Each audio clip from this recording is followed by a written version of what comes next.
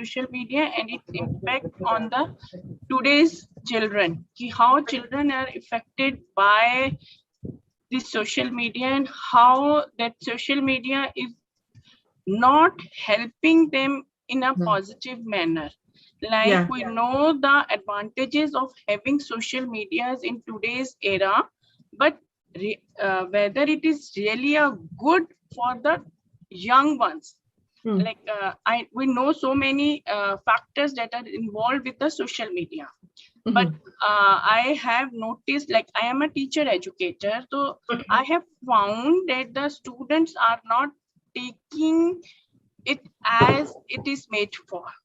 So how that what are the disadvantages of having social media in their life, how they are affected, and what are the easy ways so that we can go parallel of having social media with their lives and they are not too much affected by their negative influence. Brilliant. That is the purpose of my paper. That's really useful. I mean, I really look forward to hearing that. Thank you. Yeah, Dr. Renu, you can't be heard. Please unmute yourself. Yes, I've just done that. I think there'll be an overlap because I think all three of us are going to talk on the same topic, if I'm correct, isn't it? Nidhi, Becky, and myself about social media. And I think it's more electronic media, if I'm correct in understanding. I was just going to give a kind of overall introduction and talk about some kind of key themes that I saw across the papers. So I'm just here to kind of facilitate the discussion, really. Right. Because I can talk about, we use Solihull approach, which is quite worldwide known about parenting, etc. So I can touch upon that, and it's well recognized by NICE, and about the solutions and about why it's important. Yeah, fantastic. So let's see how it pans out. I've got I think we've got 10 minutes each, if I'm correct, isn't it? Yeah, I'm not going to use up, I don't want to take up the space. And the overall session is 30 minutes, I think. Yeah, the overall session is 2.5 hours. Is that right? Or 2 hours? Yes. That session is 1.5 hours. Yeah. 1.5 hours. 1.5 yes. But for the panel, it is half an hour. So I assume we are three of us, so it's 10 minutes each. Okay. And only thing is, Dr. Verma Professor Verma can tell us about that is, the questions, if they have any, if the audience have any questions, will that come up in the chat and will we answer from there, or is Becky going to pick those up, or you're going to pick those up? They'll come in the chat and Becky will pick up those this thing, and we'll help Becky. If she's not able to see, then I'll coordinate, or one of our panelists, they can also. Fantastic. That's fine. All the questions need to be answered. For Professor Verma, we're going to have questions for the paper session. Are we going to have questions in between each paper, or all of them at the end? What do you think would be best? That will be all of them at the end. Okay. Yeah, at the end of the presentations.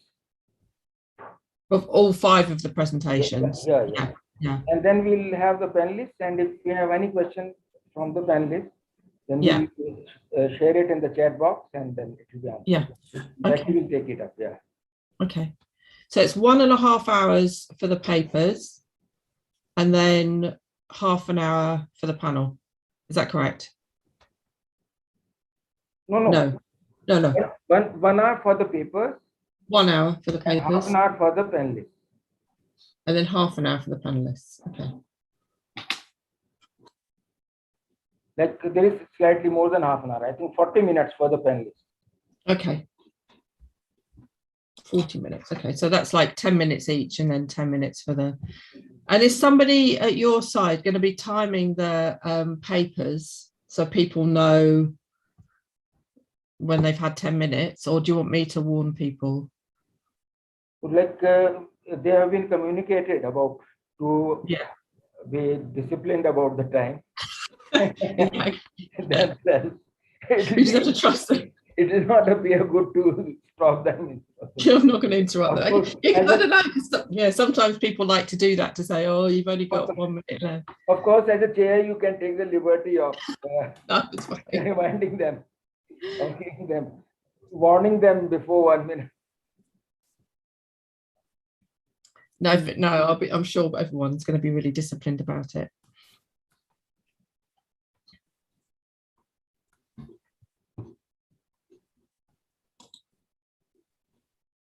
It's about to start, is it? No. Can we, yeah, we still have some, if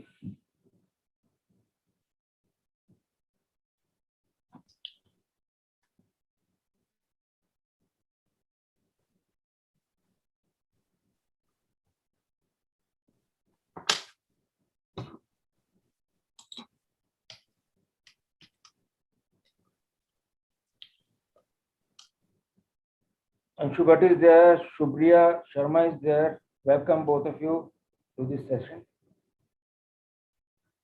We are waiting for some more participants to join us.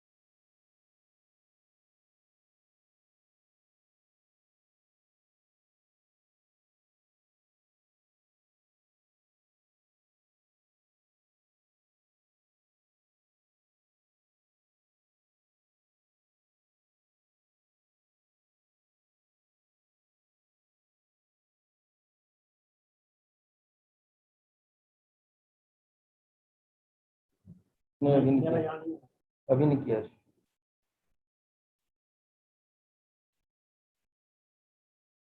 Yes, Becky, we can wait for 1 or 2 minutes because our first speaker is joining just in a couple of minutes.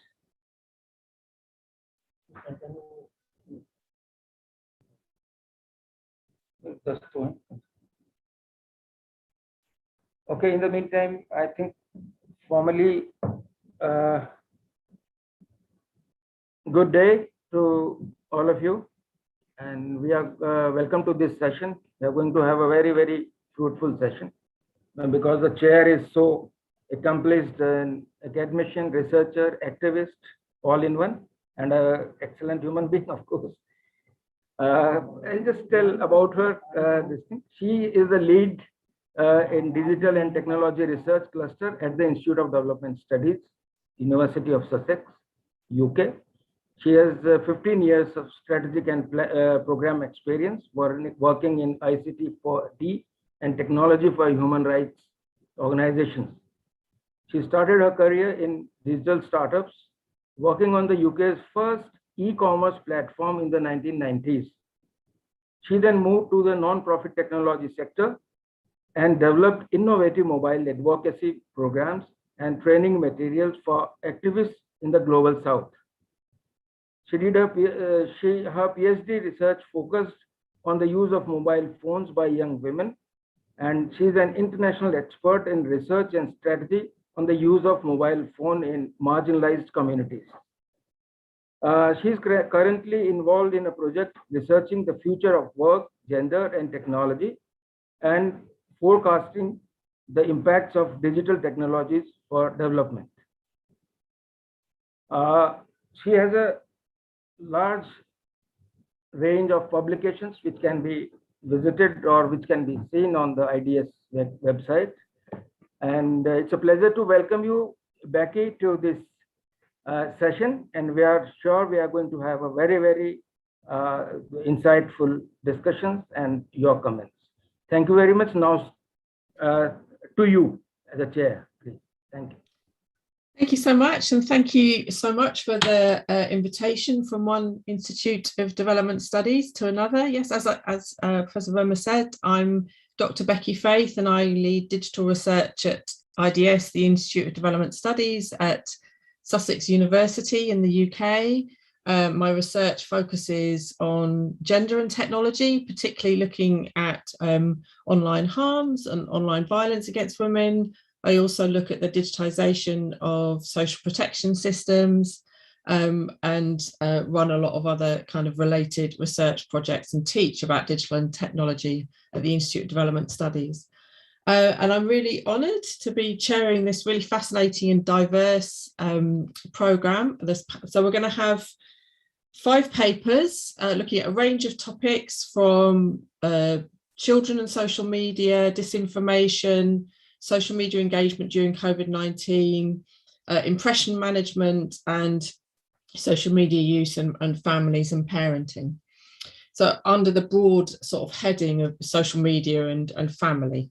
And I just wanted to make a couple of points reflecting on the papers and on some of the issues that I see arising in these papers and in my work, which is that when it comes to technology, often the way we're sort of taught about technology and the way that it's written about is in what we might call a technologically determinist way, that we have no agency, that we have no choice as parents, as educators, as consumers about the kind of technologies that we're using, the way that they're designed, that we just have to kind of take the tools as they're given. And I think that's really unfortunate because we do have choice as citizens, as voters, as consumers to make sure that the platforms that we're using contribute to a healthy society. And I think lots of the papers that we're looking at today show that these platforms aren't contributing to a healthy society. They're not particularly contributing to healthy lives for our children. They're not contributing to a healthy democracy, as the paper on disinformation shows. I think the next point I wanted to make was about education. I had a very interesting conversation with a public policy lead from the platform TikTok recently, where she was talking about how they do kind of age verification. And I had my 17-year-old niece on the call as my young person's representative. And the woman from TikTok was talking about all the things that they put in place. So there's certain things that are kind of unlocked on TikTok when you're 16 and when you're 17. And my niece, who's a really savvy technology user, didn't know about any of these things. So she wasn't really being educated about the limitations of the platform and actually the restrictions it puts in place. And I said to the woman from TikTok, I think you and the other social media companies have got a responsibility to be funding education in schools. You should be in schools paying for this, teaching kids about what your platforms are doing and how to use them responsibly, teaching boys how to behave responsibly on these platforms and teaching them about consent. The companies, I feel that the social media companies should be paying for this. And I feel very passionately as the mother of a 12-year-old YouTube obsessive that the company should be doing more and funding that education. It shouldn't be up to us parents to be fiddling around and trying to get the settings right for our kids.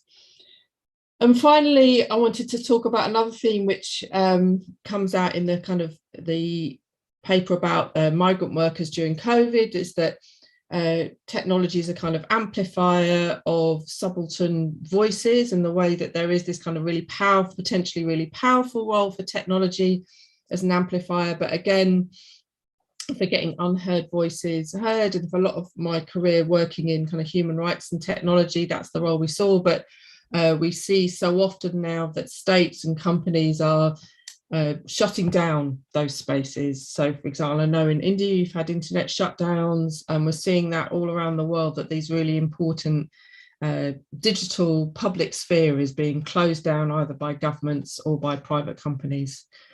So I'm going to stop ranting on now about my thoughts about social media, because we've got so many fascinating papers to listen to. So we've changed the order. So the first paper is on disinformation. Is that correct? It's about disinformation and social media.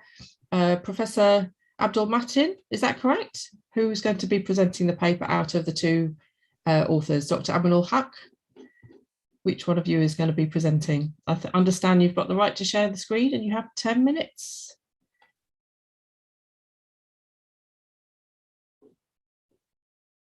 Yes, ma'am. I am here.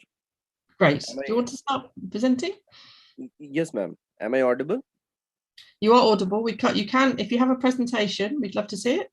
I don't have a PPT, so Okay. I would like to speak just to speak. Great. Thank you, ma'am. So, when I started writing this paper under supervision of Professor Abdul Mateen sir, I was presented with a very unique perspective. And yesterday, when I was listening to the first panel discussion, one of the eminent dignitaries, he presented a very unique idea that internet and these kind of social media platforms was initially meant to broaden our mind, was meant to unlock ideas, was meant to uh, mingle freely. But over time, what has happened is uh, we have, or rather our minds have been locked, even though our minds are in a public sphere. Like in my paper later on, I will be going on to discuss how our online behavior is being monitored by various programs. Our online responses are being recorded. Not, we are being grouped, and we are being put into small boxes of similarly behaving people. And uh, we are being targeted, we are being bombarded with specifically targeted advertisements and informations in public sphere. So apparently we feel that we are in a public sphere, we are among people, but when we look closely, we will feel that we are rather alone. So my idea of this paper was understanding what kind of uh, you know uh, uh, problems that are cropping out of disinformation in the social media sphere, and come out with real examples, cases, specific cases, which will reinforce our thinking or the ideation of the social media sphere. Like in my paper, I have talked about Manuel Castell's uh, focus on networked society and the importance of networking, that is changing the total communication idea of communication in a society, and how these communications are rather going out of control from individuals hands to people who can use some kind of controlling programs or some kind of switches to control or modulate our behaviors. So my first case in this regard will be the case of Cambridge Analytica, which recently affected or rather tried to affect a lot of uh, you know lot of political campaigns in US and UK.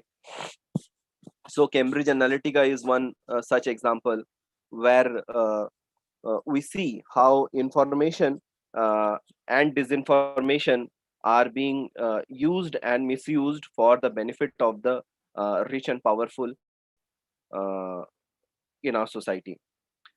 Again, Cambridge Analytica had its impact on the pro-Brexit Leave EU campaign also, uh, where there was a what people were calling that the softwares and data analysis tools were being used to micro target people in order to sway the voting towards the benefit of a specific group of people.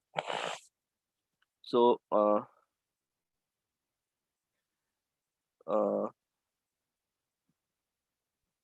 Cambridge Analytica, we see that Cambridge Analytica, the why Cambridge Analytica became controversial was because that one of the fundraisers for Donald Trump, one of the person who had funded for Donald Trump's elections was found to be one of the person who had shares in Cambridge Analytica, and from there the questions like the bigger questions came in front of media, that how this kind of software or tool was being used to manipulate, whether it was being used to manipulate people, manipulate behavior of people, and manipulate the outcome of a democratically set up voting process. Then my next case towards understanding how information and disinformation modulate our society will be based on propaganda and disinformation. Let's talk about the propaganda and disinformation in Iraq war. Like the total information and disinformation campaign of Iraq war was based on few of the mainstream media people writing and talking about WMDs. And when the invasion process was carried out, when people were convinced that okay, one country is hiding WMDs and it should be tackled, and the war started, and people came to know that okay, there were no WMDs, and some people, like the peoples who were in the forefront of carrying out this campaign, they just said sorry, we had some kind of misinformation, we were not properly informed, and everything was swept under the rug. So this kind of propaganda and misinformation carries a new implication in today's society of social media, where the process of channeling and rechanneling and redistributing misinformation has reached a different height. So let's talk about propaganda and disinformation in today's context, remembering the context of Iraq war. Like we talk about the campaign of demonetization in India, where people were led to believe that the demonetization in India will firstly reduce the black money circulating in the Indian economy. It will stop any kind of terrorist attacks, because terrorist organizations that are being funded by fake currencies and all those things will go away. And it was from the beginning, it was like the information was shared in this manner that it was a pro people move, it was being done for the benefit of the poor, benefit of the people. And all of the country suddenly, like people genuinely felt that okay, the government of India is trying to do something for the people of the country, and it is always welcome for a government to take steps in favor of the people of the country. But ultimately what happened is uh, later on experts came out with opinion that the maybe the intention was good, or there may be some question marks with the intention, but ultimately the steps that were taken were not foolproof. And because of that, the whole economy which was rolling gets stuck. Because of that, uh, I have even quoted one of our Nobel laureates who has said that if you give a certain kind of a jerk reaction to a rolling economy, you can slip into depression. So a lot of questions has come up after these many years, after the process of after the process was carried out, after the process of demonetization has been carried out. So this was my second case where we see that information and disinformation are having actual impact on our society. Then my third case skirts around two simple, cases, known cases. One of the cases was that of Edward Snowden, who was one of the whistleblowers biggest whistleblowers in the, uh, uh, uh, independent contract. He was a member of an independent contractor who were monitoring the surveillance or mass surveillance of the people of US. And he leaked a lot of documents to the Guardian regarding how government without authorization was snooping around on a huge chunk, huge mass of people.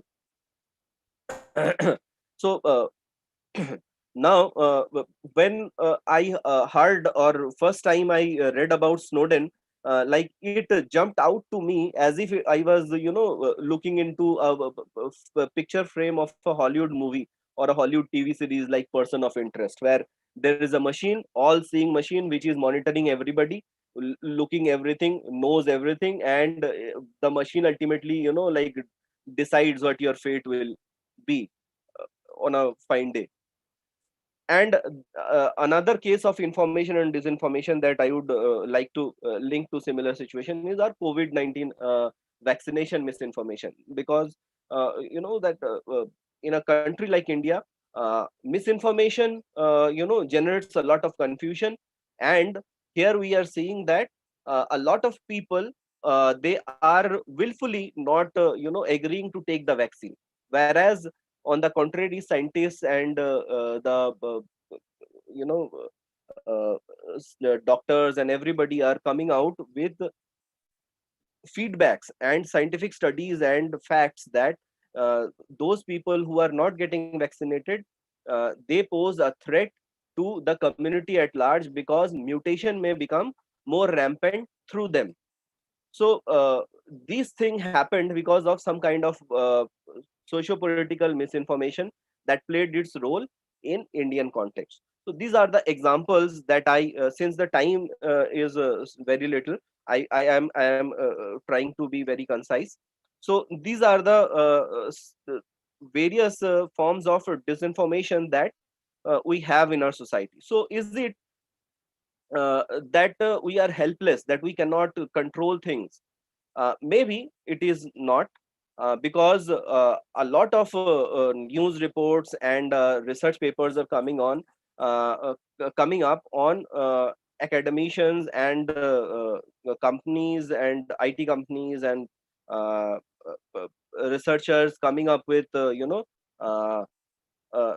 various ideas of filtering this disinformation from the social media, where people will have a chance to a better chance to understand the information they are exposed to. So people are talking about filters, people are talking about various websites where you can verify the news feeds. People are talking about BBC has got its own this kind of algorithm which verifies whether the news is true or fake. uh, Even IBM had its own software, IBM Watson, which was integrated to its web page, where it used to prompt whether this article the about the what is the percentage of probability, what is the percentage probability of an article to be true or fake. But later on they discontinued with the program, because what they say is people are not very open to this kind of suggestions. They want to make their own decisions after going through some process. They want to think that, okay, I let me read it, then I will decide whether it is fake or false. They want to use their own judgment. So ethical algorithm is one such sphere in which a lot of work is being done in order to control disinformation in society. And in near future, definitely controlling disinformation will be one big challenge, because one of the renowned scientists in University University of Bristol says that fake news in itself poses a political science textbook. It will say that democracy relies on people being informed about the issue so that they can be debated and make a decision. Having a large number of people in society who are misinformed and have their own set of facts is absolutely devastating and extremely difficult to cope with. So I will conclude with this. Thank you, ma'am. Thank you so much. And we're going to move swiftly on to the next paper because we're slightly over time now. Anshu Bhatt. So the next paper is on social media and impression management. Anshu, if you have a PowerPoint, feel free to share it. And thank you so much for that really alarming presentation about disinformation. As a victim of Brexit, I know it all too well. Anshu, are you ready to present?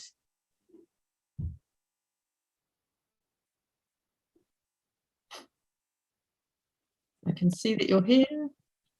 Hi.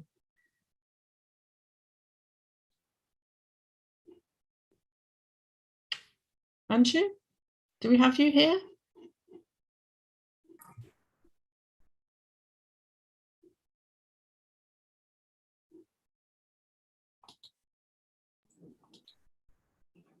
Dr. Anshu Bhatt. Dr. Anshu Bhatt. Do we have you? Dr. Bhatt, it's your turn to present. Okay, what we might have to do, if Dr. Bhatt isn't ready, move on to the next paper and then we can switch positions.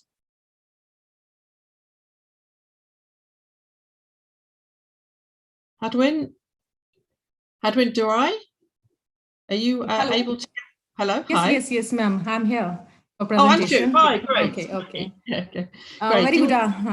Okay, here I'm trying to share my PPT. Very good afternoon to chair and all participants. Just a moment.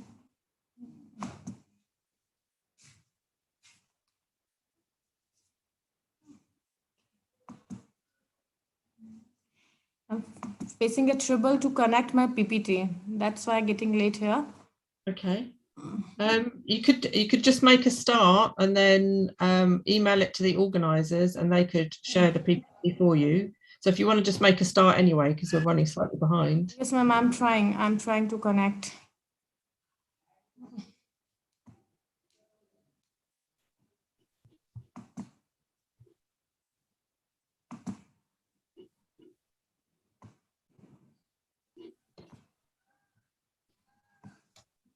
Ah, well done. Okay, is it visible? It just says, yeah, I think it's about to be visible. Okay. So. Oh, there we go. Yeah, brilliant. Yes. Okay, so the title of my presentation is Social Media, an Effective Tool of Impression Management, a case study. As we are very familiar with the term social media, it's become an integral part of our daily lives. We usually share the pictures, lifestyles, and many more things on this platform.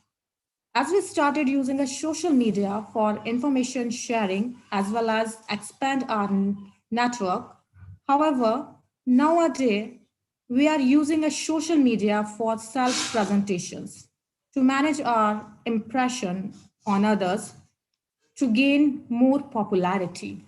A social media initiating a kind of culture which become a common among a people, that is a picture sharing.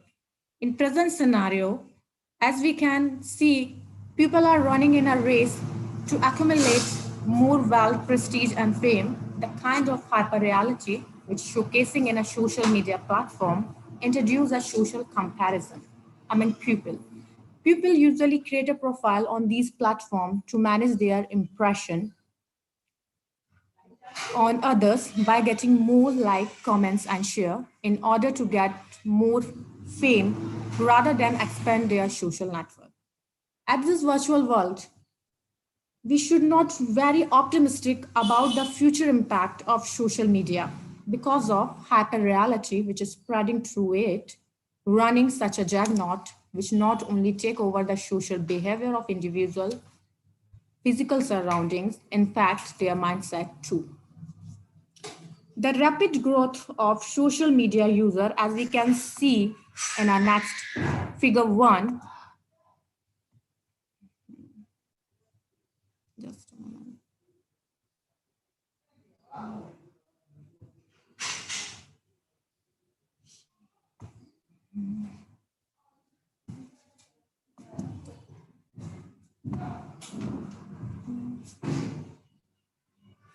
Okay, again, yes.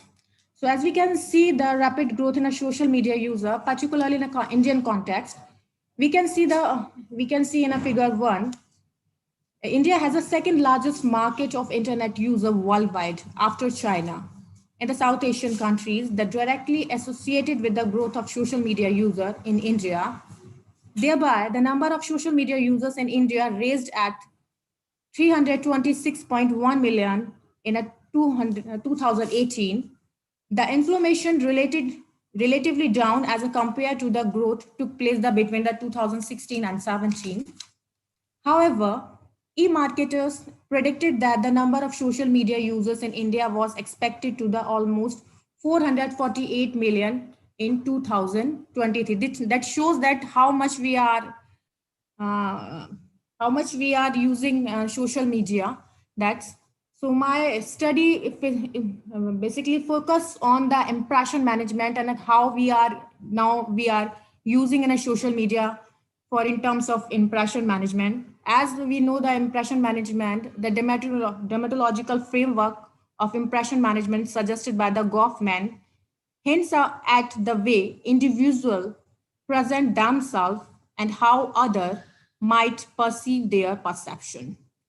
The particular study based on the primary data, and this is the objective of the study, to analyze the role of social media in context to impression management, to understand the phenomenon of impression management.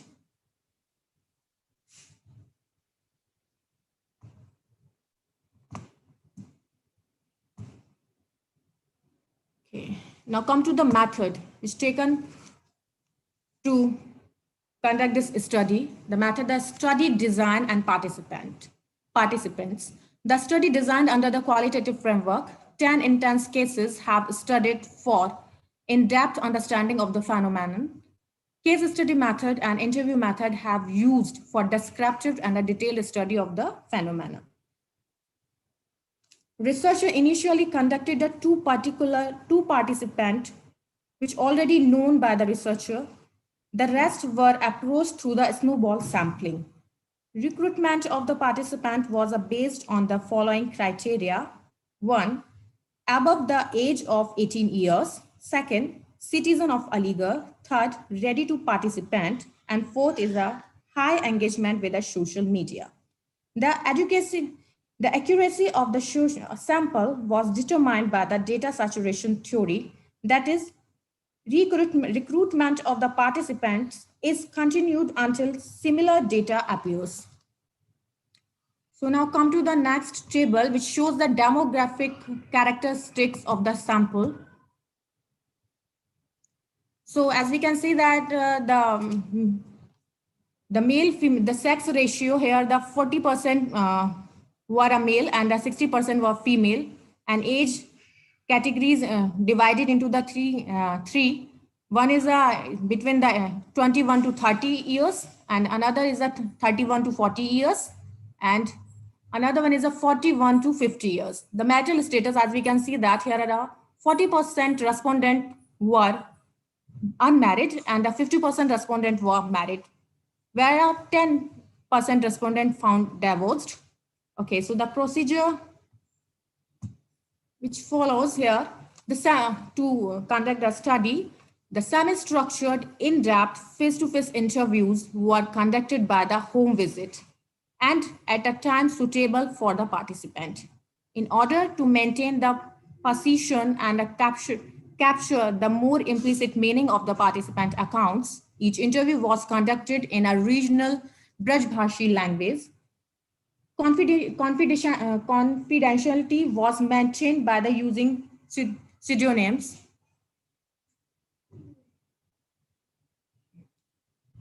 So because of the time restriction here, I'm presenting only the 4 case studies. Shamita, who was a 35-year-old married woman, had been using the social media past 8 years for self-satisfaction. She feels many of times she shares her lifestyles to get more like and comments in order to impress her married friend. Another case study, Kamal, 42-year-old married man, who revealed that since long time he have been using the social media. Usually he uploads his educational tutorial on a social media for earning purpose. Many people benefited from his tutorial, and he got a good response of his online followers as well as raised her popularity among the virtual followers, which inculcate a feeling of satisfaction in him and introduce a kind of social comparison among his colleagues. Next is Amita, 42-year-old divorced woman who always shared a happy image of her life on social media, where she pretended to be happy life, which actually not. She usually posts motivational quotes on social media. However, she observed pessimistic toward her life. Last is Sonika, 23-year-old unmarried woman who usually uploads selfies and pictures on her outing in order to get more like on social media, to get fame, as well as influence her colleagues by her own lifestyles as well as her personality. She usually shares a happy image of her life on social media. Thereby, some of her close friends develop a social comparison which negatively affected her interpersonal relationship with them. Okay, now come to the discussion. Overall, the pattern of managing users' impression can be seen from the way the users upload their content. Users upload their Facebook and Instagram stories constantly with distinctness through caption and content to produce the maximum impact. They usually showcase their lifestyles. The impact referred to these cases can be in the self-satisfaction as well as self-promotion. So these are the main sub-themes which emerged through this particular study I found, that self-satisfaction, self-promotion, impression management, social comparison, popularity on a virtual world. Now come to the finding. The finding of the study reveals that social media played a crucial role for self-promotion to manage their impression on others, which sometimes affect positively as well as negatively.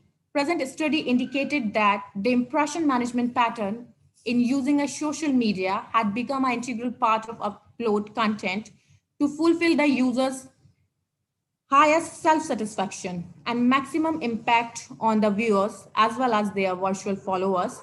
However, sometimes it's negatively affect the interpersonal relationships.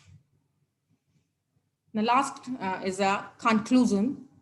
The finding of the present study concluded that the social media is a great medium for self-promotion and have been using for self-presentation. However, it has some profound negative impact which cannot be neglected.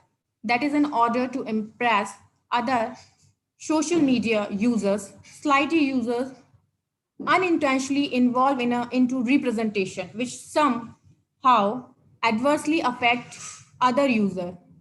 Remain active online all the time powerfully affect users that they give up their real world interest, their entire emotion patent in a restricted to the social media.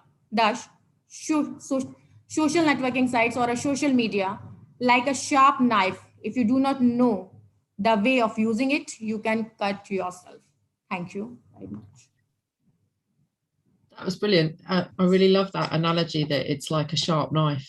If you don't know how to use it, you can cut yourself, and maybe that's an argument for not giving it to children as well. So thank you so much for that presentation. And Hadwin, you're up next. So if you could stop sharing, Anshu. That's fantastic. Okay, okay, ma'am.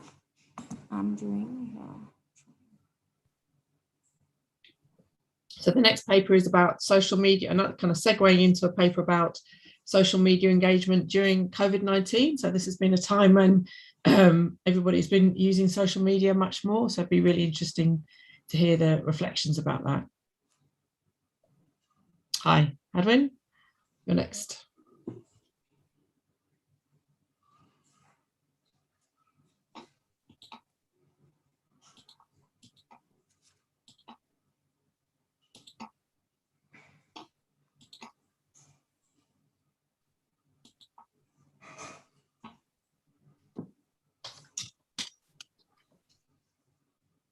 Hi, Hadwin, you're on now. If you could start, please. Hadwin, please. Hadwin? Oh, okay, sir. Okay, so I'll present the paper. Yeah. And Yeah, I just need have a request. Like since the system, I'm just playing the PPT from the system and using mobile for online meeting. Kindly bear with me. I'm not able to present the PPT as of now.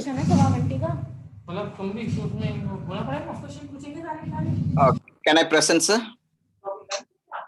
Yes, please do. Okay. My title is Social Media Engagement During COVID-19. Actually, I'm a research scholar from Journalism Mass Communication Department, Lovely Profession University. Introduction. The objective of this paper is like we just try to explore the situational and circumstantial and contemporary need of social media during this COVID pandemic. The other one is like how social media engagement has tremendous change from traditional media modes of communication like newspapers and radios and television into a online medium mode of communications. Then the same media engagement also is divided into two portions. One is of the patterns how people are engaged with media. The other one is motives for media engagement. The third one is like how lifestyle and living patterns have been changed by using social media.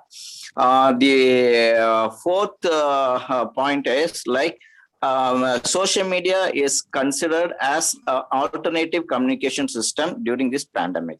The fifth one is it is the most available media to each and every person, every individual.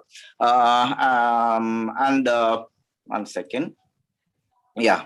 The objectives are to explore the significance of social media during pandemic crisis.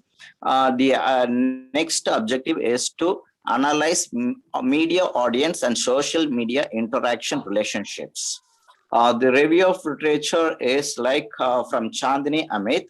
Like this researcher notes the shift from regular classroom learning to e-learning that help children to develop more creative skills. The next researcher, Aaron et al., examined the role of social media in mitigating information asymmetry and coordination problems during COVID-19 epidemic crisis.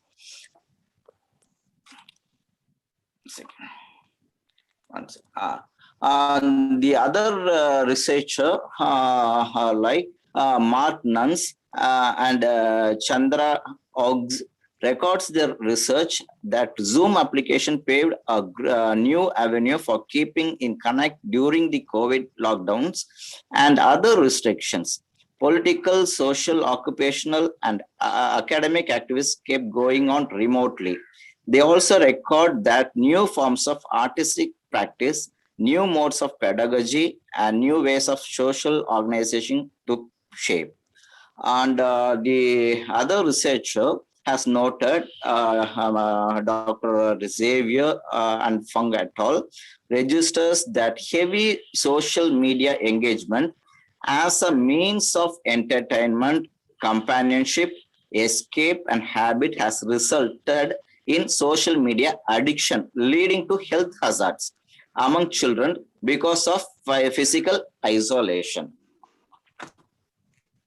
Now, coming to the methodologies, non-probability sampling and descriptive research method was adopted. Quantitative close-ended questionnaires and fewer qualitative interviews were also used to compare the quantitative responses. The sample size was 100 individuals. The results are presented in percentile values. Now, coming to the findings, the various demographic segments and the time spent on social media were analyzed. Concerning age groups, the youngsters from 16 to 25, they spent more time on social media because of academics as well as their entertainments and engagement purposes. And regarding sex, like both the genders utilize social media for all purposes. Occupational wise means like the students and employers, they used, especially the IT sectors, they used social media during this pandemic at a higher ranks. And education is, of course, from all sectors, both male and female, and all educational academics, both students and the faculties use various social media applications. Family setups, not much, like except for housewives, they engaged in entertainment and cooking, other sorts of TikTok and such kind of social media. Regarding geographical segments, like it was common, like actually we have divided into metro, urban, suburban, rural, and slum, but all the people were used social media irrespective of this geographic discrimination. Then coming to psychographic. Psychographic was an important element to discuss, like social class, lifestyle, interest, values, personality, and social status, religion, opinions, attitudes, and hobbies were the important psychographic profile segments. And here life type shooted up higher values, and then social status was there also there. Then expression of attitudes and hobbies was also at the third level, and religious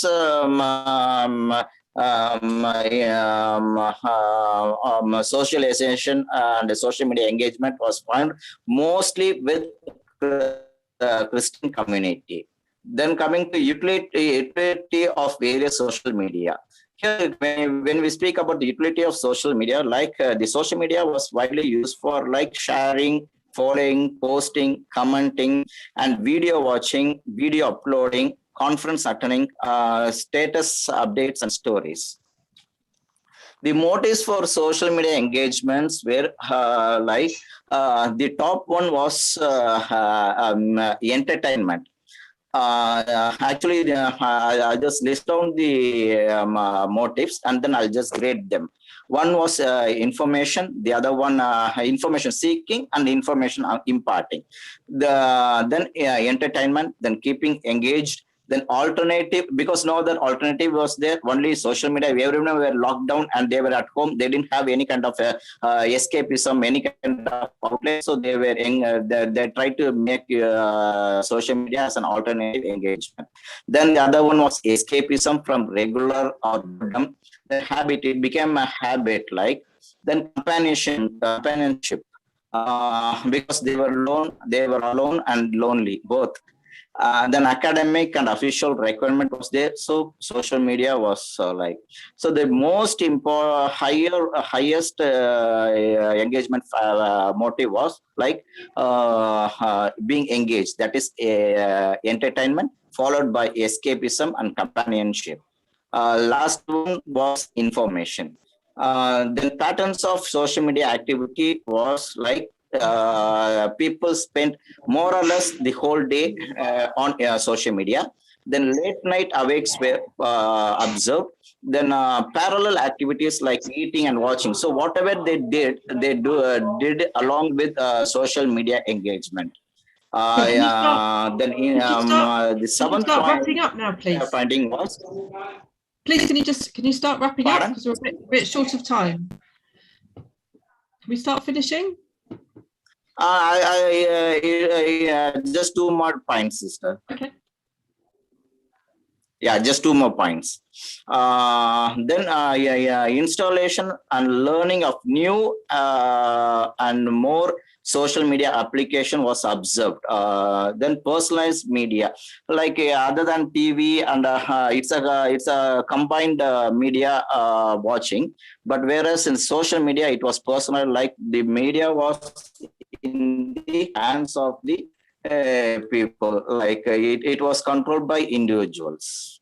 So these are the findings.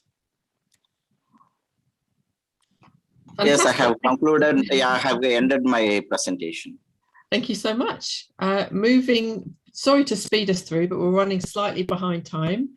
So we're very excited about the next presentation, which is from Dr. Nidhi Goel about social media sensitivity and children.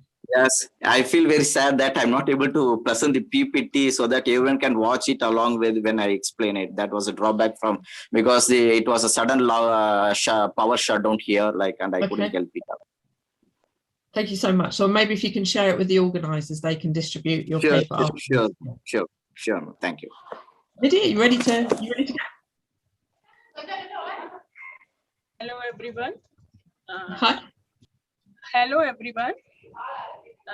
I hope the presentation, I am showing my PPT and you are able to see it. So my topic is social media sensitivity in children. As we are all aware, 1 minute, why not working? Yes. The social media in the recent times has acquired never and broad dimensions all over the world. Social networking now ranges from entertainment, education, academic, socialization, etc. India, as we know, India is the third biggest country in terms of internet user in the world with a high social audience. Children spend more time on social media than do any personal mailing on the net. Living in such high-speed society, we cannot avoid communicating with people around. After the internet entered into our lives, social networking services have created the focal support of our communication channel, especially among children. As we know, the social networking site has significantly increased, and it certainly has far-reaching, important academic and other activities of the children.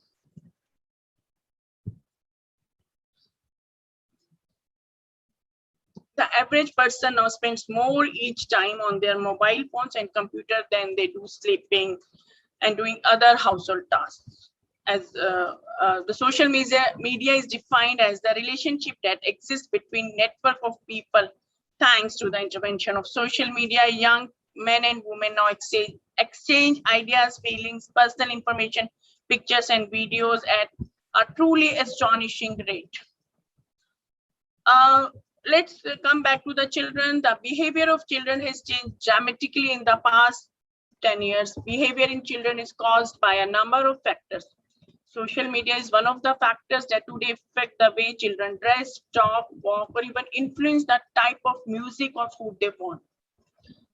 Social media has become a core part of young people's life. The two main forms that the children use to access social media are smartphones and the internet, which have brought about major changes in their lifestyles and behavior. Social networks such as Facebook, YouTube, WhatsApp, and Instagram are their primary interface with the internet. These portals are generally used social sites via smartphones and tablets, such that many children are permanently connected to their virtual social network, continue receiving and checking feed, and regularly posting their own updates. Over the past few decades, there has been a surge in the use of media by the younger generation, and concern has been raised about the impact of media on children, because of research reports of long-term harmful effects. The increased exposure to the media has profound effects on the development and functioning of children today. Media has been found to have a negative impact on the physical, psychological, and social development of children. In particular, the effect of media in the areas of violence and aggression, obesity, nutrition and eating disorders, substance use, and early sexual initiation have to be taken into special consideration. Using social media become a risk to adolescents of Gen Z more often than most adults realize. Most risks fall into the following categories: peer-to-peer, inappropriate content, lack of understanding on online privacy issues, and outside influence of third-party advertising groups. Let's see in detail. The most important is media and the behavioral issues. As we know, the time spent on the social media significantly reduces a child's time for activities necessary for the healthy development, like playing, reading, storytelling, and spending time with peers and family. Excess media viewing causes poor peer relationships and thereby increase the risk of social isolation, anxiety disorder, and agoraphobia. Excessive viewing in adolescents is a risk factor for development of depression in young adulthood. The next is indirect communication. Children are masters at keeping themselves occupied in the hours after school until way past bedtime. When they are not doing their homework, they are online and on their phones, texting, sharing, trolling, scrolling, etc. Of course, before everyone had an Instagram account, teens kept themselves busy too, but they were more likely to do chatting on the phones or in the person when hanging out at the mall. For one thing, modern children are learning to do most of their communication by looking at their screens and not with each other. The major issue is with the social media is stalking. That is a big challenge. Children update their status, share what they are watching, listening to and reading, and have apps and let their friends know their specific location on a map at all times. Even if a person is not trying to keep his friends updated, he is still never out of reach of a text message. The result is that children feel hyper connected with each other. The conversation never needs to stop and it feels like there is always something new happening. Everyone needs a respite from the demands of intimacy and connection. Time alone to regrow, replenish, and just chill out. When you don't have that, it is easy to become emotionally depleted, fertile ground for anxiety to breed. It is also surprisingly easy to feel lonely in the middle of all that hyperconnection. For one thing, children now know with depressing certainly when they are being ignored. We all have phones and we all respond to things pretty quickly. So when you are waiting for a response that doesn't come, the silence can be deafening. The silent treatment might be a strategic insult or just the unfortunate side effect of an online adolescent relationship that starts out intensely but then fades away. The major issue nowadays, the media and risk of early sexual initiation. A very important factor contributed to early sexual initiation in adolescents is exposure to sexually explicit content in the media.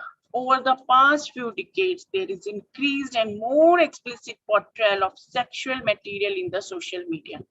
There is, however, very little information about the risks associated with early sexual initiation and indiscriminate sexual behavior like unwanted pregnancies and the risk of contracting sexual transmitted disease. The internet offers easy and private access to very sexually explicit content with just a few keystrokes. The net also poses their sexual risk to adolescents, like risk from stalkers and pedophiles. Lack of privacy, sharing too much information, or posting inappropriate photos of themselves on the net, especially on social networking sites. Swift, widespread distribution of such photos via cell phones and computers may result in dire, unforeseen consequences. Media and the violence. the main source of exposure to violence is the internet and video games. Research shows that there is an increased risk of aggressive behavior in children exposed to violent video games. Children cannot discriminate between reality and fantasy. They lack adult reasoning abilities and may perceive shows as being realistic and shape their behavior accordingly. Media violence cannot be considered a lone cause of violence in the youth of today, but the use of violence to achieve goals and to settle conflict is learned behavior. This goes to show that witnessing of violence is an important determinant of violent behavior, and media violence represent the witnessing of violence in a very explicit and a graphic fashion. Cyberbullying and online harassment. Cyberbullying is deliberately using digital media to communicate false, embarrassing, or hostile information about another person. It is the most common online risk for all teens and is a peer-to-peer risk. Although online harassment is often used interchangeably with the term cyberbullying, it is actually a different entity. Current data suggests that online harassment is not as common as offline harassment, and participation in social networking site does not put most children at risk of online harassment. On the other hand, cyberbullying is quite common, can occur to any person online, and can cause profound psychological outcomes, including depression, anxiety, severe isolation, and tragically suicide. The next issue with social media is sexting. Sexting can be defined as sending, receiving, or forwarding sexually explicit messages, photographs, or images via cell phone, computer, or other digital devices. Many of these images become distributed rapidly via cell phones or the internet. This phenomena does among the teen population. Some teens who have engaged in sexting have been threatened or charged with felony child pornography charges. Additional consequences include school suspension and emotional distress with accompanying mental health conditions for victims. In many circumstances, however, the sexting incident is not shared beyond a small peer group or a couple and is not found to be distressing at all. The next major issue is Facebook depression. Researchers have dropped a new phenomena called Facebook depression, defined as depression that develops when preteens and teens spend a great deal of time on social media sites such as Facebook and then begin to exhibit classic symptom of depression. Acceptance by and contact with peer is an important element of adolescent life. The intensity of the online world is thought to be a factor that may trigger depression in some adolescents.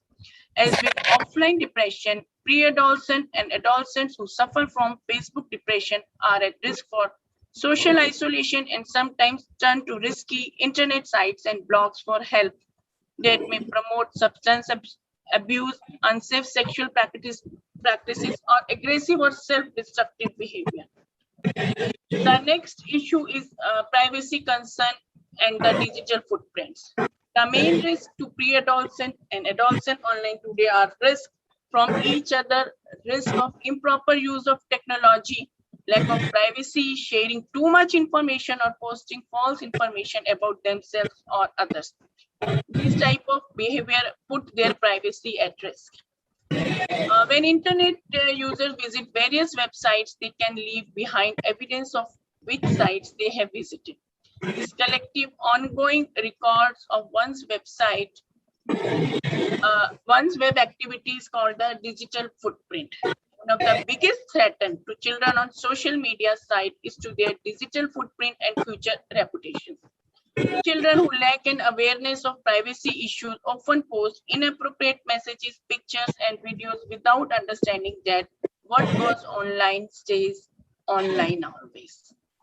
Sorry to interrupt you, but we're rapidly running out of time. So if you could start to wrap up, that would be great. I just try to conclude within 2 to 3 minutes. There is issue with obesity also, too much influence on advertisement, and the children are attracted too much. And last but not least, which I would like to emphasize here, the significantly increase the perception regarding the socio-political images and the hate messages. So I feel that all the parents and the educators should rely seriously that the social media, that we should give social media as only the educational medium to our children. Although children possesses the easy familiarity with information communication technology, some may not be as familiar, and therefore instructional scaffolding is required before introducing such technology into teaching. I would also like to suggest that the cyber monitoring team should be there. Children should be educated properly how to use internet and social media. We must channelize their activities to get positive results. There can be a watchdog software who can watch, and they can block the sites which are harmful for the children. And I would like to say at the end that there is no third party which could check for what actions are being performed by which user. So it is strongly recommended to check children's activity on social media website. Don't let them use social networking sites other than government and jurisdiction. Every parent should closely ban the use of social networks on their children and secure their future. Thank you. Thanks a lot. Thank you so much, and sorry to cut you off there because it's a really important presentation. We've only got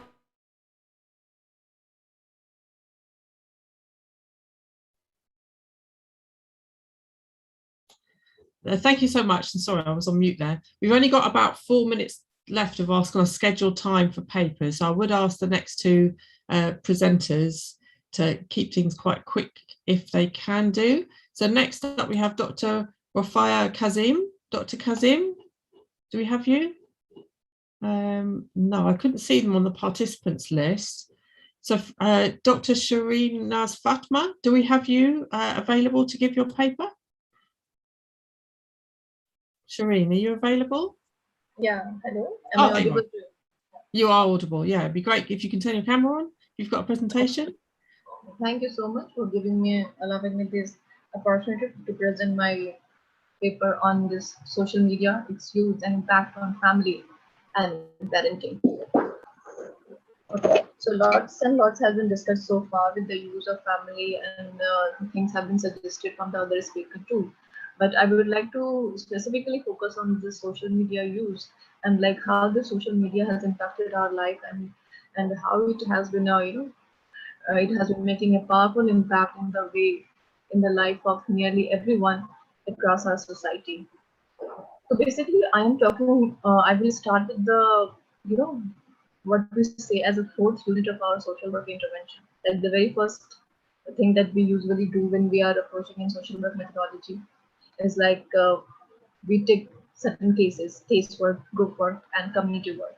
So and we as a social worker, we personally believe and advocate like family has to be the fourth unit of social work intervention. So basically covering the families, we personally feel that family not only represent the environment where our member live, but also it is a complex social system, and social system where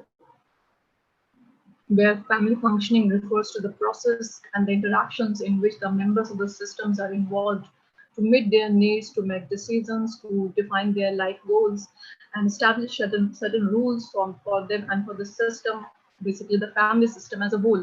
So in that family as a system, the level of openness of communication and healthiness of interaction represents the characteristics of elements of family ability to function adequately, associated with the positive outcomes of both at individual and family levels.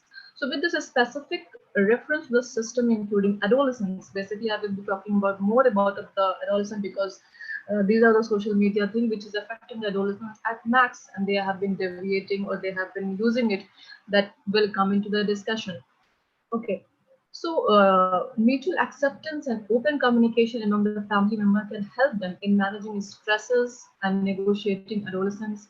Individualization, as they Basically, family allow the children to talk with their parents about their daily concerns and activities and what are the issues they have been turning up. So basically, these are the things that we are usually talking about in a family setup. So moreover, if we are talking about social cognitive theory that assigned a central role to perceive efficacy in managing different aspects of daily relationships, interactions, and tasks within the system, basically the family system. So specifically, family collective efficacy is the members that believes in the capability of the family to work together to promote each other development and well-being, maintain beneficial ties to extra family system, and to exhibit resilience to adversities. Basically, my research paper is based on secondary data and secondary sources. So I have collected few online researches where it shows that higher collective family efficacy associates with higher family satisfaction, open communication, effective parental monitoring, and lower aggressive management of conflicts and communication problems. Such an efficacy plays a key role in managing demands and issues in relation to parenthood, also representing a protective factor helping parents to get positive outcomes for their family and as a family system as a whole. So with reference to the family relationship, the most important literature that has deepened the understanding of the impact that social media can have on them with a specific attention to the particular family tasks, challenges, and the phases of family life. Social media use can specifically be a central issue for families facing adolescent evolutionary tasks, which also refer to the adolescent negotiation of autonomy and independence within the family system and the significance of the peer relationships. Indeed, given that nowadays adolescents spend significant amount of time using social media with variety of goals, scholars also have talked about this kind of adolescent spending a lot of time on the social media, and they are also referring this the maximum number of time that the adolescents are spending on the social media as this generation as generation M. M stands for media. Generation M is referring to the modern adolescents. So basically, I have also studied one report that we are that report basically says that there are 43.31 million internet users and 34 million are active social media users, and which is like 51% do this through their mobile devices, and moreover 53% use new technology as they can be they offer more risk than opportunities to them. This is the report which has been reflected in VR as a social report in 2020. So there are numerous case studies upon which I have gone through upon the parenting advice and how you have to maintain positive aspect of this media on adolescents and how these things can be channelized in a proper direction so that the adolescents or the other family members are not affected with the negative impacts. So as a parent, so coming to the parenting, like whatever I have talked upon till now was only on the like how we can develop an open communication, how we can do things in our family, and how we can improve openness and efficacy in the family terms. Now I'm coming to the parenting. Like as a parent, sometimes it is very hard to know and hard to handle like how technology is regulating our lives. Okay, and not we as a parent as alone, but yes, how they are also affecting our children life. So what are the benefits, what are the costs that they are going that we are putting in, and also when can it be too much, like when we can put a limit on it. So there is no I didn't find any easy answers to these questions, and no one answers right to the everyone, like every answers will not be right to every questions. So some things we need to consider.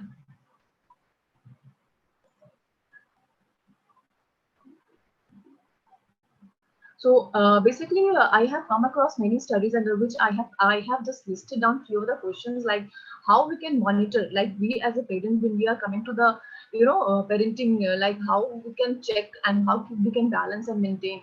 So some of the questions that I would put forward to all the listeners and as a parent, like what we need to follow and what we need to adapt. So here are some of the questions that I will just read it out that you must consider while handling the social media in use. So like being as a parent, like are you comfortable with the amount of time that your child spends on the electronics? This is the number one question that we need to put in our mind, the amount of time. And also that do you understand the capabilities of all the devices that your child is using? Know how to view past uses and monitor how time with the device is being spent? The third question would be like, how much of your child's learning opportunities come from electronics, and how much it is of the experimental experiences? Okay, so any other areas of a child development, like whether it is going for any physical kind of development, emotional development, social development, or it is being neglected because of this electronic uses. So, and the next question to ponder upon is like, is electronic uses limiting the child exploration into other aspects of life? Next is family time or the communication interrupted or non-existent because of everyone prefers electronic engagement? Or this is the question for as a parent, like, is this time is being interrupted? Like everyone is busy with this electronic engagement. So this, whether this time should be utilized in living the moment, or everybody is engaging themselves in this electronic media, or this technology has occupied ourselves and we are not spending our time more on the parenting in a physical mode. Rather, we have been looking or monitoring our child on the online platform, and we are discussing the phenomenon that we combinedly or jointly seen in the social media or platform as well. So those things can be taken as the positive aspect, like we together have seen certain things and we are discussing those things, and we are sharing certain moments together. But we also has to consider or has to take some time to think upon it, like whether these electronic engagements are really taking us over on the physical meetings. And the next question that is there in my list is like, are you aware of how screen time is affecting your child? Okay, and how this screen time is affecting the mood or aggressiveness or the withdrawal nature of your child, right? So these are certain questions that you need to consider, like while you're standing as a parent and you are having a adolescent child. So there are certainly certain questions that you put into your mind while your child is being exposed to so much of technology, so much of social media, and there is a certain kind of information bombardment from every social media. Like initially someone in the presentation has said that the social media was created to enhance our knowledge boundaries, enhance our thought processes. But what is current situation? Like it is blocking our our thought processes. It is limiting our arena. It is not widening our horizons. Rather, it is also taken to be like we are inclined to certain sides, and we are inclined to certain kind of orientations we are getting from the social media are not only positive, but they can be negative, and they are ruining our personal life, they are ruining our relationships, and they are the things which are having certain negative impacts on the mind of the adolescent or the children who are so much being exposed to the media since they are born, right? So being a parent of Shereen, sorry to interrupt. I'm going to have to ask you to wrap up because we're eating into the time from our panelists. So if I could ask you to just finish with us some concluding thoughts, that would be great. Okay. So in the last or the conclusion part, I have just listed out some of the parenting advice or the parenting guideline, because my paper is talking about the family effect and parenting tips. This is what I have researched and what I have gone through the secondary literature. So I will just read out the certain parenting guidelines that I have been concluded as the research from my secondary literature. So I have listed out some of the key pointers. Number one, like you must, being as a parent, we can set up a basket in the front of the door in which your kids can deposit their phone until their homework is being done, or the certain work is being over, or the dinner is being done. So these are the parenting advice. Number one. Number two, it's required that all the electronics be turned in at the bedtime, so that there isn't any temptation to chat or play games, or instead of getting it a good night rest. Okay. So, and the third one is keep TV and computers in the public areas of your home. Don't make it very private or keep it in the bedroom so that they can access it all through the night. Next is like become a computer literate. This is an advice to the parent. Like we have to be computer literate so that in order to monitor our users and block the inappropriate sites which can have a negative impact on our child, or which can lead it to the certain kind of inappropriate alienations. Next advice that I will be reading it out is like bookmark your child's favorite site to avoid surfing. Next is teach internet safety, especially about never revealing your personal information online while accessing any web pages.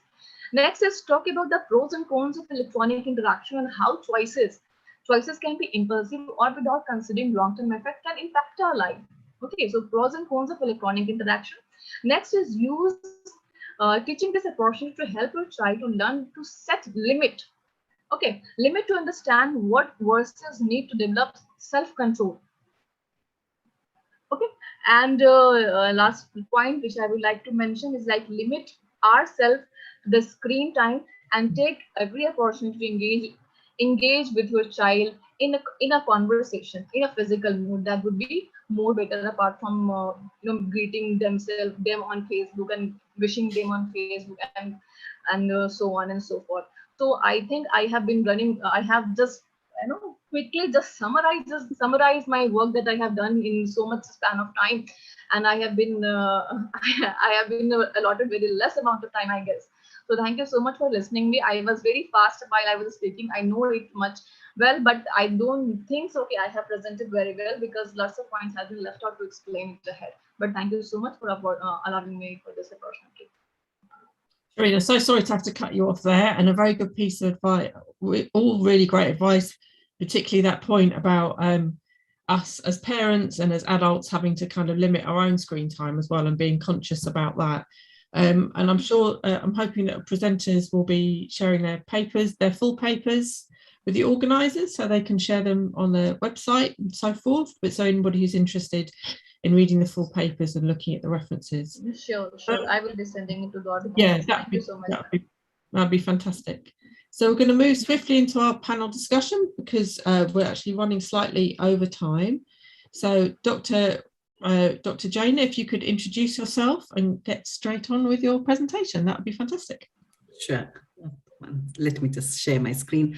I'm Renu Jaina and I work as a pediatrician. I'm sure you all can hear me. Thank you. And I was going to talk a lot about parenting and the social media or the electronic media, the impact on children, because I see in my clinics an increasing number of children with behavior difficulties, sleep difficulties, and even child sexual exploitation. I've been practicing in Birmingham, which is within the UK, for the last 20 years plus, and I mainly deal on neurodevelopmental problems. So what I'll do is, though I've got a few slides, but I think I'll talk more to make it more relevant. And let me just share my screen. I hope this, is it being shared? Let's see if it will. Yes? Yeah, you're good. Yeah. Good. Let me go to my first slide then. Okay. Right. As I said, for me, media is media, whether it's electronic or social, when it comes to behavior difficulties or sleep problems. And I think in the next few minutes, what I'll be talking, though I'm supposed to be for panel discussion, but it makes it a bit harder when you're on Zoom. Over the next few minutes, I'll talk briefly about what parenting is, why it's important, and the impact of media, the impact of pandemic. I think the third and fourth points have been covered by the previous presenters, so that's quite helpful.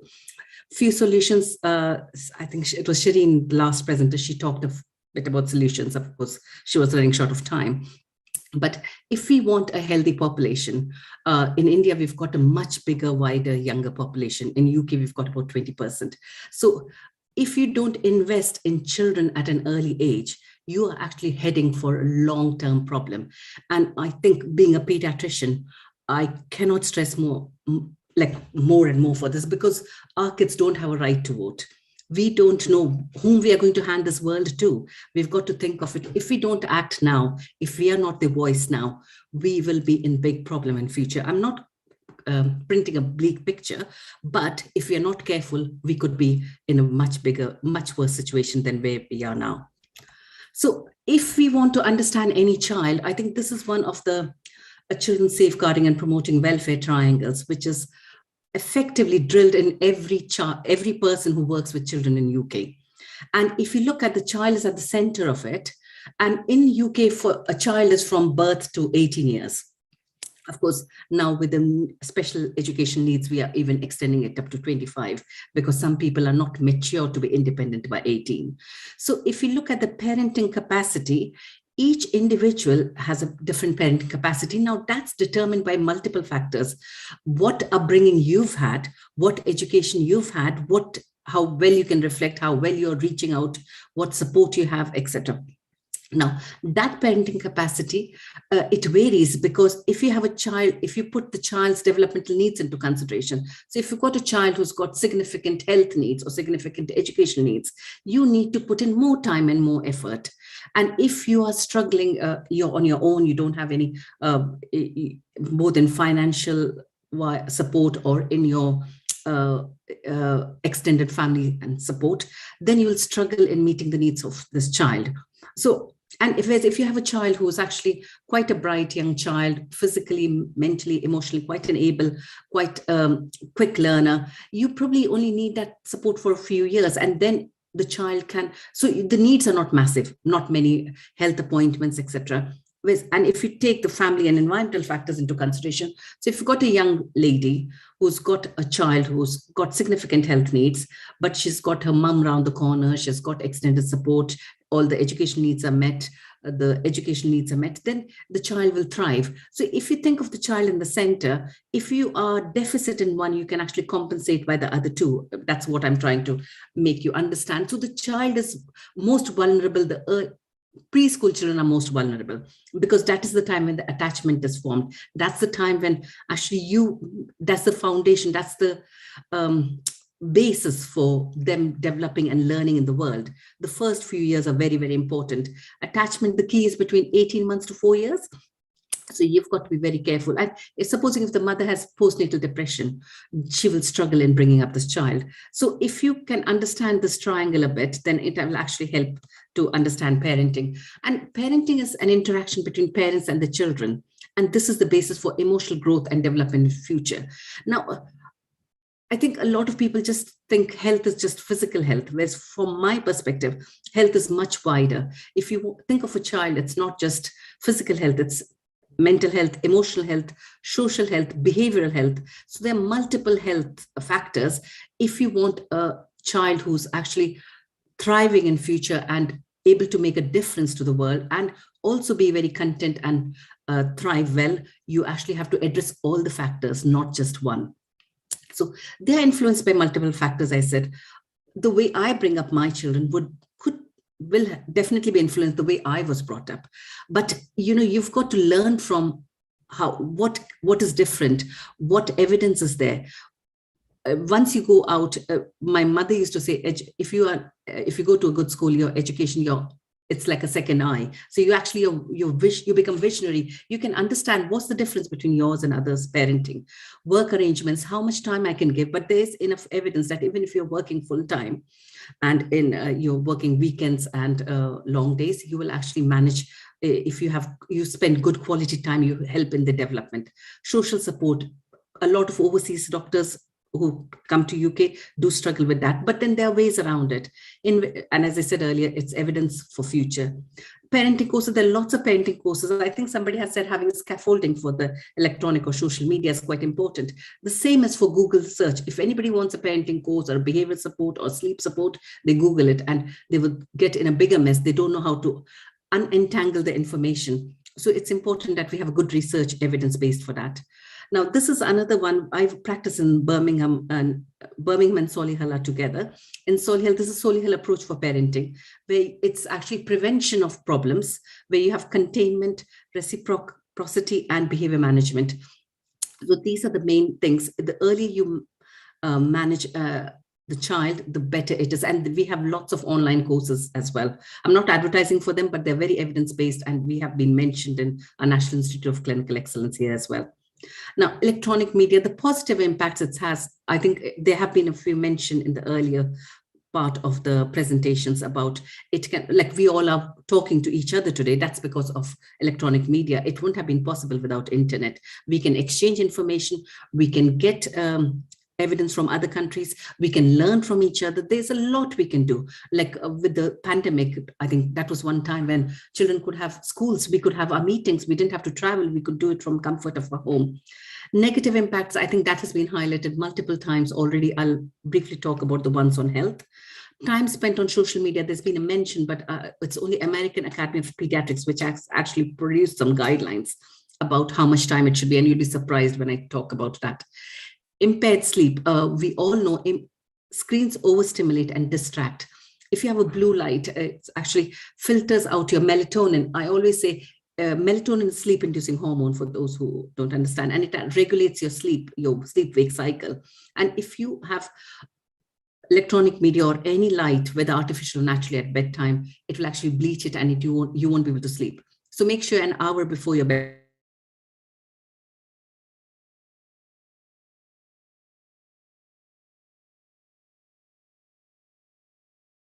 skills. There has been enough evidence that it impacts on their learning, because you don't sleep well, you will struggle with it. Obesity is another big problem because they don't go out, they don't play, and behavior difficulties. Sleep and behavior and learning are very closely linked. You will have gaps in your learning because your attention span is affected. You're tired in the day. You are overstimulated by your screen time. So that is another big problem. Time spent less than an hour for under 2. I'm surprised in my clinic when children come, they're on iPad all the time. Even when they come to the clinic, they're on the phone. They can't come off it. You have to have an adult present when they're accessing that. Children between 2 and 5 is also 1 hour per day. And it has to be interactive. You have to make sure there's no violence or, the age appropriate. Children 5 to 14, we've got to tailor make it to the child's needs. Supposing they're accessing it for education or for interacting, that has to be taken into consideration. But make sure media parental control is there. However, in the pandemic, it has gone up by more than 60%. This is a brief impact on pandemic on the left-hand side. Increased social media use. It has increased by 60% the screen time. And we all know about the stories about sexual exploitation. We all know about even suicide risk, anxiety, depression, and significant. Yes, we still don't have exact data, but that will be something which we'll get in future. Online education has been very useful. However, how much effective it was, that still remains to be seen. Social interaction has definitely been affected. A lot of teenagers who've grown up in the social media, we call them the millennium kids, they do sometimes struggle with face-to-face interaction. There's loss of regular routine if you don't sleep, and that impacts on your learning and behavior, as I mentioned earlier. So solutions are having an evidence-based parenting program quite early on, having a family media plan. I think the last speaker did talk about it, and that is what we need to do. Have a plan and everybody sign up to it, agree to it, how we are going to manage. Media time calculator is again, try and limit it.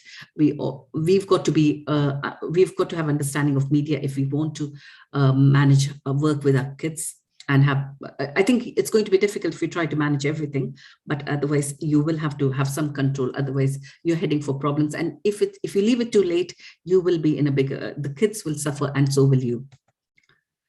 These are just a few references. I'm happy to take any questions. I'll stop sharing my slides. Thank you so much. That was a really great presentation, very informative. I think especially about that kind of list of like from a kind of medical point of view, what the kind of evidence-based guidance on this is exactly how much screen time your kids should allow. I personally use the app Freedom for both myself and my son's iPad, which kind of locks you out of social media sites. So I think there is an argument for using digital tools to counteract digital harms. I think we're going to take questions at the end.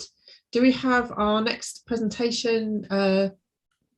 AJ, are you available for your presentation? Great. Do you have a slide? Thank you, Dr. Becky. And I would like to talk, and there is no PowerPoint presentation that I would be making, so I am not sharing the screen.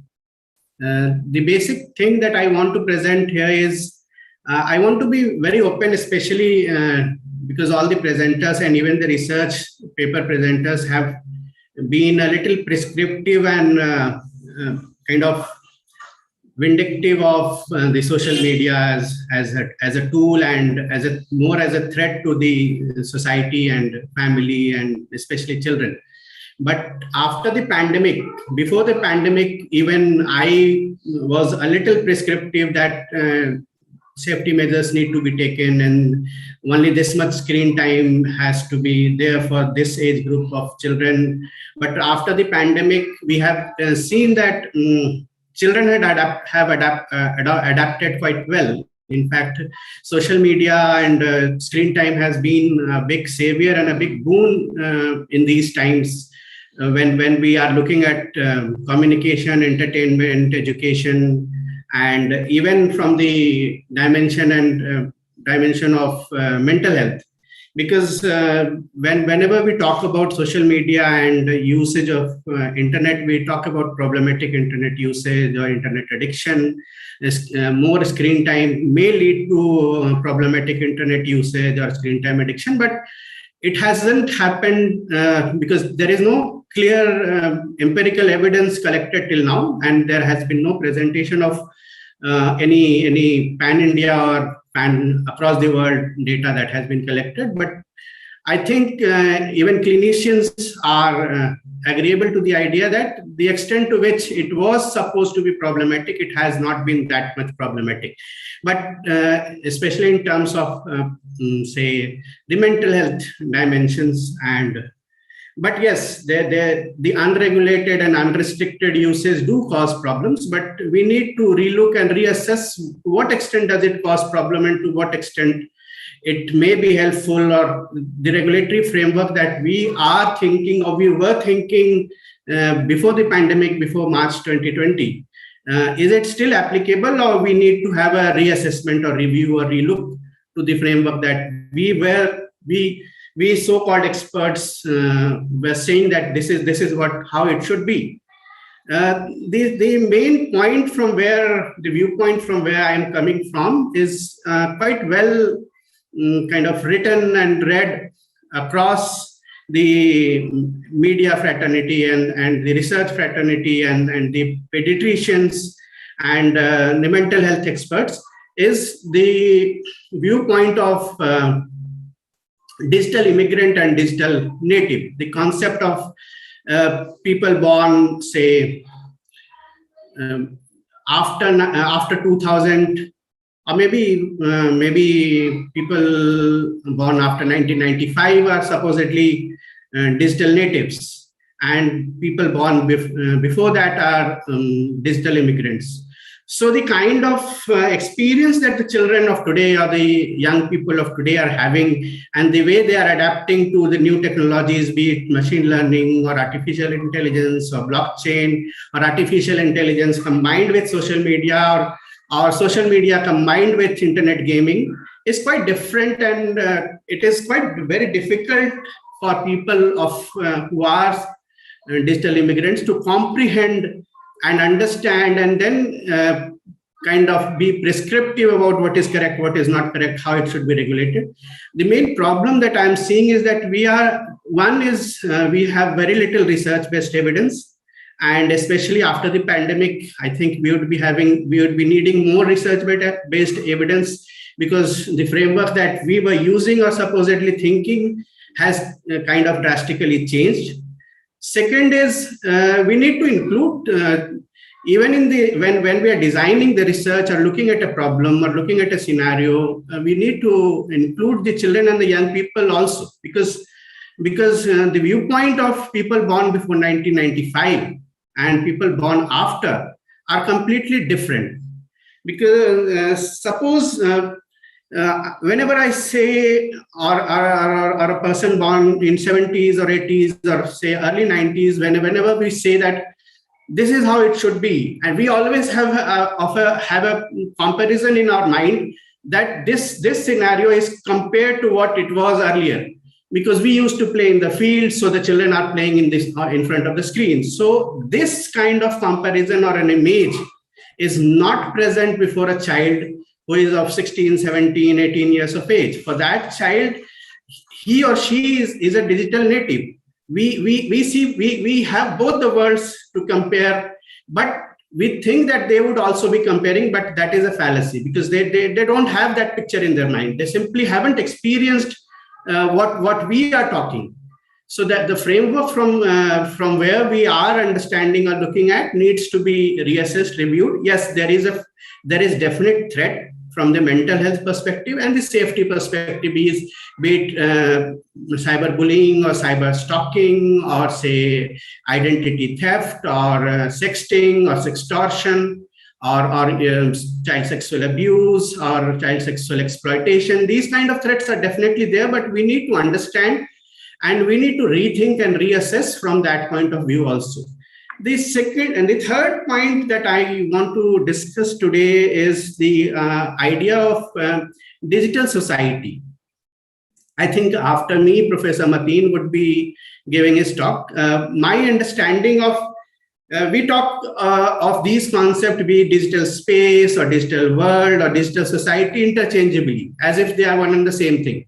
But what I am trying to kind of understand mainly is that we are now in a digital society. We live in a digital society. It is not just digital world or a digital space. The whole of the society, it has intermingled so much that all the interactions that we used to have face to face or through letters or other forms of snail mail or communication has completely changed. There are several, at the same point of time, one-to-one or one-to-many or many-to-one communication going on. The child or the young people combining their entertainment and studies on the same platform, and the way that we talk and discuss in families are kind of has changed completely. Even if we look at the institution of family now, it has changed. The institution of family, be it starting from husband, wife, child, and to the extended family. The way that we keep in touch with each other, the way that we communicate, the way or the usual dynamics of relationships have completely changed, and it's going to change even more, because it has changed for people who were born before 1995 and have started new families. It will be completely different for children who are now into their teens or adolescents, and when they would be starting their families and having children, and they would be becoming parents, they would be in a completely different world. Do you really think that the kind of prescriptive advice that we are giving, they would be giving the same kind of advice to their children when they become parents? I don't think so. They would be giving those kind of advices that we are giving to our children or grandchildren or our cousins or our nephews and nieces. They would be in a different world altogether, because that is how they are. They don't have a comparative framework or image in their mind. So this is what I want to bring to the house and on the table. And the other point that I wanted to make is that we need to be quite open when we are reading into these phenomena, when we are assessing or analyzing these phenomena, because I have been listening to the paper presenters since yesterday.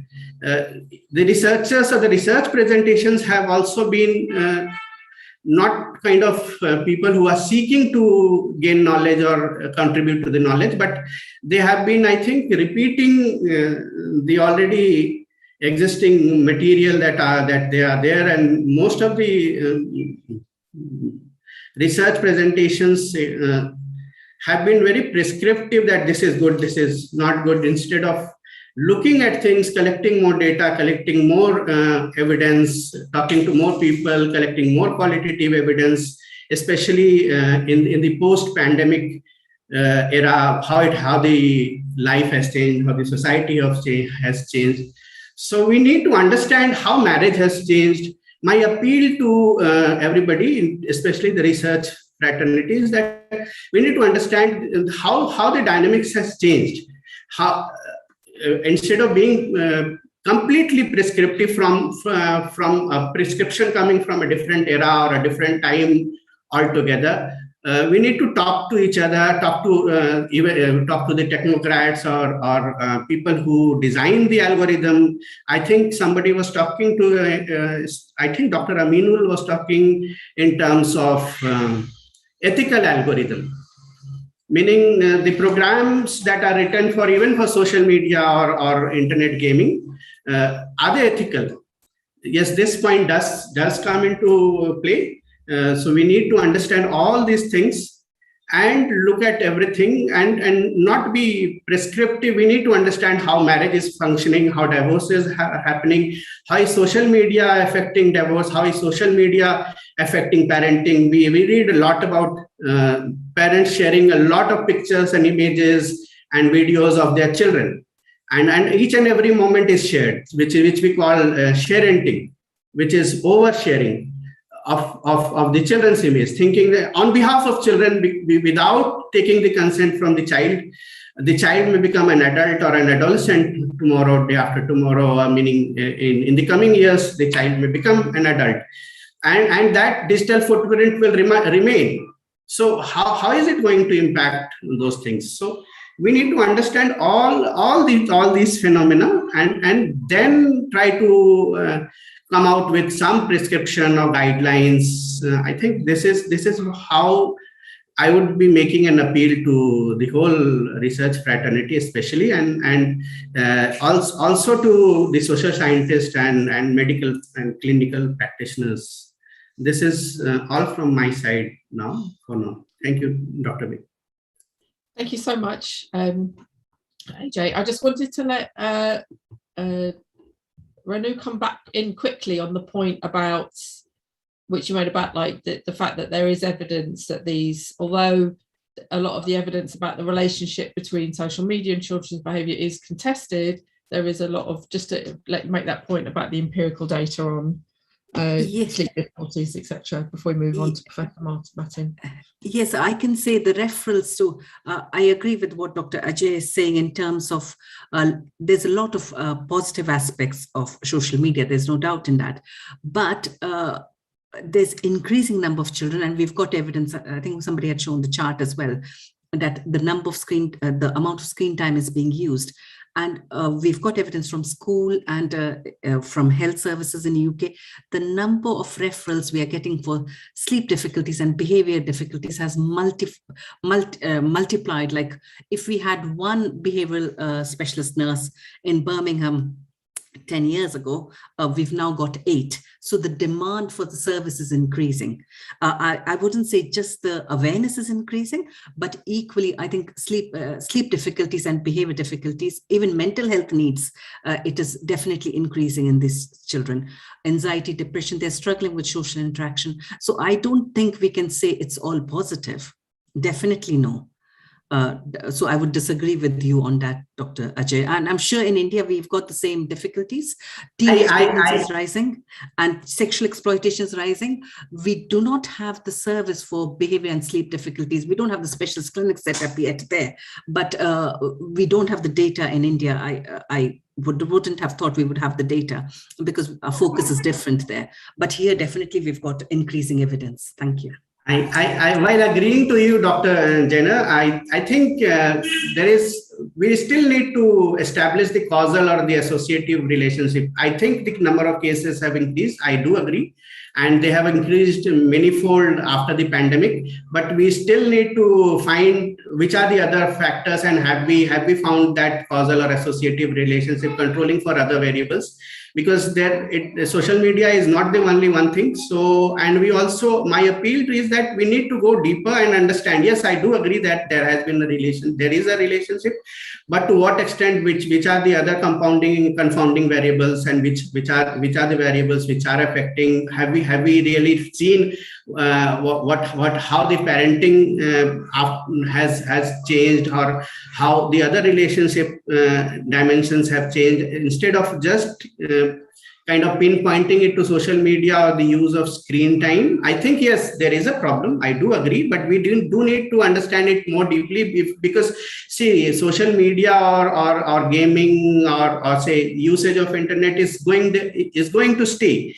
And we cannot wish it away. If we cannot wish it away, then we need to go deeper and understand, because the kind of framework, the framework from where the digital natives are operating and coming from is quite different, and we need to talk to them more, understand more, and we need to have data, both qualitative and quantitative data more. That is my only appeal. I agree. And even obesity, I think initially it was more to safeguard children, like there could be a risk of road traffic accidents, keeping them in home, etc. But that's not the only thing. And now it's actually the other way around. We are concerned about safeguarding on digitally. So it is the risk of children not being safeguarded, or the risk of them being going out to places where they're not supposed to, or accessing images which are not right. So I think it's very, very hard to manage. But if there's no awareness, then we won't have a solution. Right. I'm going to interrupt you there. And I was going to say one thing, just thinking about that, whether is it causation and what the other factors. So I know in the kind of UK context, there's been massive cuts in the kind of outdoor public play spaces available, and cuts in funding to playgrounds and all those spaces in which children could actually go out and feel safe and play. So it's really interesting to think about from a public health point of view, what are those other kind of contributory factors. So, but wanted to let Professor Abdul Mateen make his presentation, and then we'll take some questions after that. So please just add your questions to the chat. Professor Abdul Mateen, if you could make your... Thank you, Dr. Becky Faith. Well, the theme of this technical session is social media and family, marriage, including courtship, divorce, parenting, etc. I will be as brief as possible. I am not a gender specialist, nor I will repeat what Dr. Renu Jainer's presentation, which is child-centric, and she has meticulously pointed out, nor I intend to repeat what Ajay Sinha has said. My main concern is that the problem is new, and we need to either generate primary data or make use of the secondary sources. And what comes to my mind is the Information Society of Manuel Cases.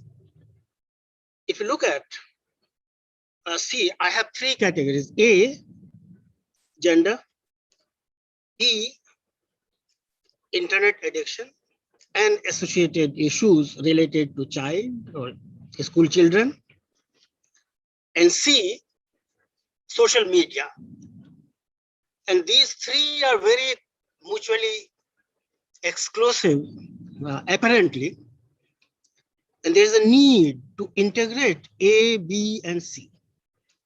So I'll take a few minutes. If you go through Information Society, we get enormous amount of data from Europe, from North America, even from South Asia, Asian countries, on those mundane details of women's workforce participation, eventually affecting from dependence of women to economic independence. That is one point. And Cassels has meticulously examined this dimension. Look at other sources, that is divorce, a substantial increase all over the world. It's not confined to Europe or North America, but if we look at any part of the world, and it's substantial increase. If you look at single parent, the number is substantially increasing all over the world. Irrespective, somewhere it is low, somewhere it is very high. But the fact remains that it is on increase. The curve is going up and not down. Similarly, if you look at the contractual living relationships, that duration is also on decline, 5 years or 10 years to less. And all these are in contradiction to, opposed to traditional marriage life as such. The point is, if you critically examine, then the patriarchy is being questioned in the way it was prevalent earlier. And that is the point which I consider it as A. B is internet addiction. We have done adapting Dr. Kimberly Young's scale for India, and we find similar trends. And when it comes to internet addiction, there are many variations, could be through games, social media, screen time increase, and so on and so forth. I don't want to go into those details as such. Third point is that my main point is that A, patriarchy being questioned all over the world, whether it is Africa, or it is North America, or Europe, or Asia, or South Asia, everywhere it is being questioned. The degree, there are variations. Second point, A. B is how this social media is generating new kind of problems. This technology is the cause of new type of problem. Let's call it B. And C, social media, let us take it as independent. What Ajay is saying, or what Jenner is trying to draw attention, that my main submission is how to integrate the relationship between A, B, and C. And I will stop there, because that's the point which I want to draw attention, that many have done excellent presentation on either A or B. What is required is that integrating these three, A, B, and C, and I stop here because maybe that we are running out of time, and then for the next technical session, we need to, finish it. So thank you very much, Dr. Beke Faith, for your, wonderful way of handling the, this session. Thank you. I think we actually have another half an hour. Is that right? CS Verma? Is that right? Probably, Professor Verma can tell us. Professor Verma, do we have another half an hour? I understand that we're finishing at 5 p.m. Yeah, I think we can, it's your prerogative to have question and answer, or to give your point of view. That's up to you there. Yeah, if everybody's amenable, I'd love to take some questions. Can I add one point? May I add? Yeah, please do. When in integrating A, B, and C as independent categories or set of variables, how we may evolve some kind of ethical algorithm, how there is a need for codification for the coders, keeping these empirical data into consideration.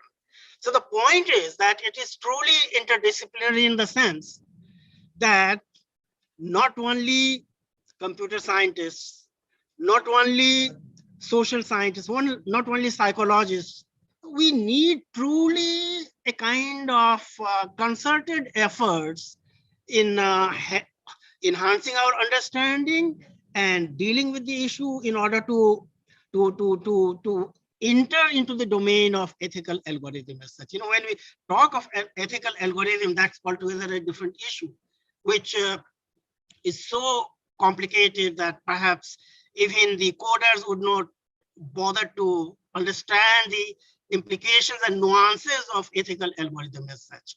Forget about, a lay person like me to understand the nuances of ethical algorithm as such. Because when coders are, they would not able to comprehend its implications. Not that their intentions are bad, but the way the embeddedness of the, power of coders, and because of the unintentional, perhaps, I don't know, I'm not sure. But then if it is, even if it is intentional, then how there should be some mechanism for ethical algorithm. It's too early because, neither the, big business people, they are very keen to focus on this issue as such, but there's a need by the social scientists, by the scientists joining together. I strongly feel that, this is high time that this artificial boundary of these sciences and social sciences and so-called computer sciences and coding, and we have to do away with these artificial boundaries. And we have to truly come for, a multidisciplinary, which will be, internet itself is borderless. So why we are so much obsessed with the artificial boundary of these economics and sociologists or political scientists and so on and so forth? That's my concern. I heartily agree that we need kind of transdisciplinary research in this domain, and trying to find shared languages as well, I think is really, really important.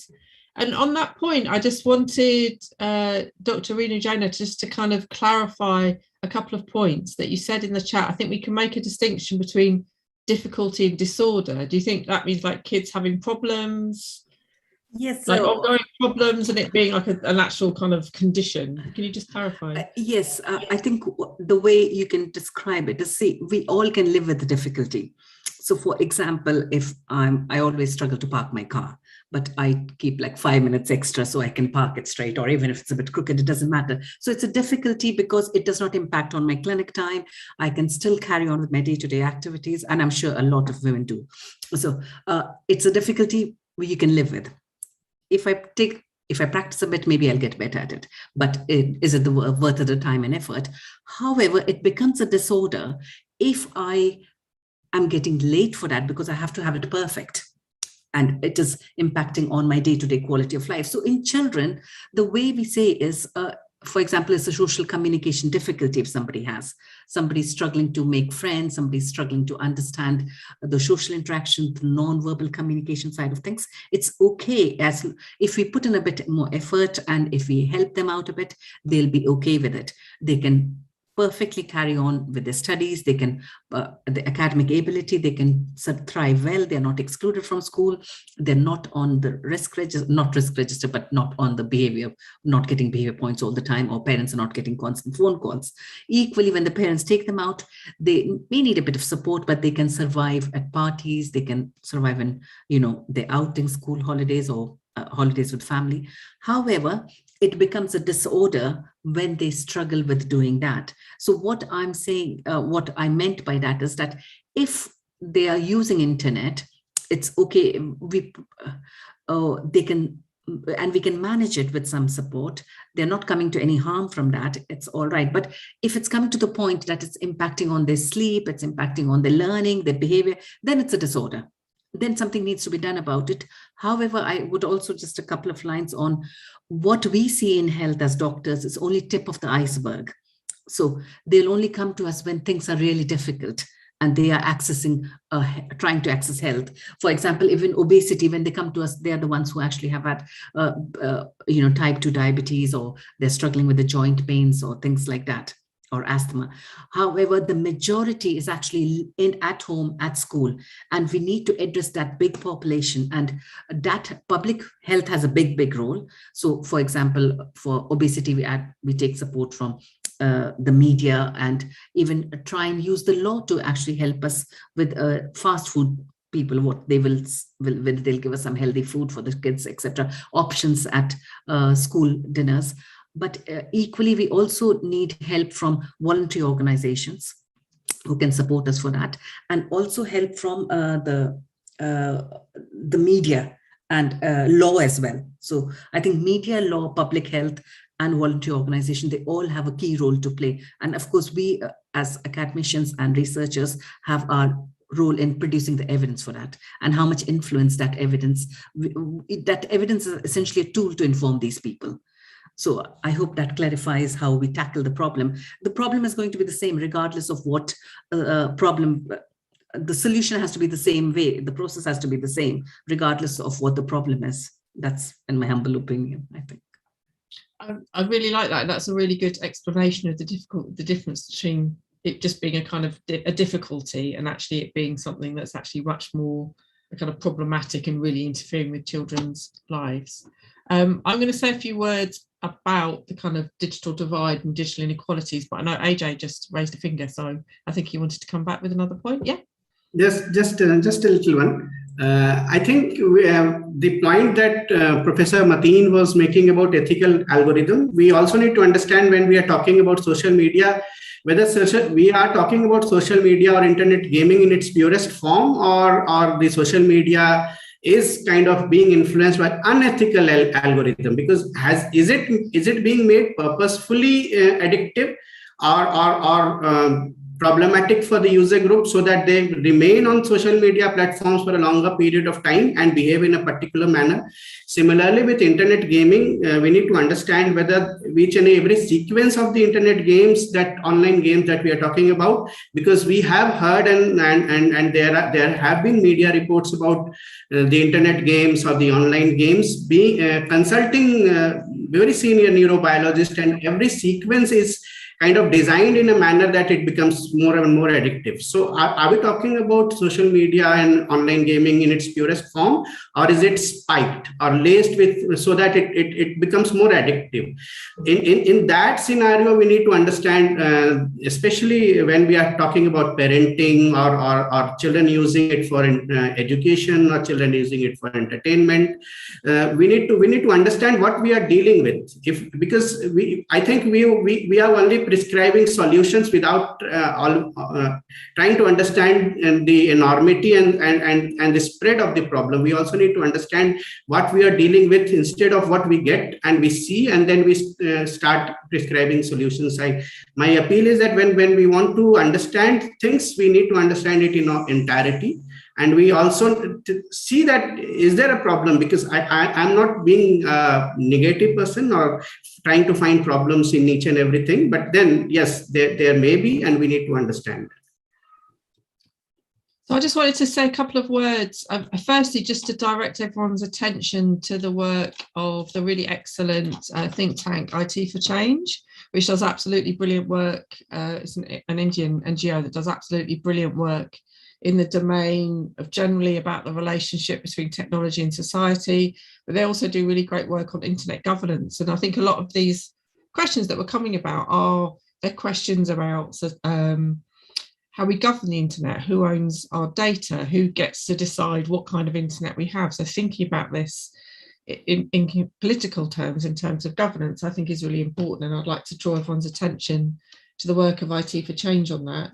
And just to reflect a bit on my own research, so I did my PhD just a few years ago, and I've done research also more recently about kind of young marginalised women and how they use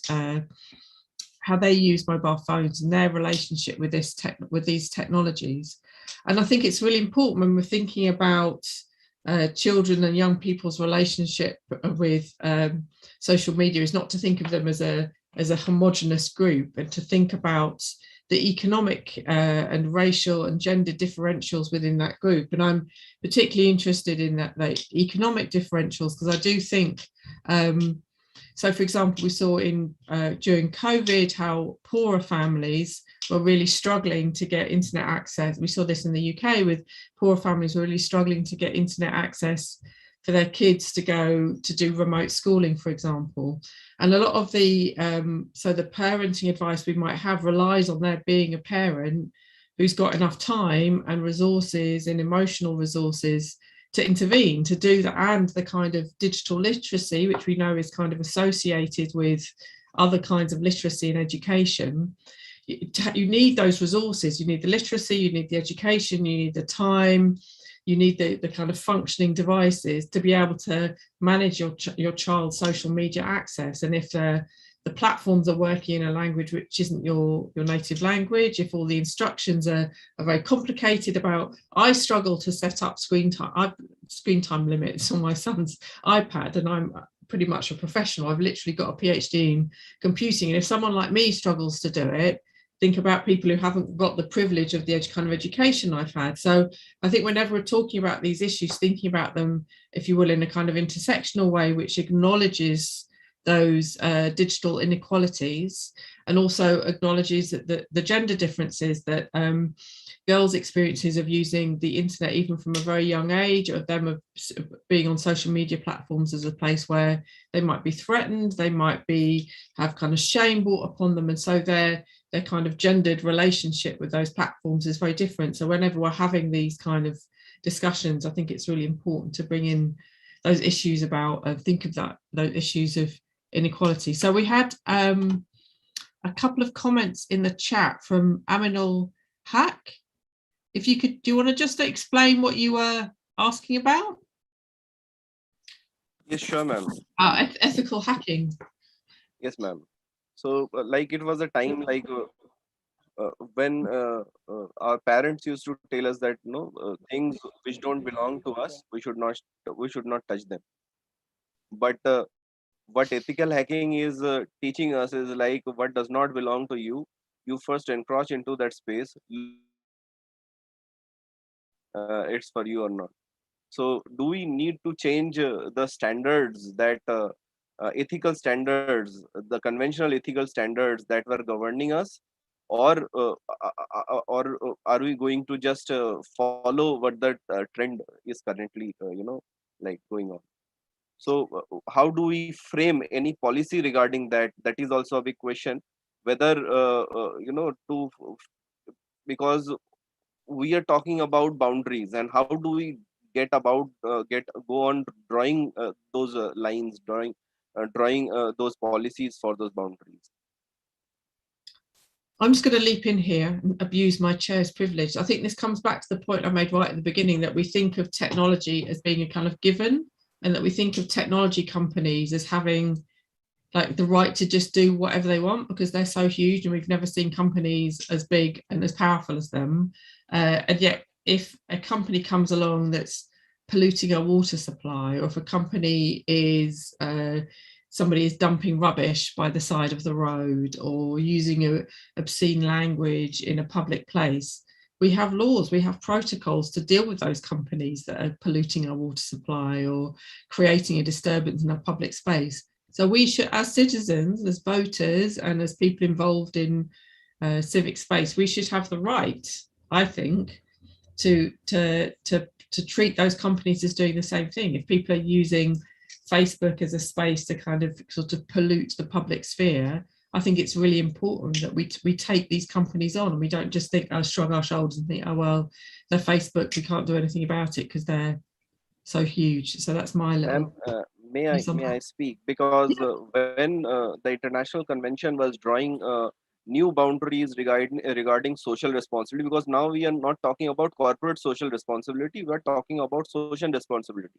So the convention invited people from different countries where the boundaries of privileges, the standards of privileges are different. For example, developed countries have better law enforcing agencies. Some underdeveloped countries may not have that privilege. So they came up with some common protocol, some common boundary that defines social responsibility. How do we go about doing that for open system like internet and social responsibility?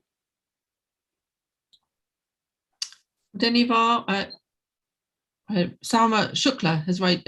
Is this a response, Samya? Is this in response to that point, or is this a new point? Hi, can you hear me? Yeah, shoot. Right. So this is with respect to technology. And I would just like to mention here that we still live in a world where accessibility and affordability, especially in healthcare, is a huge problem world over.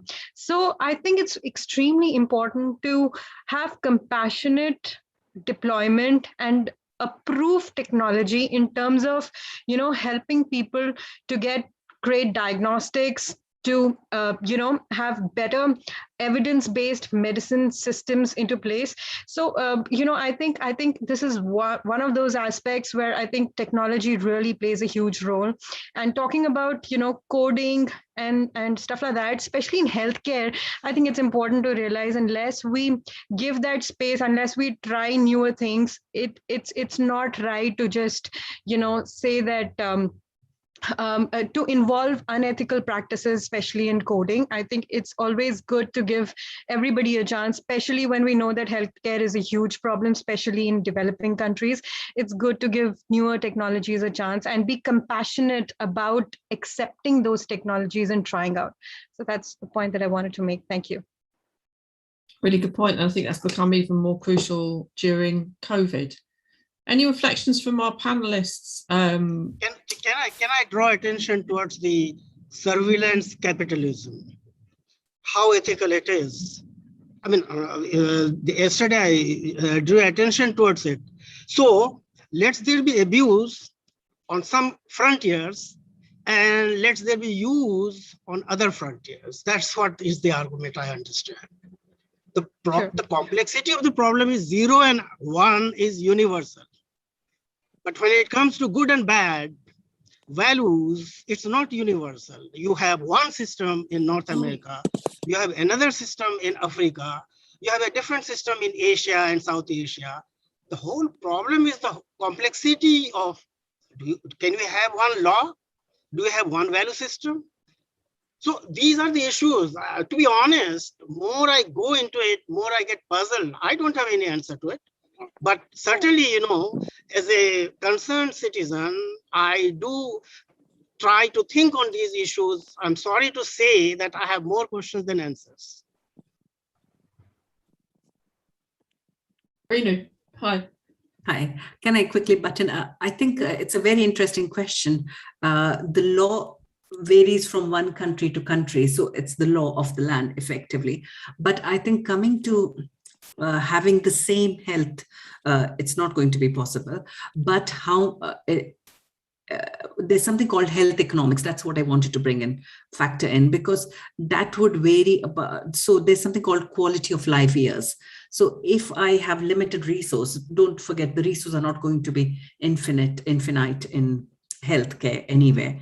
So if I have, supposing this many rupees or pounds, which I have to spend on an individual, for example, a kidney transplant, how much am I going to improve the quality of life of this individual by spending this much? And in that same amount, how much difference I can make to other people? So based on that, the health economics works. And that is where the ethics is very complex, as Professor Abdul Mateen said. It is not easy, but in UK, for example, healthcare is free. It's government funded, it's funded by people's taxes. So everyone has the right. But if I have a child who's got a life-limiting condition, because I do palliative care as well, in which ethics plays quite a big role, and I actually have to you take help from religious leaders for that, because the parents will say we want everything done, whereas we know it's not in the best interest of the individual.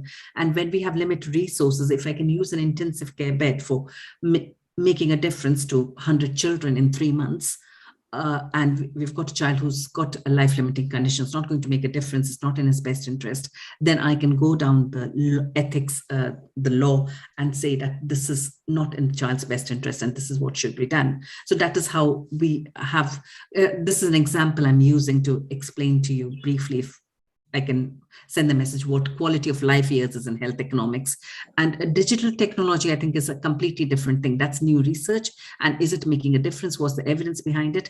And is the country, has it got the health resources to buy it and use it in health services, and how much difference it's going to make? So this is a health economics in a bigger population, if that makes sense. So for example, if I have got the resource saved from one child not needing intensive care for 3 months, can I buy digital technology for this individual? I hope I have answered some of the questions or commented on some of the things. I just wanted to mention one point here where we're speaking about children, right? So let's also talk about genetic disorders in children. And you would know that, let me just take the example of the place that I come from. I come from Uttar Pradesh. So we're looking at a population of about 12 million people, and we have 12 genetic counselors here. So you can just imagine the kind of gap that we're experiencing. And Yes. you would understand that the pediatricians are not supposed to genetically counsel children. They have, they're not trained to basically understand genetic disorders in children. Those are genetic, the people in genetics who do that. So if we have a technology which a software uses the picture of a child and is able to diagnose through phenotyping the genetic disorders, which is very affordable. Say, for example, let's just put the price point at ₹100 in India. Don't you think this should be compassionately adopted vis-a-vis letting genetic disorders go undiagnosed in children? Yes, I would agree. And I think genetics, again, I think even in UK research, because a lot of this is based on genetic counselors and the research about what evidence we have. So for example, if we diagnose a child with a genetic condition, we need to tell them what the future risk is, what impact it will have, what the prognosis is. Like I've just had a child die this week of Patau syndrome, which is a life-limiting genetic condition, rare condition. But if you have, say for example, in Uttar Pradesh, sorry Becky, I know that state because it's the north part of India, it's a very thickly populated place, the resources are limited, and they will be, so as I was saying about health economics, if you have limited resources, they will be used up for things which will make a bigger difference. For example, vaccination, in treatment of infections, rather than research for genetics. But you do have, if you can produce the evidence and take it to the health secretary or health minister and explain to them that this many population is not getting what they need. Genetic counselors are not very expensive to get. I think genetic disorders testing is expensive, but that may be hard to fund, but there's no reason why genetic counselors, and I would 100% agree, in India, pediatricians, most of us are not trained on how to counsel a family who has a genetic disorder, whose child has a genetic disorder. So the need is there. You have to, if you can't have the data, you can say, from other countries, we've got this data and we are missing diagnosis. So the gap is there. You take it to the people who fund or who resource or who are the commissioners for the health service. And that's the way forward for it. Okay. Thank you. Sounds good. Thank you so much. AJ.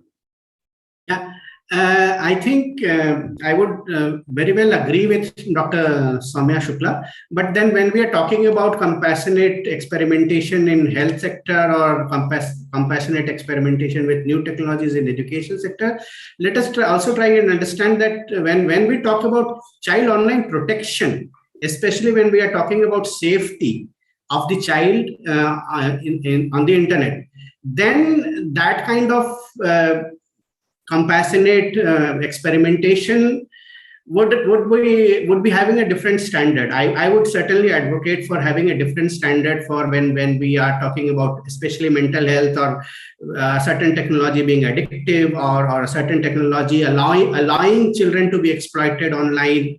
Then that kind of experimentation, I think it would not draw a parallel or a simile with experimentation in the health sector or the education sector. I think that is my point. Right, point taken. So I think it's just come out that Apple is just introducing a new technology where it can scan all the photos on your iPhone and match them against a kind of international database of child sexual abuse images. And there's been, it was only announced kind of yesterday or the day before, but there's already been quite a furore because is it right in the name of, are we all happy for Apple to actually be suddenly like going through all the photos on our phone?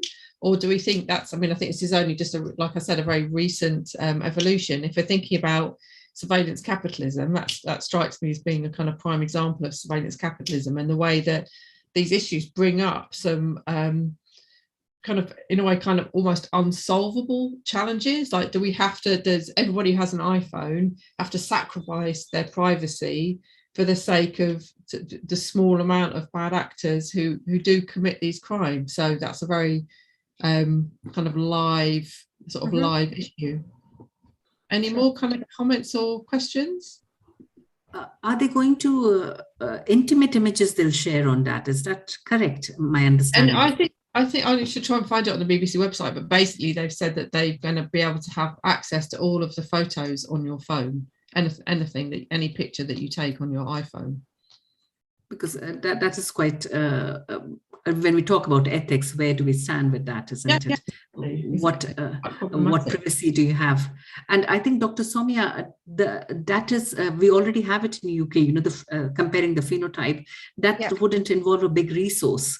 So I think it is quite useful, because that's what I do if I come across a child with some unusual features. Right, ma'am. So that's something that you're using in UK. Yes. However, we need to adopt that here as well. We have great technologists and technocrats here in India as well. So if they're coming up with newer technologies, I really wish that that's also adopted. And you know, such technologies are resourced to really screen people at the, you know, at the onset. Really, I think it's really important to adopt newer technologies. Absolutely, and that could make a difference if you have the genetic counselors, and you can, and the advantages with the current climate, this one of the advantages of media, that you actually can send it across, and there are experts all over the world who could give advice on, and it could make a difference to that life of that child and family. I mean, I agree that you cannot really cure a genetic disorder, but you can definitely improve the lifestyle of that kid. Yes.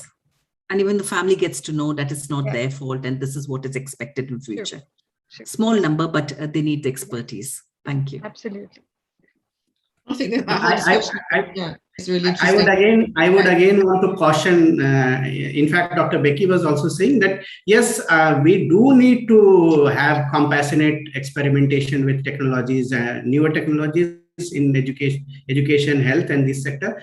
But my point again would be that we need to have a standard, we need to have a regulatory framework when we are talking about safety of children and sharing of intimate images or child sexual abuse material, because the ultrasonography, the technology of ultrasound, it is a useful technology, but at the same time it is also used to do sex determination. So we need to have that safeguard.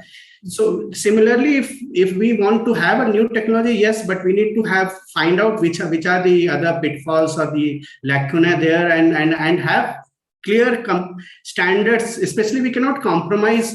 I think in the name of experimentation, we cannot compromise on the safety of the children. So I think the government of India is in the process of making guidelines for using artificial intelligence, deep tech, and deep machine learning. And it is also in the process of making data security in healthcare as extremely important and mandatory. So we will be hearing from the government very soon. I'm aware of it. Right. Agreed. I think that raises a really important point, AJ, where you're talking about, okay, you've already got systems in place where a technology like ultrasound is used, so it can't be used in a harmful way. So sometimes we think, oh, it's this new technology, we can't do anything about it. But as societies, we've been governing, it might not be digital technology actors, but we've been governing technology actors, whether they're kind of oil companies or the people who are nuclear power stations or car manufacturers, for decades. We've got legal sort of infrastructures in place in societies. They might differ according to the country. So this idea that like technology companies have come along, and just because they've always got the best lawyers, and they've always got more money to throw at it. Sure. So we should, I think we shouldn't be kind of cowed in the face of these companies. So any kind of closing thoughts before I start ranting more about technology companies and their power? We've got about 4 minutes left. Anything from our panelists? Any kind of closing remarks? Social media with cautions, satisfactory cautions, like we can't blindly use, so it should be informed kind of use of technology. Absolutely. Professor Verma, have you got any last remarks you'd like to make? Yeah, I think it should be inclusive. It should be accessible to all sections of the society, all parts of the community, all parts of the world.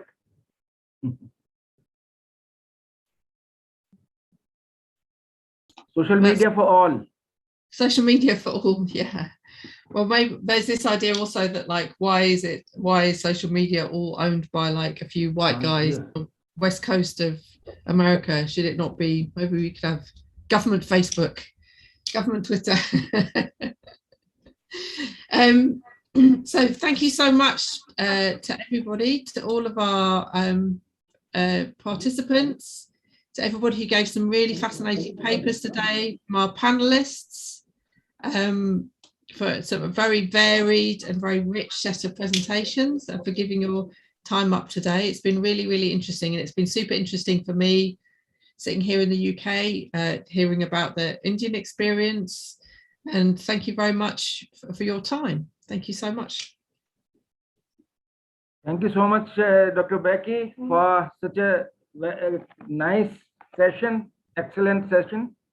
And thank you all to all the panelists, to all the paper presenters and other participants who joined from their respective places, particularly the Soumya and other youngsters who asked questions also and made it a very, very fruitful exercise. Thank you all. We are now going to enter into the next session. We have 1 more minute if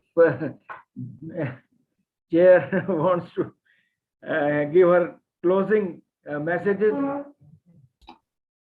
No, just to say thank you so much, and thank you for letting me be part of this session today. Thank Okay, you. Thank you very much. Thank you. May I request Ajay to please take care of the next session, to invite the next chair. Thank you all very much, and this thing from India. Thank you, Dr. Becky, and thank you, Dr. Verma. I think the chairperson, Professor Pandey, has still not joined. He informed that he would be joining soon. What do you suggest, Dr. Verma? Should we invite the next presenter? I think Dr. Fatmi is here. I think he can start his presentation by that time. Yeah, Professor Pandey would join. Yeah, that would be nice. Yeah, because we Dr. have Fatmi? a very tight time schedule. Dr. Fatmi?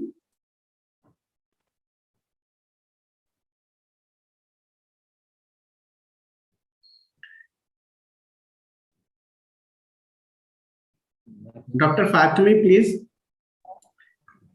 Yes. Sir, can you start your presentation? I think your chair has not joined. Professor Pandey has not joined. He would be joining in a short while. In the meantime, if you can start with your presentation, sir, please. Okay.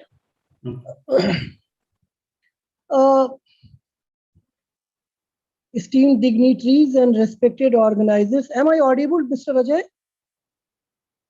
Yes, Hello? Dr. Fatmi. Yes, Dr. Fatmi, you're audible. Yes. Can you make your video on also? That will be helpful, I think. Okay.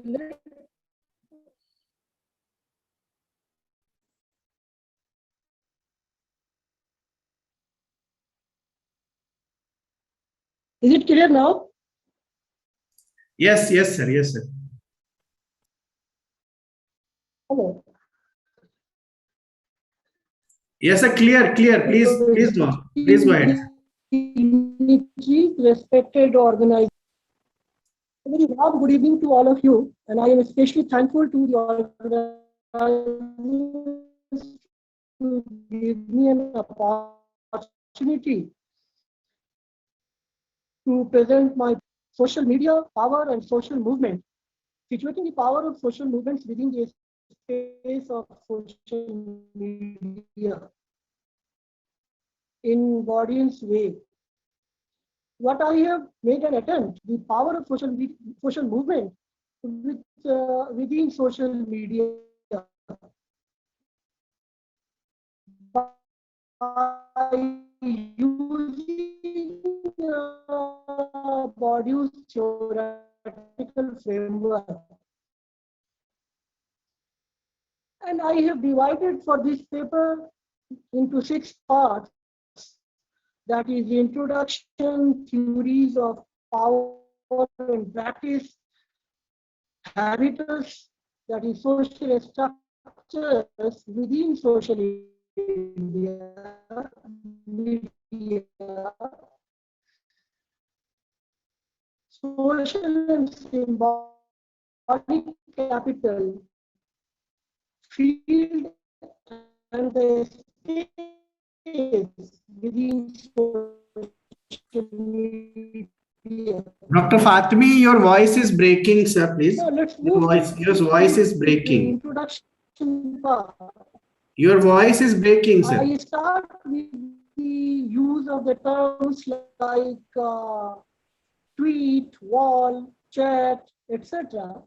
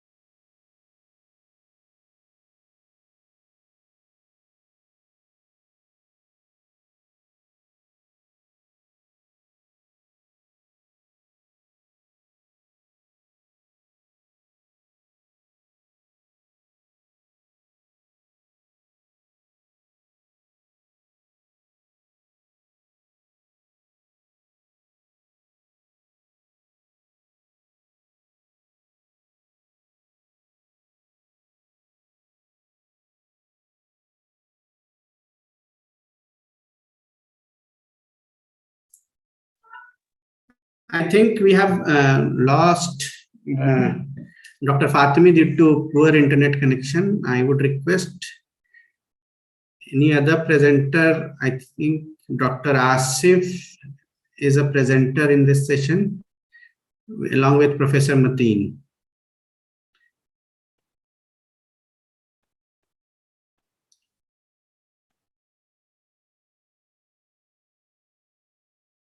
Any other presenter of this session in the all at this time? Anybody else who is scheduled to be presenting in this session?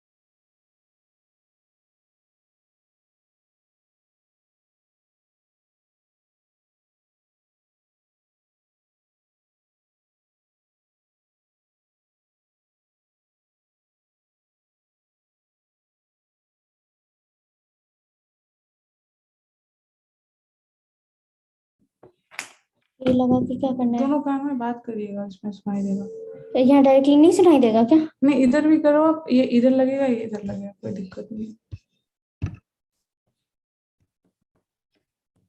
Dr. Asfia Karimi is here. Dr. Asfia, can you make your presentation? Yes, sir. I'm here, sir. Yeah, please start with your presentation. Professor Pandey will join in a while. I think Okay. his vice chancellor had called for a meeting. I think he'll be joining in few minutes. By that time, if you can start with your presentation, please. Okay, sir. Okay, let me share my PPT first. Yeah, sure. Please do so.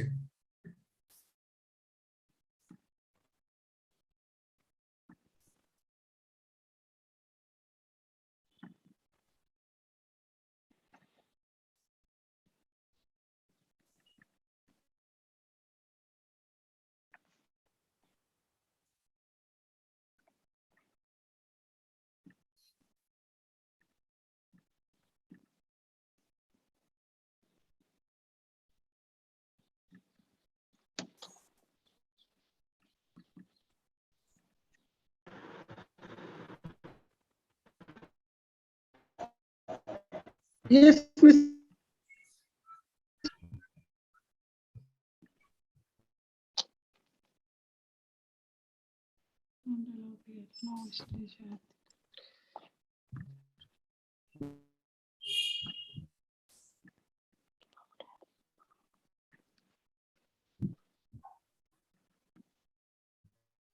Hello. Hello, sir. Yeah, please start with your presentation. Sir, I think that it's not getting shared. So can you give me a next chance after the second presenter? Okay. I think Dr. Fatmi has already joined, so he can start with his presentation. Yes, I am reconnected again. I think your bandwidth, sir, is Dr. Fatmi is little low, so you can switch off your video. You can do only with audio. Am I audible now? Yes, audible. Sorry for the internet issue and disconnection. I got disconnected. Now again, this is the limit.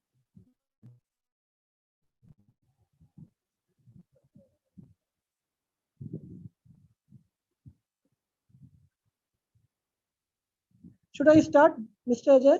Hello. Yes, sir. Please start, sir. Yes, sir. Please start. Yes, sir. So I was discussing that I have divided the paper into different parts. The first part is the introduction. Second part is theories of power and practice. Third is habitus, that is social structures within social media. Then social and symbolic capital. And the last one is field, the space within social media. Moving quickly to the introduction part, I have started the use of the term like tweet, wall, chat, and when we refer in these, basically, are the forms of cyber communication that are ingrained in our language and society. And when millions of individuals use social media platforms to communicate ideas and establish networks with an ideological focus, so we start to see the power of networks that transcends the border. When social media can be used to organize a protest, facilitate an uprising, or as a space to propagate ideas, they can become a very powerful tool and a space for social movement. So technology, internet, social media platforms have created a very new space where power can be harnessed to increase a group's social status and ideology. The integration of social media platforms into our everyday lives has affected how we act as social agents. And in a digital age where we can easily follow people on Twitter, like an idea on Facebook, and have an online conversation via third-party hosts, a space where ideas can gain power emerges definitely. And within this space, social movements have been able to gain some momentum, creating an opportunity for the concentration of power. This paper, in fact, is an attempt to reveal the conditions that lead to how and why social movements gain power within social media, that I have used it, Bourdieu's concept of power and practice here, as a theoretical base. And according to Bourdieu, a practice is defined by the habitus and capital in effect within a social certain field. And Bourdieu's habits is the foundation of all practices, whereby practices are definitely determined by the social structures in which they are or they were formed. So habitus shows how individual action is based on primary socialization, and capital is a valued resource that can come in the form of economic, social, cultural, symbolic capital. Bourdieu's concept of capital here functions as the power that a social agent can acquire to increase their position within a specific field. So this paper has applied Bourdieu's concept of habitus, capital, and field to social media by looking at the power that can be accrued by social movements. Before exploring the key aspects of Bourdieu's concept of habitus, it becomes very important to look at the development and effect of internet technology and current forms of social relationships in an age where social media has become an integral form of communication. An increase in social capital is facilitated by a social movement's ability to promote a collective ideology that appeals to individuals, resulting in increased recognition. Here, Bourdieu's concepts of habitus and capital become very pertinent within the field of social media, which functions as a structured social space with its own rules. And the field of social media and the space it occupies provides the ideal social arena we can call, whereby social agents can circulate, produce, and exchange information, which can result in the accumulation of acquired capital. So the crucial interrelationship between habitus, capital, and field will definitely situate and illuminate the power that social movements can acquire within this space. In theories of power and practice, understanding how social groups acquire power within social media becomes important in a world where cyber technology and social spaces within it are expanding. And here Weber's concept of power and practice in the political economy of religion is the foundation for Bourdieu's sociology of culture. However, Bourdieu expands this model to include cultural and social relations as well. And exploring the power of social movements within social media, cultural and social relations of power becomes central to his analysis. So Bourdieu's concepts of power and practice becomes valuable because they are intertwined with prescribed social structures that establish a base that give rise to divisions of power within society. And this becomes important when determining how social movements can acquire power, as they often disseminate an ideology that is based on social divisions. So for the purpose of this theoretical analysis, Bourdieu's concept of power and practice I have used as the primary source for determining how and when social movements can acquire power within social media. Moving to the habitus, that is the social structures within social media, and in applying the concept of habitus as a foundation for how social movements can gain power within social media, it is necessary and important to look at the development of internet technology and social media platforms and their integration into everyday social life of individuals around the world. And as social media has become a central aspect of our communication norms, elements of habitus have taken from within the space. By looking at the socialization of the space within social media and the transference of social and cultural identity into social media, Bourdieu's habitus here establishes a foundation for showing how social movement can use this habitual space to propagate ideas and gain power. So the use, development, and integration of social media as a tool for social interaction has facilitated the socialization of the space within social media. And within this space, habitus can develop and take form. And social movements operate within social media in an attempt to accrue the followers by representing an ideology that appeals to an individual's habitus in a space that has become very habitual to the users. And here important is also the socialization of social media and the transference of social identity into the space that has shown how Bourdieu's concept of habitus can be applied to social media. And that's why a unique kind of relationship emerges as habitus from the real world is reproduced in the virtual world. Moving to the next part of my paper, that is the social and symbolic capital. Here I have tried to see the recognition, the legitimacy, and the accrued power in between these two. And according to Bourdieu, capital can be described as a type of valued resource that can take the form of economic, cultural, social, or symbolic capital. Bourdieu's concept of social capital and symbolic capital are valued by social movements and highlight that power that can be accrued within social media. Social movements can gain social capital by increasing network connectivity using collective ideology to attract its followers. And they can also acquire symbolic capital by or through misrecognition, symbolic language, and distinguishing themselves from a perceived oppressive social norms. That's why these forms of capital allow social movement to gain power through recognition and legitimation, which in turn increases their social status. So what is important here is that as the social movement acquires more social capital, a strong ideology becomes a significant mechanism for increasing its power.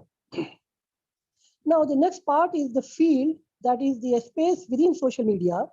And we know that the field of social media is a space where social movements can accrue power. And according to Bourdieu, a field is a social arena or a structured space where a specific capital is relevant.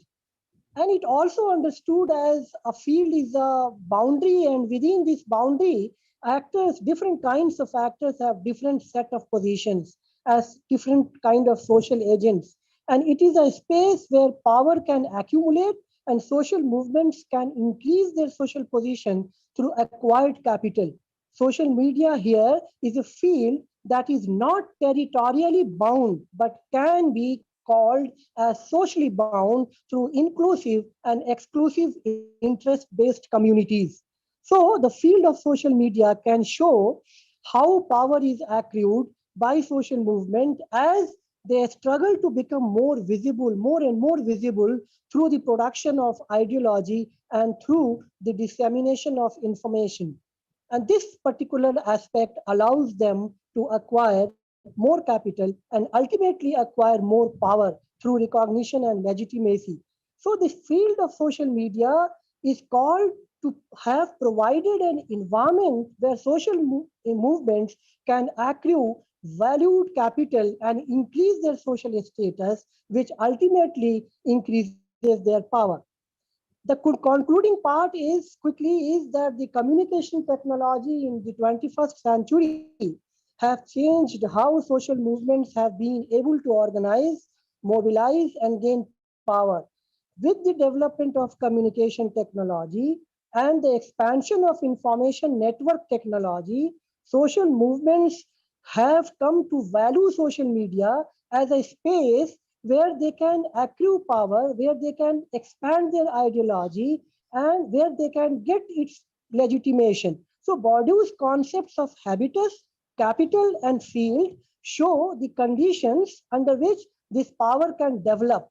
And social media has become part of our habitus as a result of the specific socialization of the space, as well as the transference of social and cultural identity into the space. So Bourdieu's forms of capital have highlighted where and when social movements can accrue power, and they have been able to accrue social capital by increasing their number of followers by using collective ideology to attract individuals. So the field of social media is very essential to understand the space where social movements can exploit its habitus and accrue capital. And social media is also a structured social space that connects individuals on a transnational scale. Bourdieu's concepts of power and practice has effectively revealed the unique power that social movements can acquire within the space of social media. However, we may say that the virtual world that creates now new subjectivities and that also go beyond Bourdieu's theories, highlighting a very particular need to further explore the relationship between the virtual disembodied realm and the real embodied realm. So here it comes to an end of my paper. Thanks a lot for patient listening, and extremely sorry for the problems that got erupted in terms of connection. Thank you, Dr. Fatmi. And with this, I would like to take the privilege of welcoming Professor Pandey, who is the chair for this session. Professor Pandey is a founding faculty member of the University of Dr. Ram Manohar Lohia National Law University in Lucknow. And he is an expert, especially in the areas of law and children and juvenile justice. He has had a lot of work, and he has handled a huge project on strengthening child protection system in the state of Uttar Pradesh. So no other person better than him would be talking on this subject. And he has also authored 5 textbooks on criminal law, law of evidence, and juvenile justice. And he is kind of an expert on the subject and kind of a bridge between the social science and the law. Over to you, Professor Pandey. I took the liberty of getting the presentation from Dr. Fatmi, and rest of the presentations are remaining, sir. Professor Pandey. Thank you very much. Thank you, Mr. Ajay, and extremely sorry for joining slightly late in the day, because there was this last minute faculty meeting scheduled by the Vice Chancellor, and that was in a physical mode. So I had to be there, and then I had requested Mr. Ajay to excuse me for 10-15 minutes. I'm sorry again. I had joined in between the last presentation that was being made on a very important, very important topic, very important issue. And I had the privilege of listening to most of it by Mr. S.N. Fatmi. Social media has enormous power. There is no gain saying that social media is part of our life, our daily life, and has touched our lives in ways that we could not have imagined 10 to 15 years back. Something that Mr. Ajay said that I would be acting as a bridge between social scientists and the legal fraternity, because I am more into law. I slightly disagree, because law is nothing but social science. We take pride in calling ourselves as a social scientists, though all the research methodologies that we have is stolen, rather borrowed and derived from what we call social science research methodology. But still, law can't survive without society. We can imagine a society without law, of course. That would be a utopian society, no doubt. But still, we can aspire for a society where there won't be any need to have any kind of law. People would be self-regulating themselves, and certainly no written laws would be required.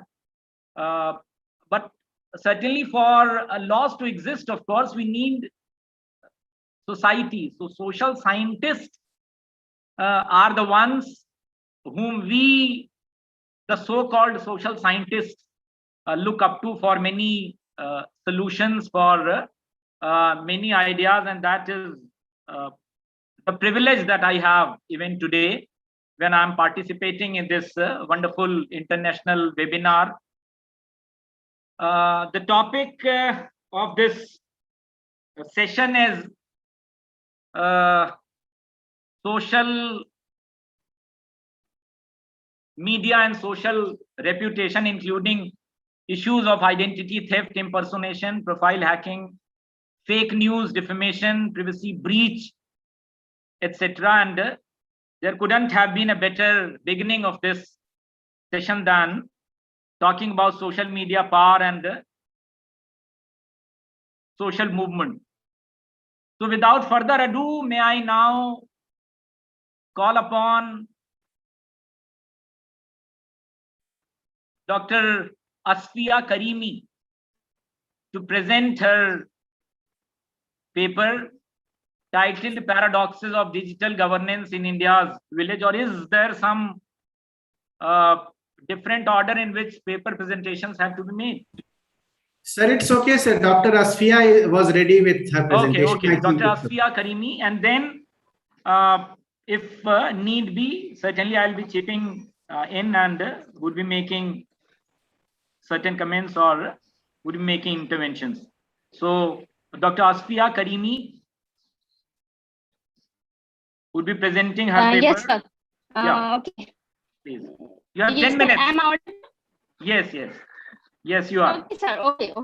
Okay. This is all the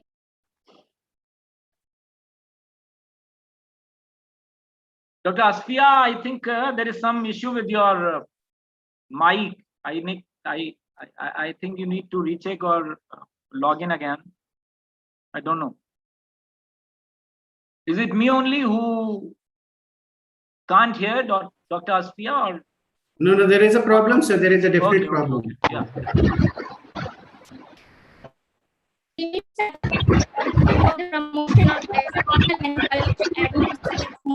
Dr. Asfiya, probably you have logged in from 2 devices and that is causing some kind of echo. Dr. Asfiya, you have logged in from 2 devices.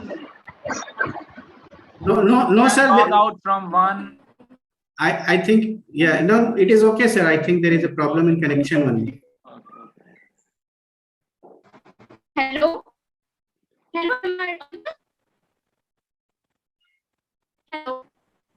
Your voice is breaking. Your voice is breaking. I think, sir, you can call. I think you can call someone else.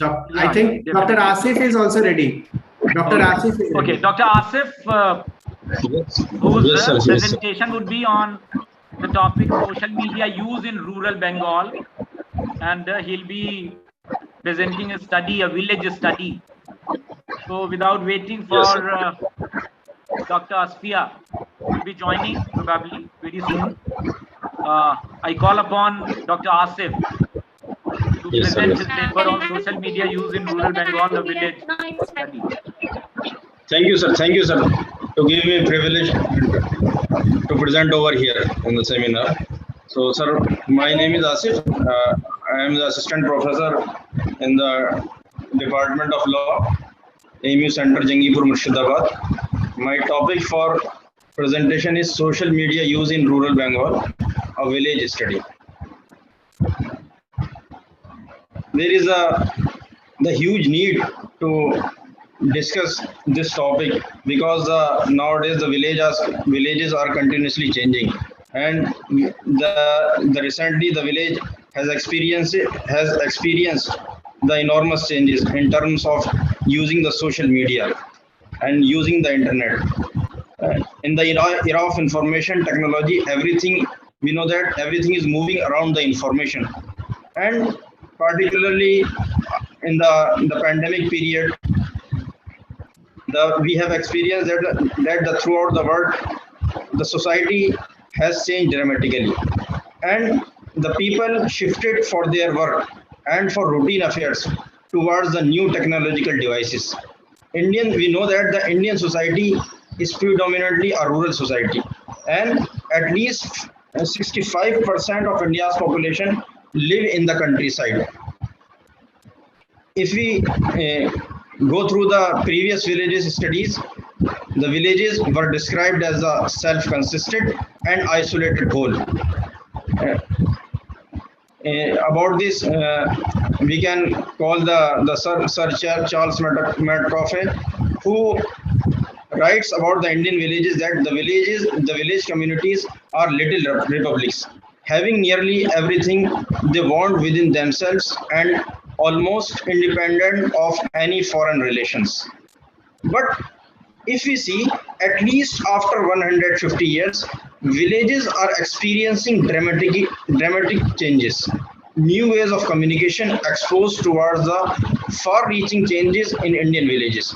We know that what the Srinivas discussed about the Indian villages, that how the institution of caste experienced changes after the introduction of transportation facilities and the rapidly growing social demand for the digital networking of everything, arising from both the needs of business and public's desire to build its own communication networks, works as a cultural catalyst for the agrarian communities. So after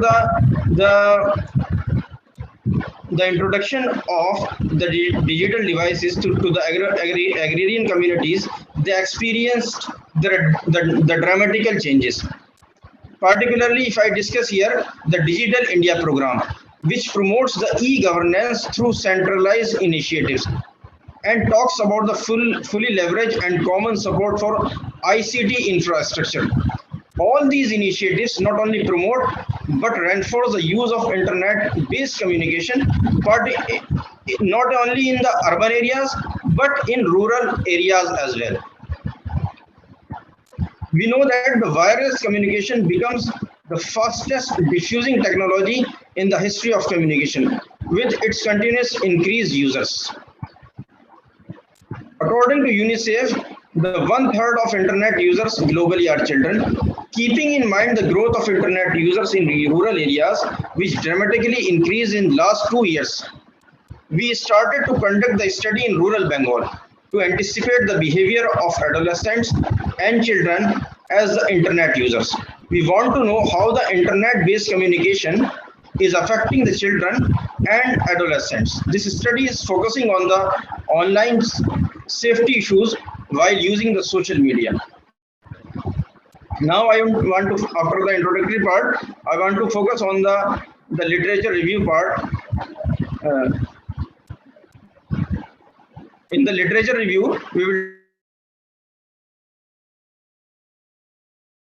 discuss that how particularly among the youngsters, and how there are the detrimental impact of the use of social media upon the children and upon the youth.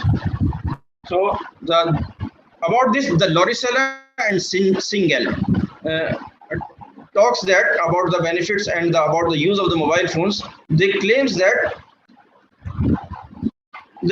adolescents and the children are the avid users of the media technologies. And it is true that the smart technologies have become an integral part of society. And in present time, it is not the technological tool, but a social one. It is a very important thing which he said that, which the Turle said, that it is not only the technological tool, but a social one. Increasing use of social media having the detrimental impact on adolescents and children. We know that the social media is hugely popular. The people below 30 use of internet and social media helpful in many ways, but it has also detrimental impact on the social and psychological well-being of the children and youth. The literature on social media use among teenagers points to benefits as well as risks for this population. On the other hand, social media use provides great opportunities for connecting with others, creating and being part of online communities, and foster creativity, knowledge, and civic participation. Researches in last 2 decades established the use of technological devices for the study of purposes contribute for the effectiveness of the learning environment. So the social media is not only important for the connectivity, for the social participation, but these media and the technological devices are effective for the learning environment. So after the literature review, I want to focus on some of the background of the study, because as per my knowledge, that to conduct any survey in the rural setting, it is not an easy task. But we have to the good wrapper here that I want to discuss some of the backgrounds, and especially it is very hard to conduct the survey when you are not the native of the Bengal. But I am able to uncover the information on this new emerging issue in the remote location of Bengal due to my association with AMU campus and my position. I able to develop rapport during past 6 years in the village. So there were a lot of hurdles in doing the study, and when I discussed the matter, some known persons of the village about the study, they give the help to me. They without any objection, they were ready to help me in this direction. But the particular problem which I faced during the survey due to the pandemic, because due to the pandemic, most of the schools are closed, and because of the closing of the schools, I go to the tutors, because there is the culture in the West Bengal to give the tuitions in their homes. So most of the school going girls and give the tuitions in the houses of the tutors. So I went there and tried to fill the survey here and try to circulate the questionnaire through the WhatsApp and through the other means. So I want to focus on now the research methodology.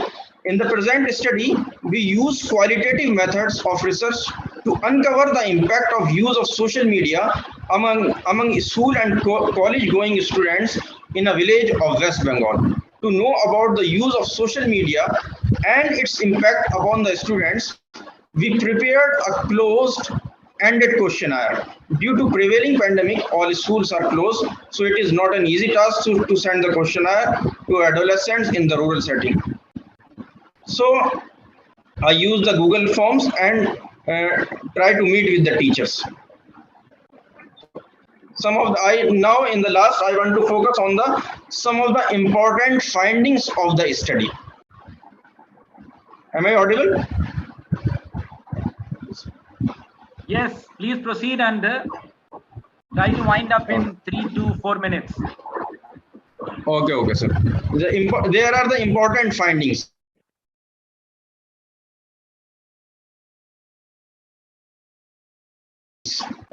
In the present study becomes a part of routine activity of youth and adolescents. It is relevant to say rural Bengal is experiencing the changes in terms of material and non-material aspects of culture. Under the following points, we cover the important findings in brief. Number one, use of Android mobile. About the use of Android mobile, 100% respondents says yes. About using the desktops, everybody denies. This difference of use of desktop and Android will be seen in terms of economic disadvantage of the village society. Second point, involvement in the social media. Only 20% respondents says their involvement in social media is less than 1 hour in a day, and 40% respondents accepted that they are using social media more than 3 hours in a day. It shows that adolescents and youth are actively participating in social media activity. Number 3, privacy. 44% of respondents say that they are accepting the friendship from the strangers, and 27.8% respondents says that they share the personal information while using social media. Only 15% of respondents agree that they are not bothered to use parents' mobiles while using social media. Next point, knowledge of internet safety. About half of the respondents are not aware about the minimum age of buying SIM card. and more than half of the respondents are not aware about the NCERT safety guidelines. And the last point, unfriendly experiences while using social media. More than quarter of the respondents believes in the negativity about social media, and about quarter of the respondents accepted that they faced any kind of unpleasant behavior while using social media. And also quarter of respondents said yes when they asked about the hacking of social media accounts. So we can, in the last, I can say that there is the huge scope for the study in the rural Bengal and in the rural India, because the use of social media is continuously increasing in the rural setting also, and the cultural aspects as well as the material aspects are changing in the rural India. Thanks to giving me privilege. Thanks for your patience.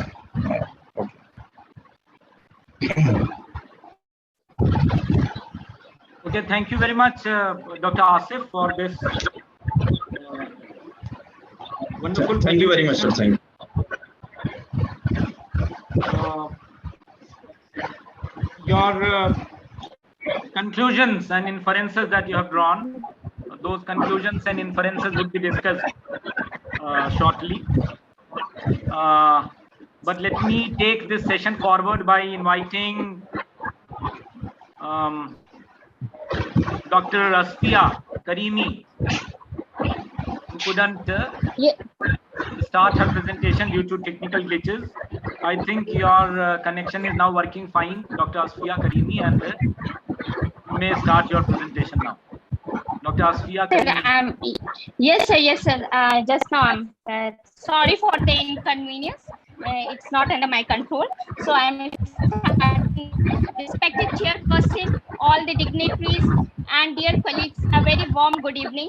I'm Dr. Asfiya Karimi, faculty member, Center for the Promotion of Educational and Cultural Advancement of Muslims in India, AMU. I'm going to present a paper on the topic entitled Paradoxes of Digital Governance in Indian Village.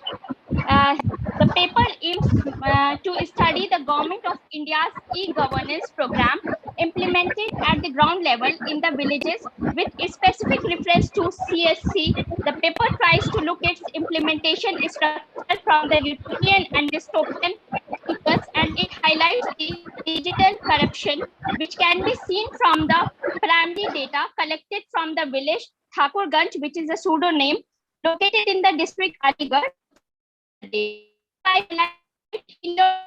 Of information have and Asian habits, which is a paradox now data. For use what the program of India by the different departments. The paper includes one map, 3 case studies, and 5 tables from primary data and 1 table from secondary data. Now, I'd like to here society is of networks our society and then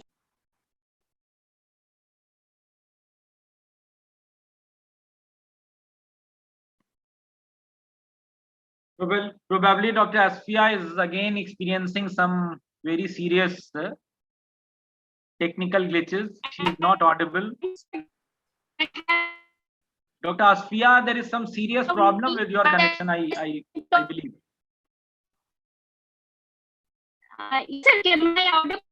I'm here.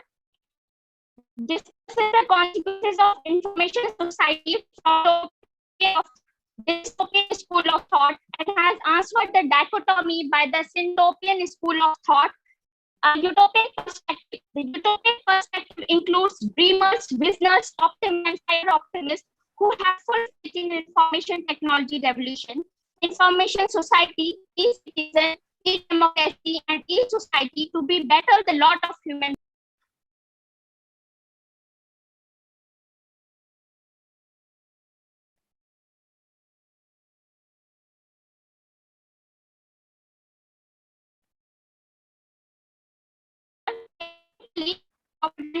And George Gilder and the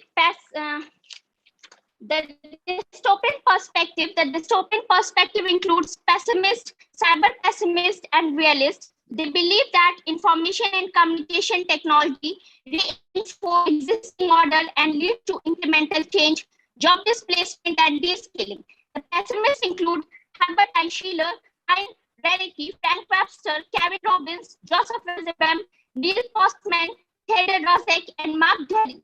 The role of technology has therefore fueled the debate among optimists, investigating a positive role of the internet for transforming poverty in developing societies. Skeptics who believe that new technology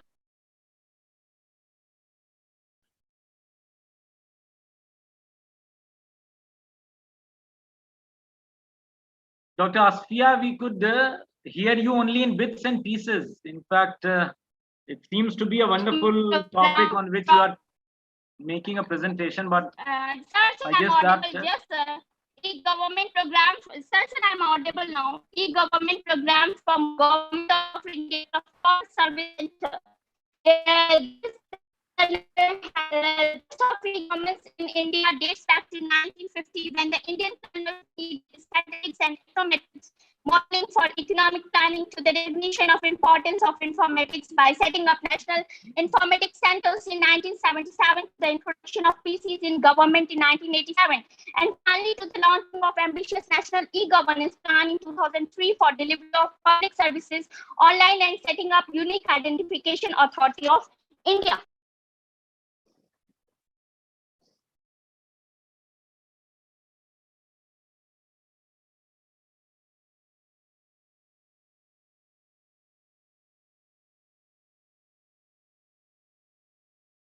It seems that Dr. Asfia has lost her connection, and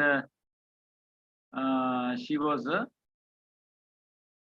trying to finish it off, probably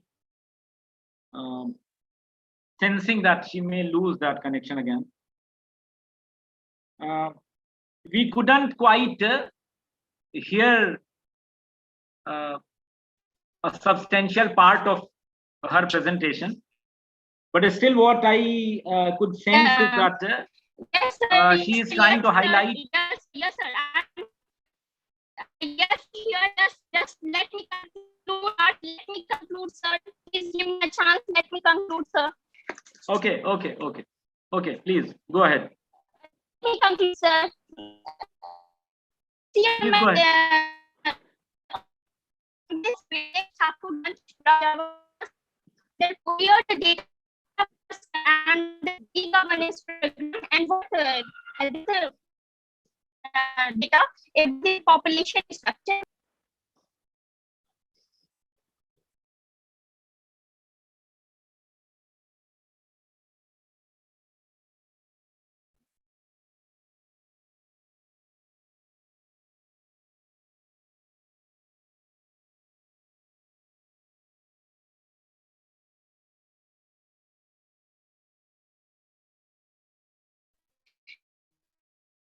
Yes, yes, sir. Yes, sir.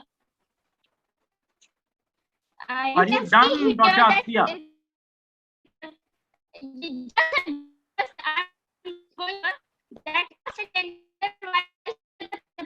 I want to portray here that the females are taking benefits of the common service center located in the village, but for 6 years Aadhaar card and caste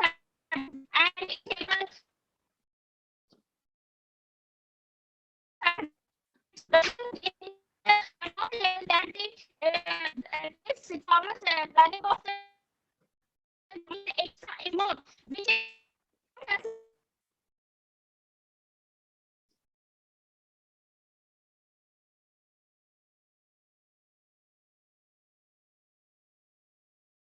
Dr. Asfia, probably you are done with your presentation.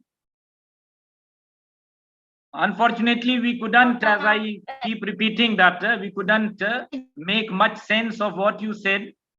Though your topic is very interesting, you are supposedly talking about Actually, it is the internet problem going on. That's why it is happening here, sir. The internet problem is You are going done. on. You are done. Findings You of are the done. study You are can done. be There is, Dr. Asfia, there is no point in continuing with such a bad quality of voice and all. I hope that there is no. It is very bad. If conclusion. Dr. Asfia, we need to proceed. Thank you very much for your presentation. I know that the topic is very relevant, paradoxes of digital governance in India's village, of course. It can very well be modified as a topic, paradoxes of digital governance in India's cities as well. And what happened today with your presentation could be a case study in itself. Yes, sir. Conclusion, if you allow me, so I can read the conclusion only. If you allow me. Okay, 2 minutes. 2 minutes. Okay, fine. Okay, sir. Thank you, sir. Findings of the study can be seen in terms of utopian, dystopian, and synoptian school of thought. The primary data suggests that the various government services are provided in the rural areas. It has helped the rural beneficiaries in utilizing various kinds of services at one web portal of CSE. It has not only decreased the cost of getting documents by going to Tehsil, but also CSE has empowered the rural females for not dependent on anyone for their work. It has empowered the rural females to get their work done by visiting these centers, which can be analyzed from the case studies. That supports the utopian thinkers that the use of technology will bring prosperity in the society. Digital corruption can be seen that supports Herbert Schiller's remark of information have and information have not. Those who lack information are victimized by paying more charges than the fixed rate, which is distorting the purpose and not giving full advantage to them. Lack of documents, beneficiary was not able to apply for the scholarship. This supports the dystopian school of thought. It also consequences into the digital divide. Social equality is at stake. Certain categories of people participate more than others in the information society. Some profit from its advantages while others are deprived. Technology allows for a better distribution of knowledge. Its complexity and cost, however, may serve to intensify existing social inequalities or even create large groups of misfits citizens who do not fit in with the information society. Fragmentation in the level of taking advantage in the information society. Some will be profited while others are deprived. Its complexity and cost, however, may serve to intensify existing social inequalities and can create large group of misfits. The suggestion the paper provide to overcome the pessimist view of dystopian school of thought by the syntopian school of thought by adopting the use of media for sensitizing the citizens suggests government departments to be more connected with the media in sensitizing the citizens about the different government programs and resisting the citizens from being cheated or becoming the victim of vulnerable, suppressed, excluded in the lack of information. The characteristic of the network society in the information age follows the development along the axis of space and type in the structural term of integration and interactivity and in the technical terms of digital code and hypertext, which is the defining characteristic of the new media. Thank you very much, sir, for being patiently listening to all. Because of the connectivity problem, I could not do it in a very fascinating way, but I want to study my case studies also, but I could not do that. That's quite understandable. Of course, we all may suffer from the technical glitches, of course, and we keep suffering from technical glitches. That's not an issue, but of course, because this program has to be conducted in a certain manner, and there has to be a protocol, of course, and others might be waiting in wings to present their papers and all. So thank you very much for your presentation, Dr. Asfia Karimi, on paradoxes of digital governance in rural India. Very interesting conclusions you have drawn, and unlike many studies that I have come across or I have been privy to, you have highlighted that how digital technology has had a positive impact on the rural folk, especially women in availing certain government schemes and benefits. Thank you very much, and we'll get back to you once we start talking about all the presentations together. So Okay, the thank you, next sir. presentation is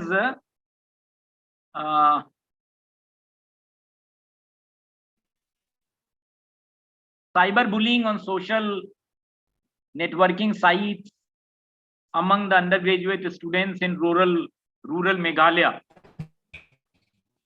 CC Wang Bok, is she available, or I'm sorry if I'm mistaken as to the gender?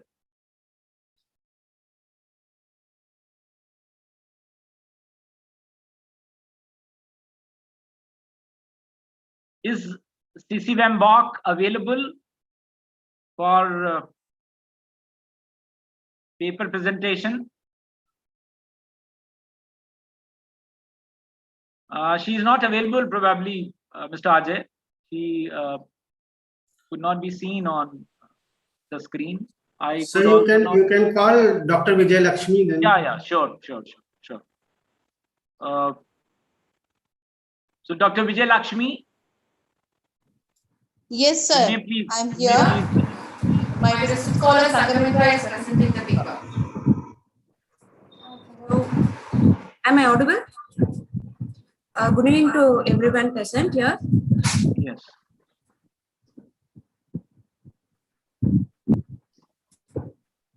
So my research topic is on social media and digital harassment, experiences of transgender.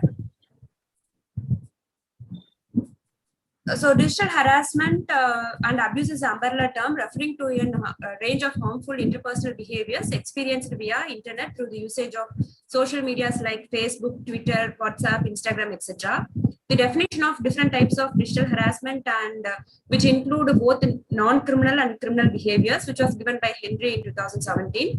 So examples of non-criminal behaviors include uses of offensive languages, while criminal behaviors can include image-based sexual abuse. Example, sexting or morphing or distributing or threatening to distribute the nude or sexual images without their personal consent, which is increasingly criminalized in all over the world. So my research topic would be comparing the digital harassment and the experience of a transgender individual. We all know that as cisgender individuals, women and children are facing more harassment while using internet. In the case of transgenders, they are more vulnerable in the society. There is a lack of provisions and a lack of legal measures to protect their identity also. So literature review states that the rate of incidents were similar for both men and women, but higher rates for a gender non-conforming adults, with 70% of those aged between 18 to 24 years. They are reporting at least one form of digital abuse, which was given by Pure Research Center in 2014. Some research indicates that women were more likely to face harassment in cyber stalking. That was given by Alexi in 2005. But gender non-conforming adults report more online victimization than the women itself. So empirical research on online sexual behaviors has been focused to sexting, which is using textual messages with sexual content among children and adolescents. So my methodology for this paper is I'm using qualitative method using with the help of secondary sources of data like journals, newspaper articles, and books, etc. I have collected data.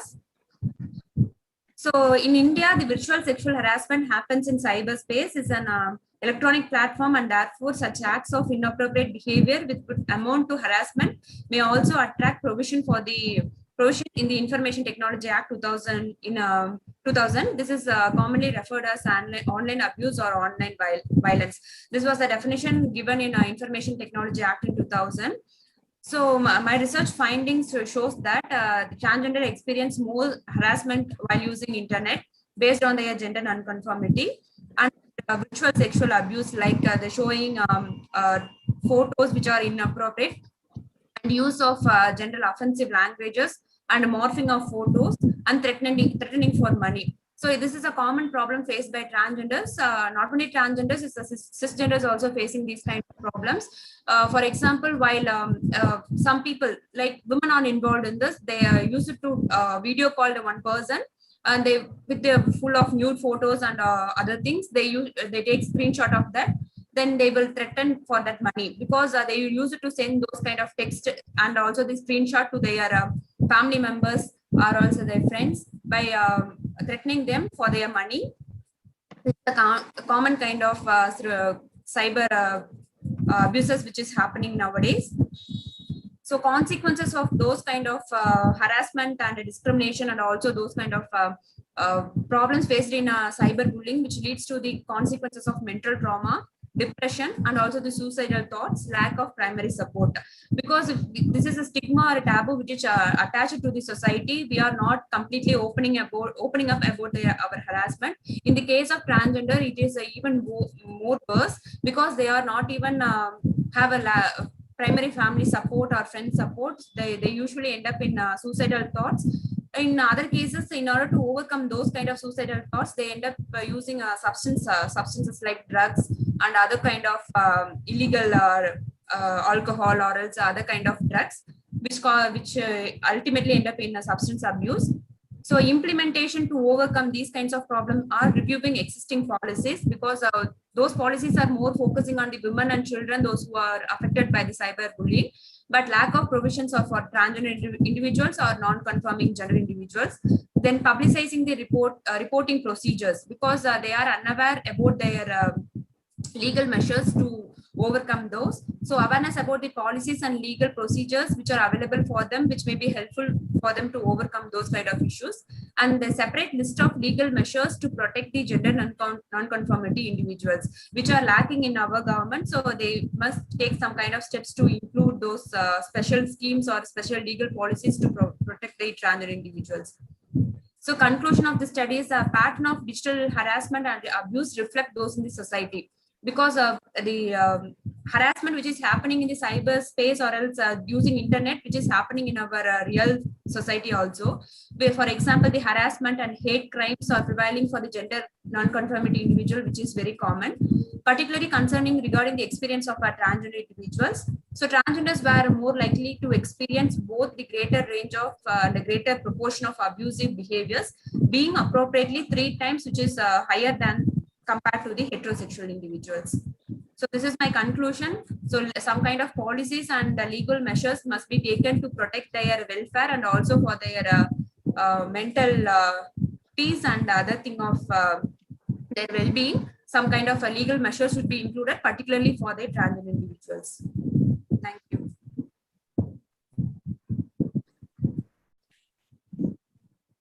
Thank you very much,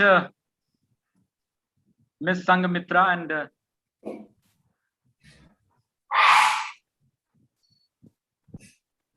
this was really a very unique topic to work on, and I must congratulate you and your supervisor, probably, that you have chosen such a unique, wonderful topic to research on. Certainly, transgenders are the most vulnerable sections of the society, and you very rightly concluded that they are more likely to experience both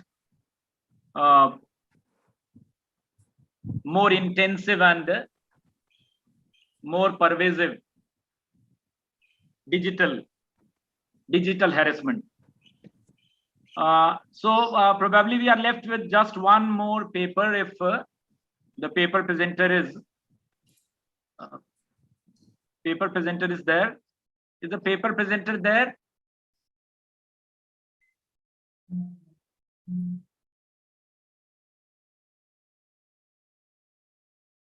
C.C. Wambach on the topic cyberbullying on social networking sites among the undergraduate students in rural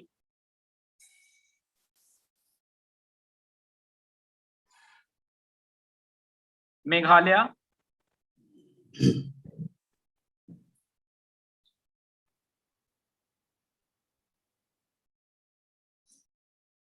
Sir, I think this group is not present, I think. So you can give your chair remark on the presentation and take questions, and thereafter we can have the panel discussion. Yeah, definitely. And we have ample time for taking question and as well as the panel discussion. We have 1.5 hours more. Yeah. So before I make brief comments, cumulative comments on all the presentations that have been made, may I invite questions from the audience first? Anyone who has any question from the paper presenters may unmute and ask a question. The open forum. Audience, if you have a question from the presenters, you may unmute or you may type in the chat box, and I'll pass that on to the paper presenters.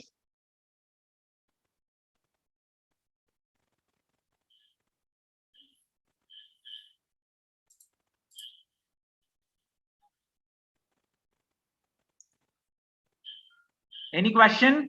Sir, Okay. I have. Let me. Yeah. Okay. Yeah. Please. Sir, I would like to understand a little bit more from Dr. Fatmi. Yeah. Because if he is talking about social media and social movement, then meaning has he spoken or written in his paper or dealt with the issues of the contemporary and the current social movements that are underway in India, especially if we can try and understand how social media has had any bearing on the Kisan Andolan, the farmers movement that is going on. And second one is the movement around or the outcry that has happened on the issue of COVID. If he has any reflection in his paper or otherwise also. This is for Dr. Fatmi.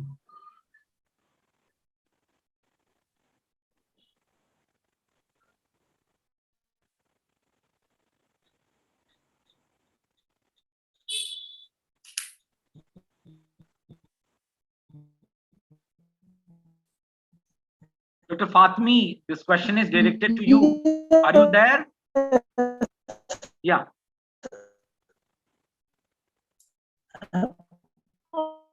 There again seems to be some serious issue with the Dr. Fatmi's movement in my paper. Connection. Yeah. So Please. the question was that movement. Yeah. Please. Yes, I have not included any but for paper. Rather, what I have tried to theorize it, that how social movement gets social movement gets invited. Of course, recent movement could be Kisan Andolan could be related with this issue, that it has a lot to do with related with the norms and socialization and values of a particular society, where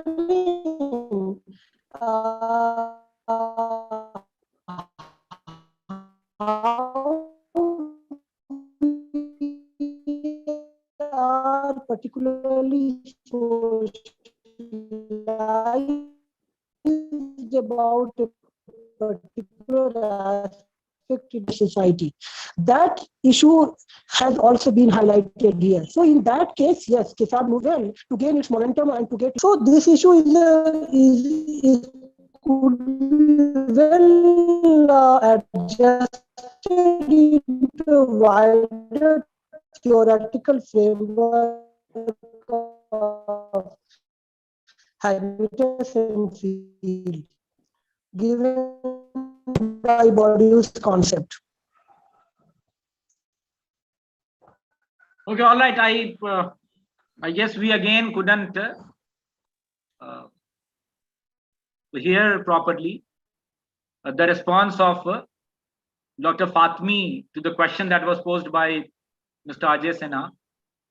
In fact, I also felt that had there been certain contemporary case studies from India, that how social media has impacted positively or negatively the social movements that are currently underway and social movements that now are shrinking in the print media space, that would have, I think, made it a better presentation.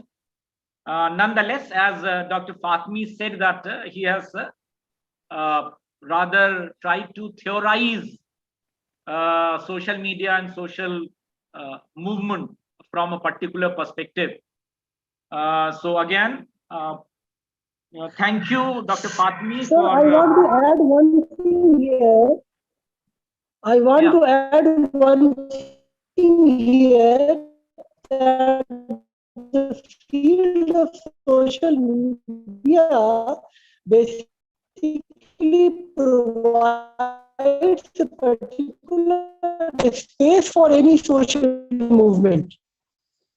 And it is in this connection we can understand this issue that you have raised, that how the contemporary social movements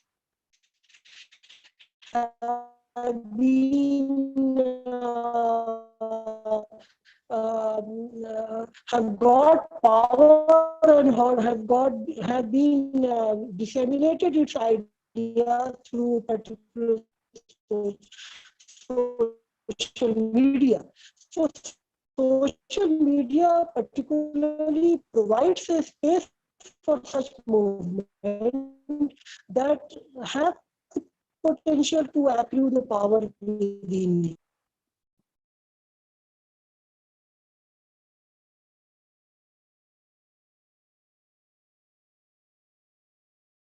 Okay, all right.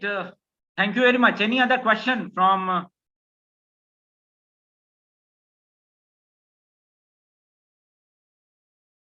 Dr. Fatmi? All right. So another very good presentation was by Dr. Asif, and I was especially pleased to know that he teaches law at AMU, and he presented his paper on social media impact on rural youth in certain villages in West Bengal.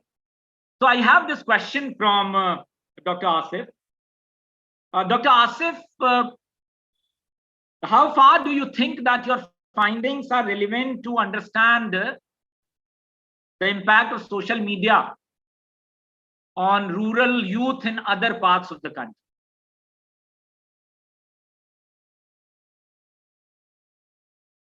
Other parts? Or are there certain peculiarities that make your findings West Bengal specific and may not match with the similar kind of studies or their findings in other parts of rural India? Dr. Asif.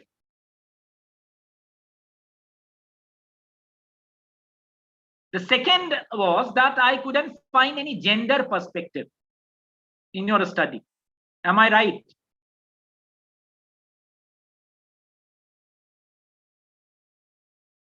You talked about that how 40% of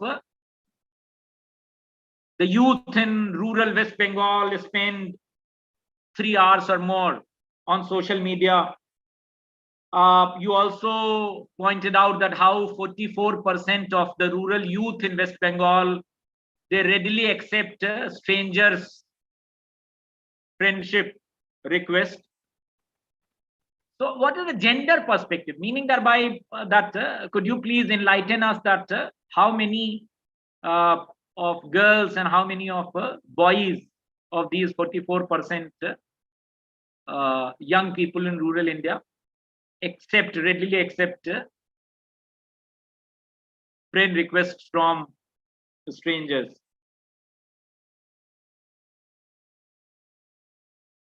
You also pointed out that around a quarter, 25% or more, they also experienced unpleasant behavior while on social media.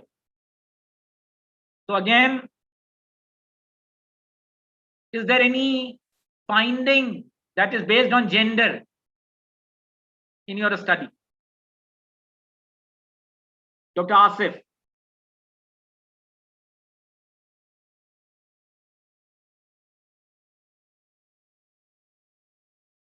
Probably Dr. Asif is not connected.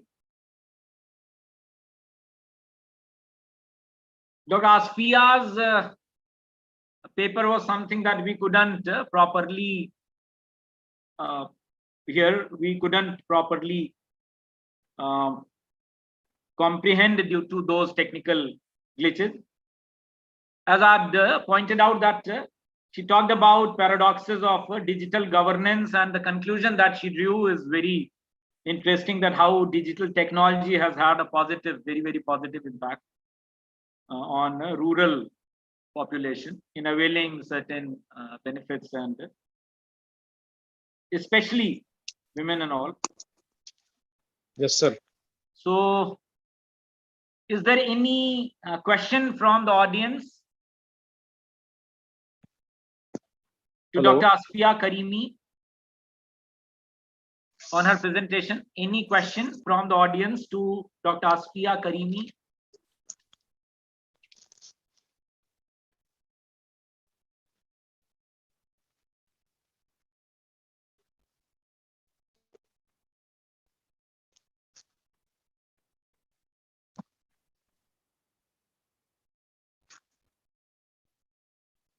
All right.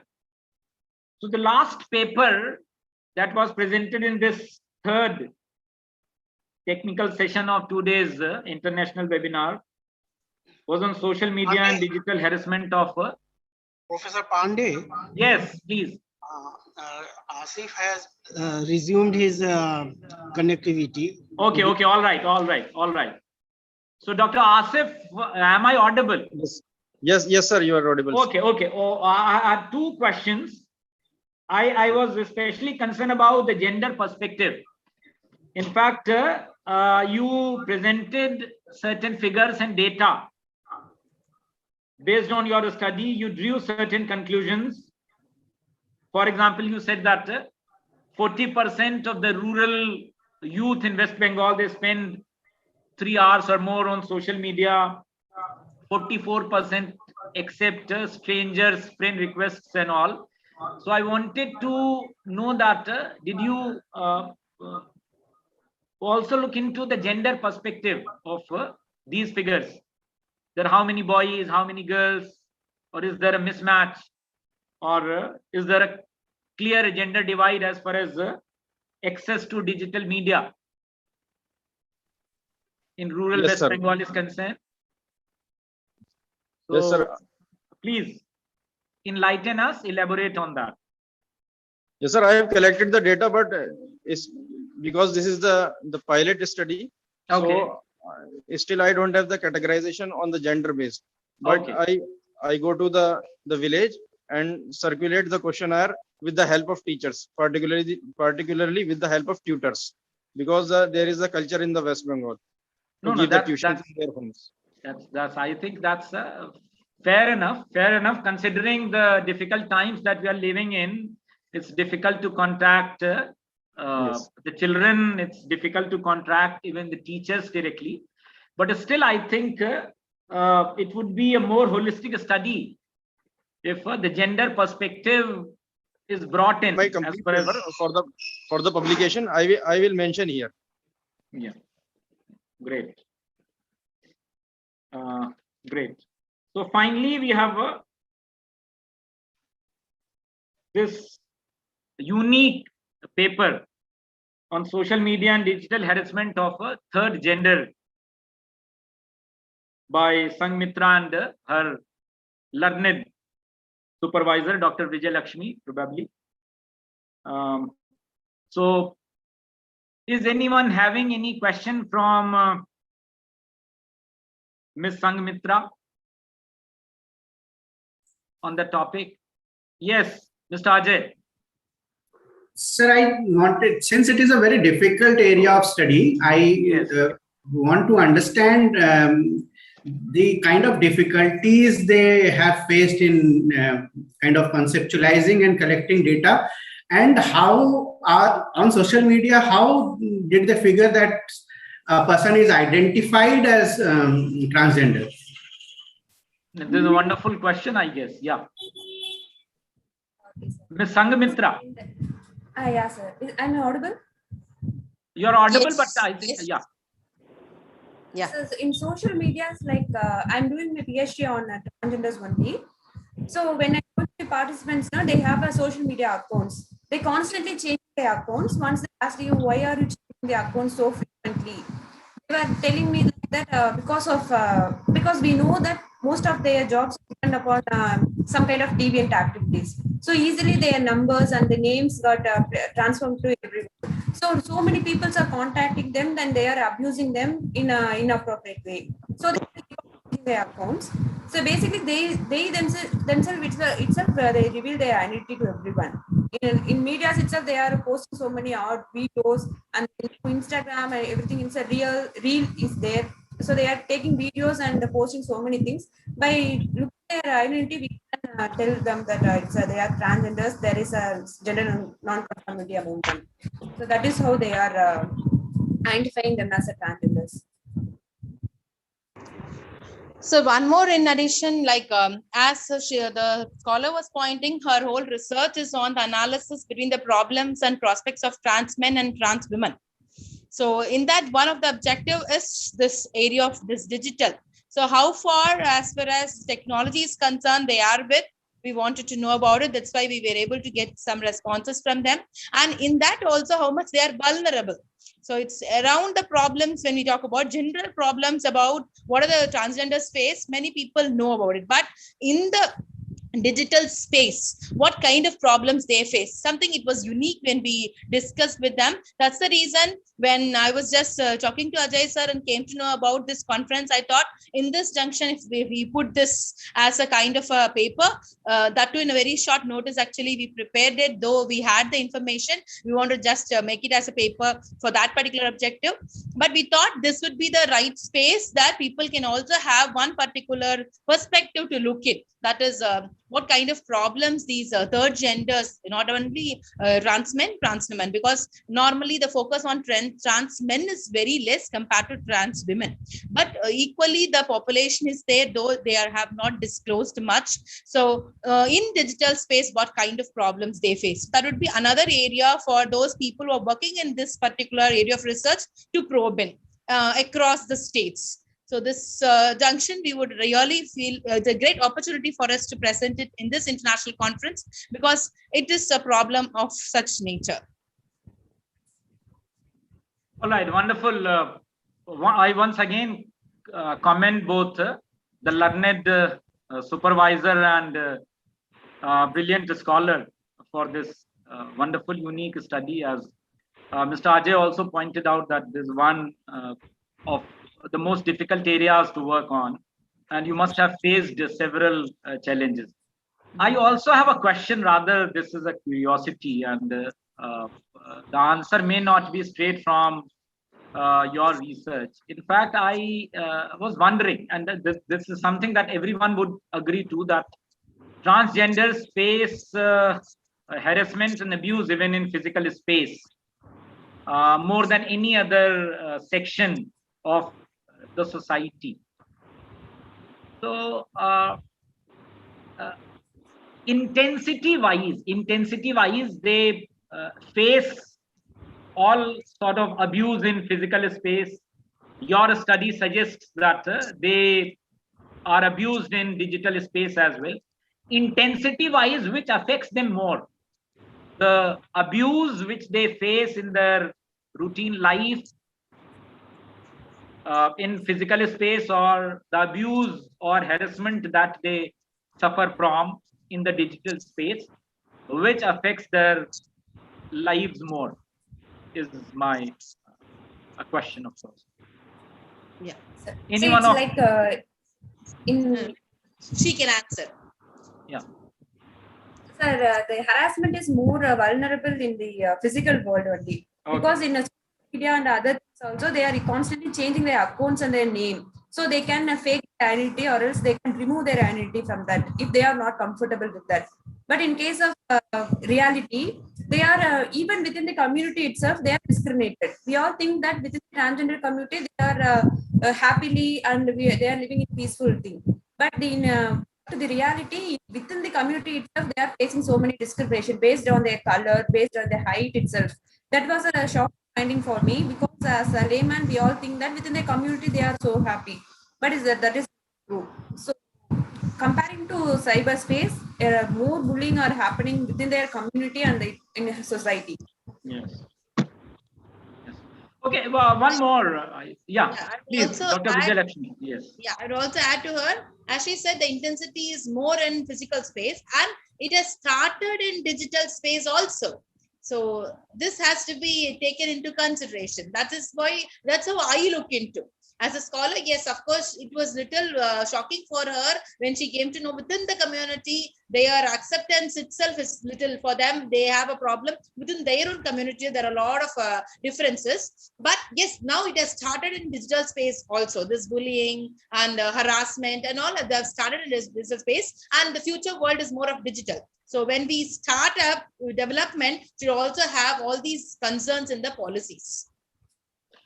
Okay. One last question, rather, again, a curiosity that stems from the topic that you have chosen for your research. Ms. Sangamitra, you pointed out that they keep changing their names and their other identity details. You must have had long sessions with them, interviewing them. So,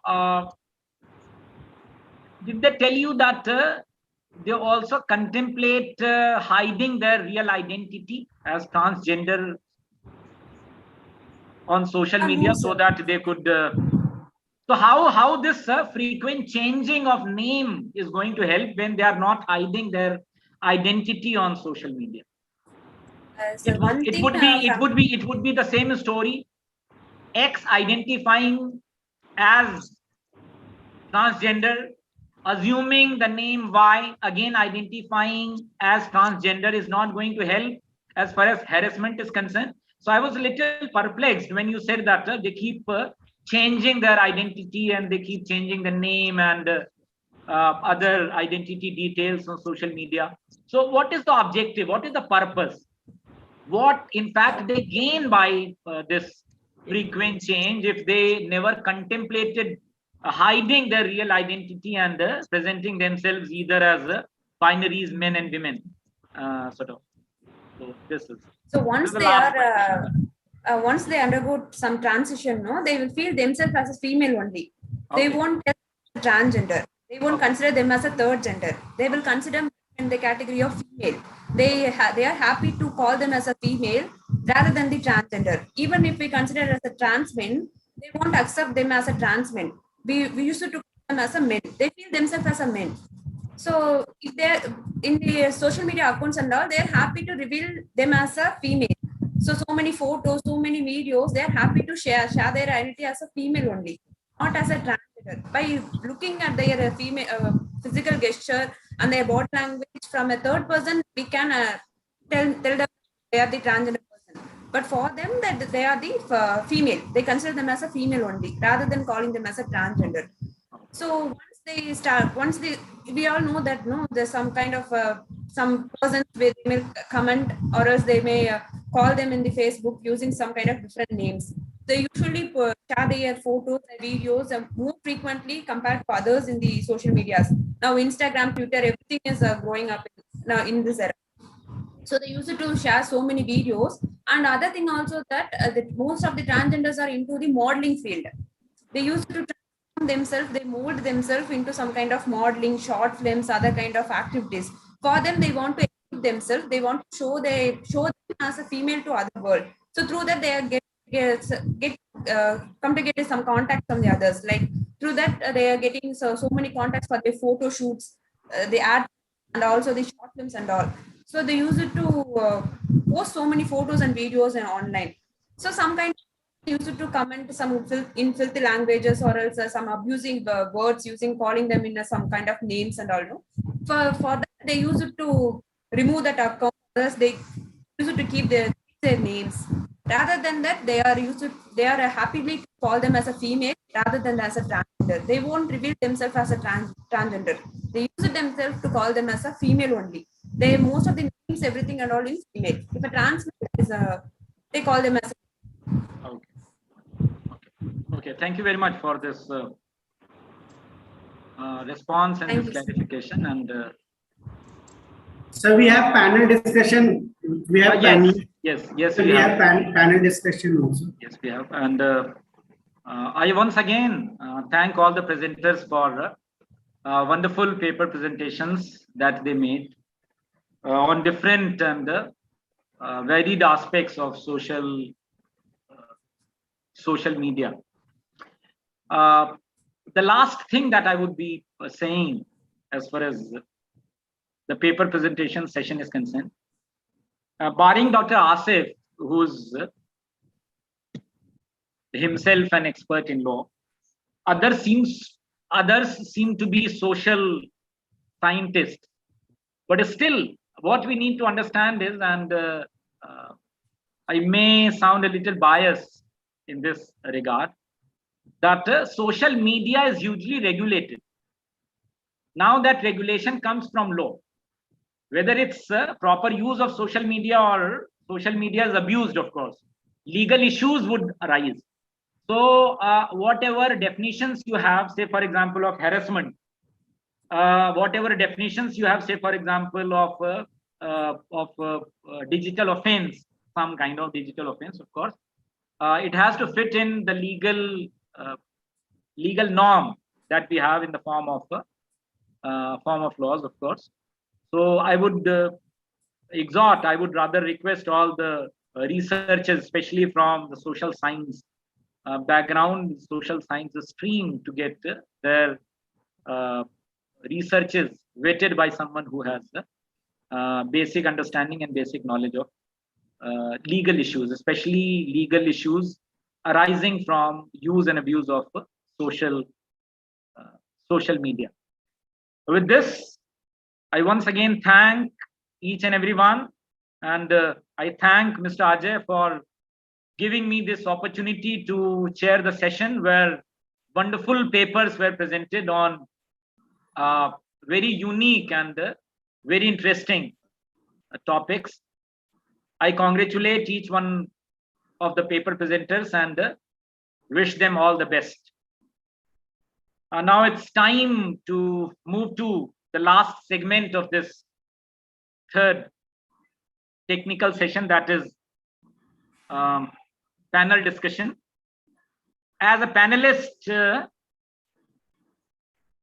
we have in this panel discussion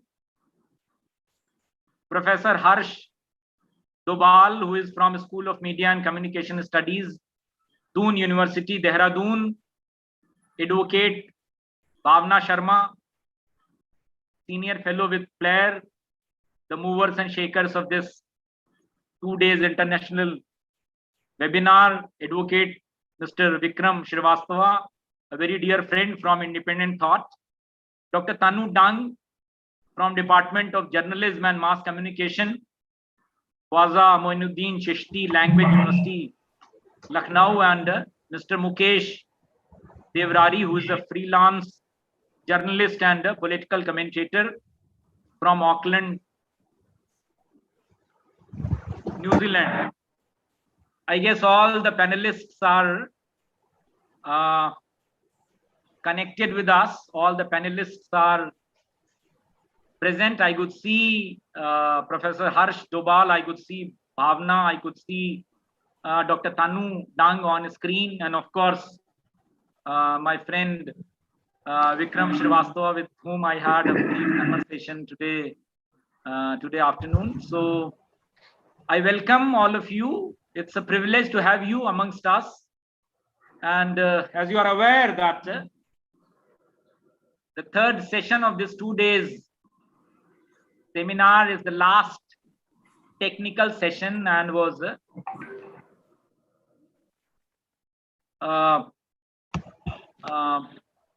themed on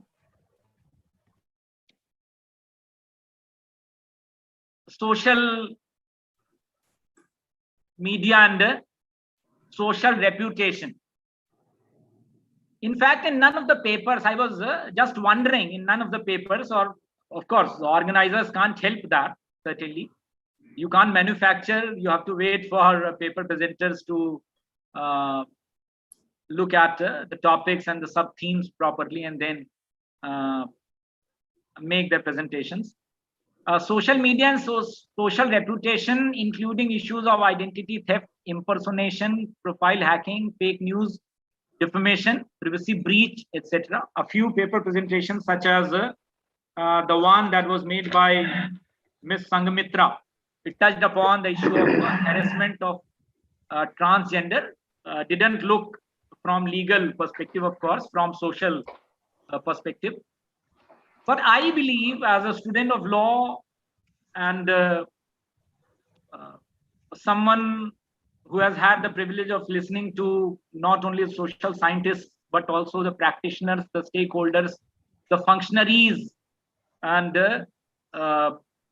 what we call the enforcers of law, that how these legal issues are of utmost importance, and everyone who is on social media must have at least basic understanding of what these terms such as identity theft, impersonation, profile hacking, and privacy breach in fact mean. I'll just be giving you one small example before I move on to the honorable panelists.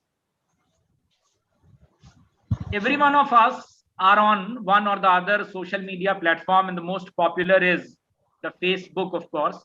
A considerable amount of time is spent on Facebook, of course, and that is probably the first thing that we do once we wake up in the morning, or before we go to sleep.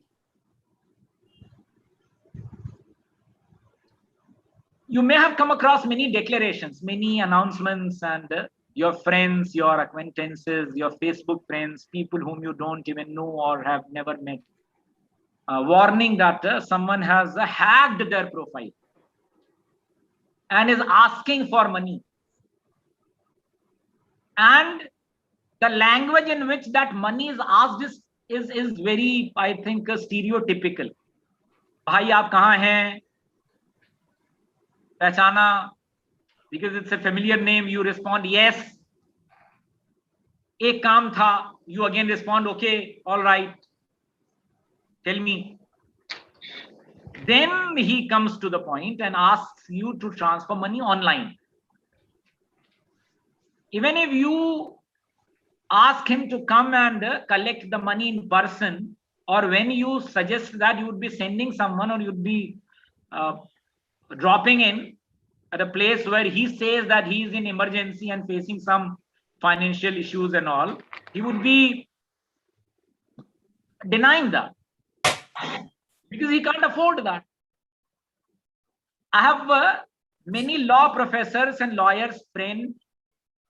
Of course, I'm into legal academia, so that's obvious.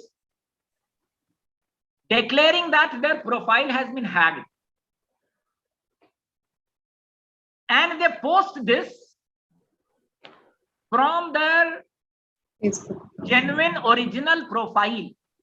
So if your profile has been hacked, certainly that profile would be inaccessible. Your profile would not be accessible to you. That denial of access may be temporary. In most cases, such denial of access is temporary.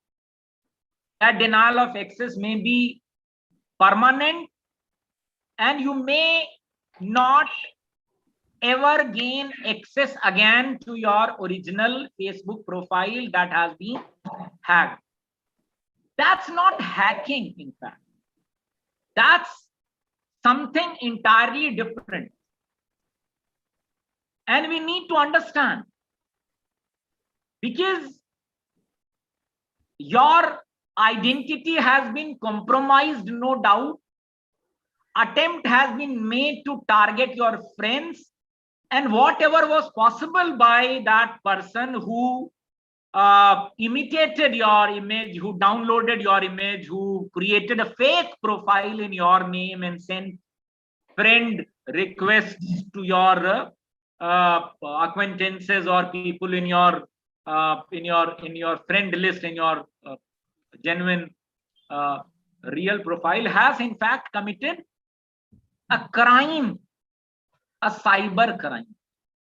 Most of us, we are contented by merely issuing a warning to our friends, to our acquaintances from our real Facebook profile, and forget and seldom report unless and until you have good connections with the police, unless and until you know someone who is in a position to help you out by going out of way, unless and until you are from media, unless and until you are from judicial services, unless and until you are from police, unless and until you are very well connected with people in all these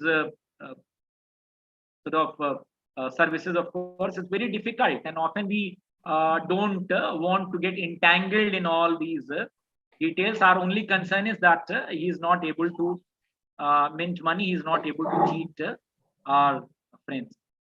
So that's not hacking. So what hacking is, what impersonation is, and what provisions of Indian Penal Code, or for that matter the Information Technology Act of 2000 as amended in 2008, are attracted when someone creates a fake profile or demands money from our friends or acquaintances, is something which is of utmost importance. So any sociological study of social media must be factoring in all these issues, must be very, very properly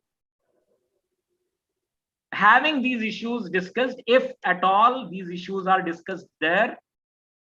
And in that context, I had requested the social scientists to kindly get their papers and their final dissertations vetted by someone who has a understanding of law.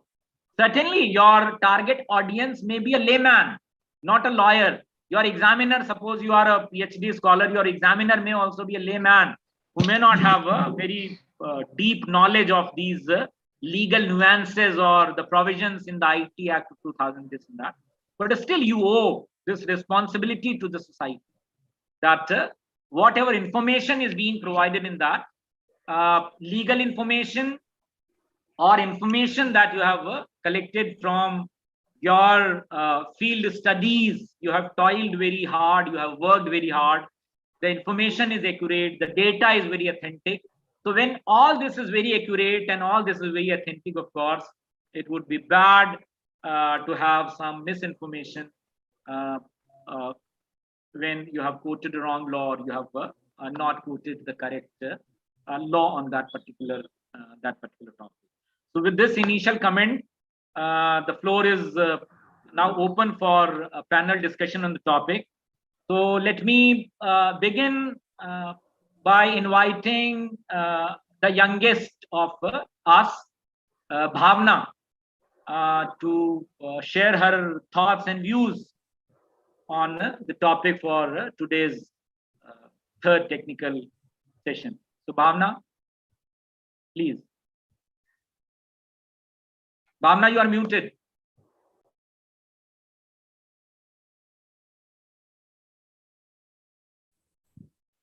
Thank you so much, sir. A very good evening to you and to all the other present here. Firstly, thank you so much, Ajay sir, for giving me this privilege to represent FLAIR. I am a senior fellow of FLAIR, and I've been associated with FLAIR since long, and I've learned a lot and I've worked a lot, particularly in the field of cyber crimes and cyber laws related to children. coming to today's topic, as Sir was saying that when we are talking about social things, as I have seen and heard the presentations that were there, the social aspect was absolutely thoroughly dealt with. But yes, the legal aspect was missing. So I will be sharing that with you all. So presently, if we see, social media is the easiest platform to commit cybercrimes.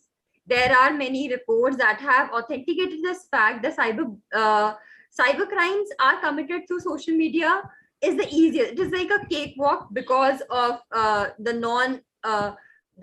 person cannot know who the crime, from whom the crime is committed. The most prevalent crimes that have been committed are impersonation and identity theft. So these are the easiest cyber crimes that are committed on social media platform, specifically Facebook, Twitter, and Instagram. One more fact I would like to state is that Facebook, Instagram, and Twitter, these are the significant social media platforms, and they have maximum Indian users. So India, despite being not so digitally literate, still it has managed to have the maximum users on these platforms. There are reports that has said that in India, on a daily basis, 10 cases of impersonation are being reported to the cyber cells. So 10, so it counts to around maybe 10,000 cases a year of impersonation and identity theft. Luckily, in Information Technology Act, these two offenses are clearly defined. We have Section 66C and Section 66D that deals with identity theft and impersonation.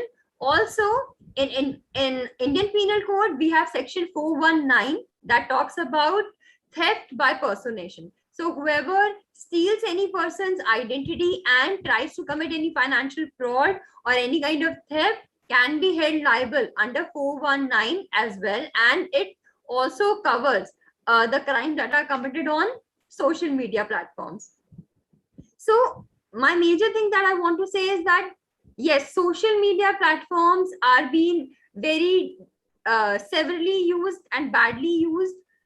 The good part is 3 months back we came up with social media guidelines. It is a complete welcome move by the government of India.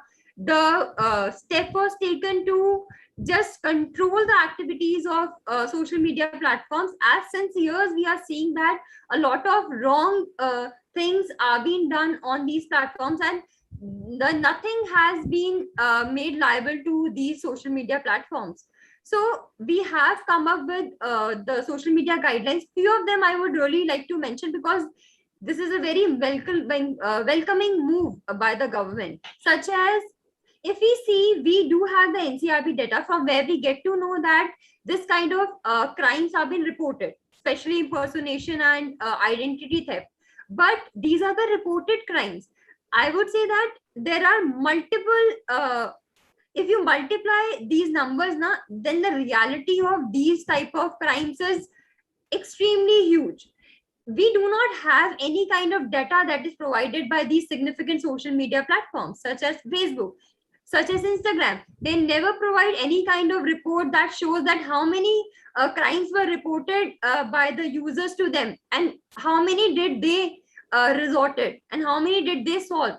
But by the social media guidelines, we can see that every year these significant social media platforms has to come up with a compliance report there, where they have to show that what kind of crimes were committed and how they resolved them.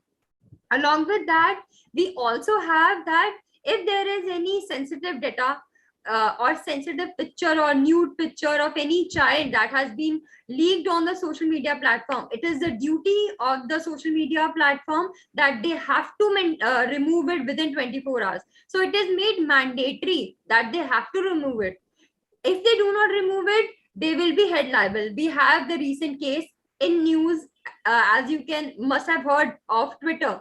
There are 4 cases against Twitter regarding the availability of child pornography on their platform. as the case has been filed, reason being they did not comply with the social media guidelines that are provided by the government. So as it didn't provide, they were held liable, and there was no protection given to them under Section 79 of IT Act.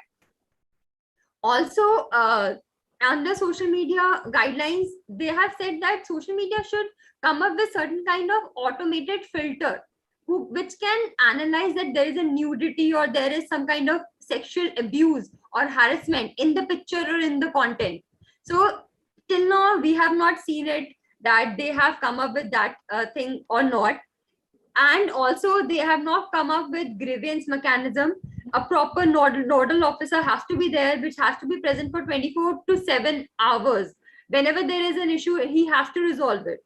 But till now, if we see, we do not see the compliance of these guidelines. I am not criticizing the government, though I am favoring the government because they have come up with such strong laws, strong regulations, and they are working on it as well. But the thing is, still, these media platforms are not reverting the way they should be. But still, I am hoping that some other steps must be taken in this regard. So with this thing, I am leaving to the other panelists here, and I would really want to hear their views. That what I have experienced regarding these, what analysis I have regarding this social media guidelines, does they also feel the same or not? So I would really like to hear that. So here I sign off. Thank you so much. Thank you very much, Bhavna, for pointing out and extending your support to social media. Dr.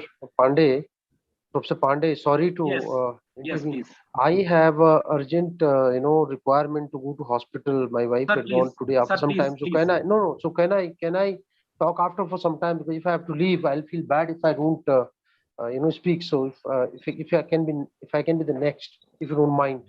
Yeah, with please. Your permission. Please, of course. You go ahead. Okay. Anyway, shall I start? Yeah, please. Well, I'm very sorry to sort of, and I will also switch off my camera because this has connectivity implications. So sometimes connectivity is better if you don't mind. With the permission of the chair, I'm switching off the camera because that I take classes. That's so my experience is that perfectly all right. All right. Thank you very much. All right. So, Honorable Chair, Professor Kumar Askan Pandey, young friend, Dr. Tanu Dang, who just spoke before me.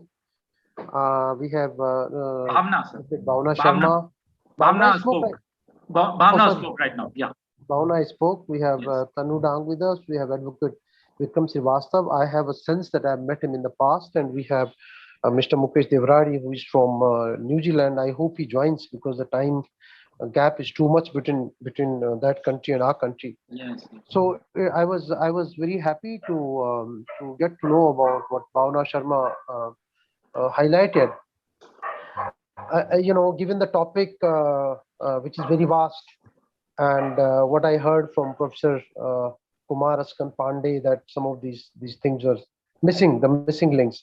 I would like to very briefly speak about these very large companies, primarily Facebook, WhatsApp, and Twitter, that Advocate Bhavna just highlighted, that are owning large amount of our data, and government's efforts to regulate these companies, and what are the implications of these conflicting situations between these companies on the one hand and the government on the other, for protection of privacy and rights of citizens, and of course freedom of speech and expression. I'd like to begin with citing two media reports that I came across today. One was, of course, it must have been everywhere, where there is a news which is based on Facebook generated statement by our Olympic hockey player Vandana Kataria, where she has raised concerns about several fake social media accounts that have been generated, and which Professor Pandey rightly pointed out in the beginning, in her name, and all kind of information that is being shared about her, about her family, all kind of nefarious propaganda about her, which she says has caused tremendous pain to her family and herself. And the second today itself is the Indian Express editorial, the last editorial at the bottom, which is about the famous author Cormac McCarthy, whereby a fake Twitter account in his name, very surprisingly and shockingly, managed to earn itself a blue verification tick. Now we're talking about regulation of these medias and how should they be controlled. Now this page, which had been active since 2018, but only gathered popularity now over the past week when it went viral, and it had users confused over the legitimacy of the account. Now finally it turned out that the page in fact is fake, and it is not the original Cormac McCarthy. Now these two news reports are not just two reports, you see, but for us, the kind of world we live in today, which Advocate Bhavna Pandey was hinting at, and which Professor Pandey also mentioned about, the world we live in today, the implications are far and wide. And that is how it makes it relevant for today's theme, which is identity theft, impersonation, profile hacking, fake news, etc., etc. So, friends, we are living in a world where we know that we not only risk the fake accounts in our name, which can be generated and which can cause tremendous loss to our reputation, to financial reputation, etc. But the problem is much larger. We all know that we are constantly being monitored and surveilled, which in Dr. which in, Doval, yes, Doval, yes. Would you mind showing your face? Could you please? On Sir, your I've Yeah, requested please. because I take classes. This affects connectivity sometimes. So if you No, switch no, off the camera, If You can save a considerable amount of data, of course. Yeah. Yeah, please go ahead. We are happy to see you there. And good evening. thank you. Acha, that's Dr. Verma. Dr. Verma, I was switching it off primarily because of the connectivity issue. But anyway, it's all right. Yeah, So please. this is I'll switch off if the connectivity goes slow. Yeah. Please. So please, I was trying to highlight that this is a huge problem, surveillance and monitoring, and what makes it worse is that the kind of access these companies have got, and the kind of intimate surveillance of all humans at this scale.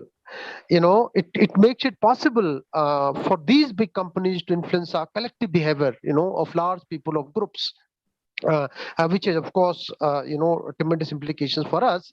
And it is not by control or by anything which is voluntary. It is not compliance. It is basically dependence almost. I see my son early in the morning. They're very young. They're totally dependent, and unfortunately or fortunately, whatever, during these corona times, even the younger kids, all of them have got sort of a legitimacy from their parents to use mobile phones and internet connectivity for their class. And a lot of content that they're going to handle is something they can't handle. They are not capable of handling internet. A class 2 or class 1 or class 3 student is not in a capacity, is not mentally capacitated to handle the kind of access he has to Facebook and YouTube and other social media networking sites. So having said that, we all know that social media by itself is a computer-based technology which facilitates the sharing of ideas, thoughts, and information through building of virtual networks. So by design, social media is internet-based and gives user quick electronic information of content. But it is not as simple as that. As I said, we already know that it was the use of Facebook metadata by Cambridge Analytica that allowed them to target specific voters with a specific messaging that had created to fit their ideological profiles. And it was this situation and this manipulation that eventually led to the victory of Donald Trump, and we know even this is sometimes connected to Brexit vote in the UK. So having access to this metadata which these companies have today, what does it mean? WhatsApp says that our content is encrypted, which is fine. Only message part. Everything except the message, which is everything. Except the content of your communication, who, where did you send it from, what is the location, all this data they have. Who are you meeting? What is, what kind of diagnostics, for example, you have, what kind of shopping you are doing, where did you meet, for what purpose, how long, which towers are you connected to, etc., etc. So this access of metadata to these companies is a huge problem. We have the Facebook on phones.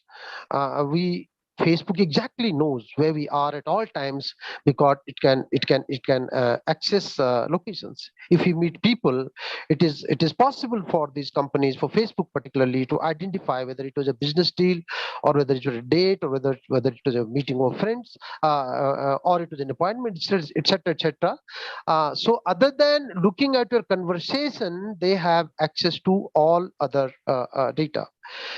So what I'm trying to highlight here is that, through tracking people's online behavior, what links you clicked, what are your likes, what products you checked out, where did you go for shopping, which malls did you go to, which city you are in, which particular area, which particular upcoming market area do you like to go, which video you watched, which groups are you engaged with digitally and otherwise also sometimes. So these big companies such as Google, Facebook, Amazon, they have built a huge profile of each of the users, and these profiles are being leveraged to advertisers. And we know that advertisers will use it for profit making. So these very large tech companies that have somehow acquired over the years with the development and advancement in information technology, they have acquired the ability to know a lot more about us than simply where we are and who are friends. And we think sometimes that Facebook means just knowing about friends. It's not that. So, access to this data at such large scale is something that we should ponder about, and giving these private companies this is what is giving them a whole lot of power. It is like one or two or three, four companies exercising such a huge amount of power over a whole lot of people around the globe. That is where, I think we have to be concerned. Dr. Bhavna Sharma, Advocate Bhavna Sharma was talking about Facebook. I'll just give you some data. WhatsApp currently has a user base of about 340 million in this country, which is accounting for the largest number of subscribers in the world. Facebook has 290 million. Twitter is 17 million. If the data can be a little more or less, so I'm not exactly, it can be a little old also. YouTube has 250 million. Instagram is 120 million, and these numbers are growing, every passing day.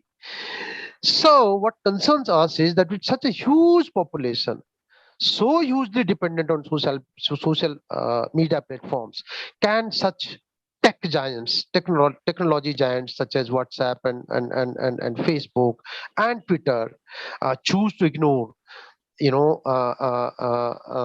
the new and emerging challenges which Bhavna Sharma was pointing towards? We are coming up with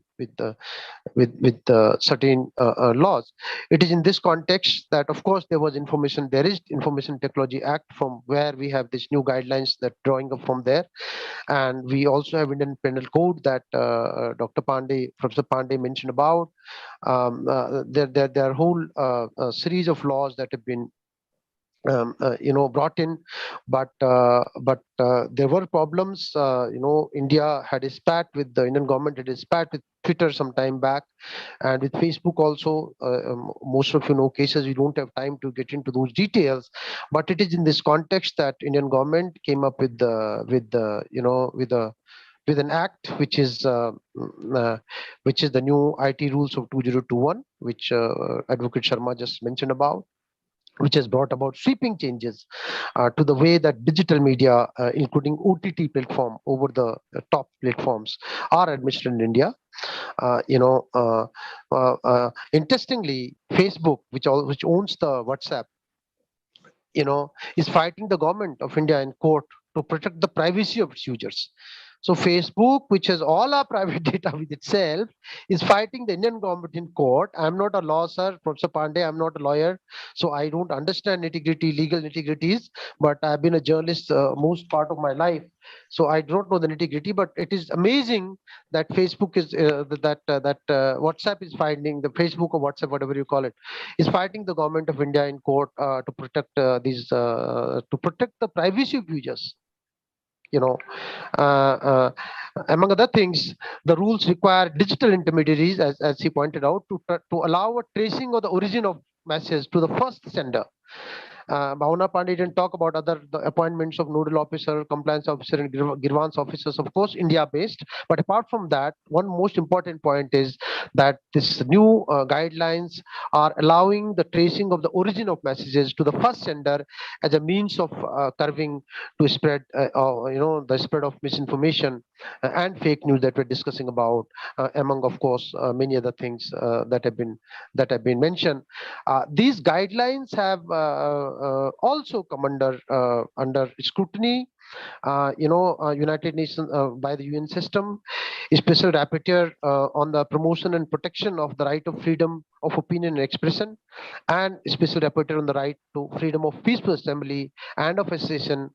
They have expressed concerns that these guidelines do not in current form conform with international human rights standards to which India is a party, and they have particularly highlighted that restrictions to freedom of expression must never be invoked as a justification for what they say muzzling of advocacy of multi-party democracy, democratic tenets, and human rights, etc.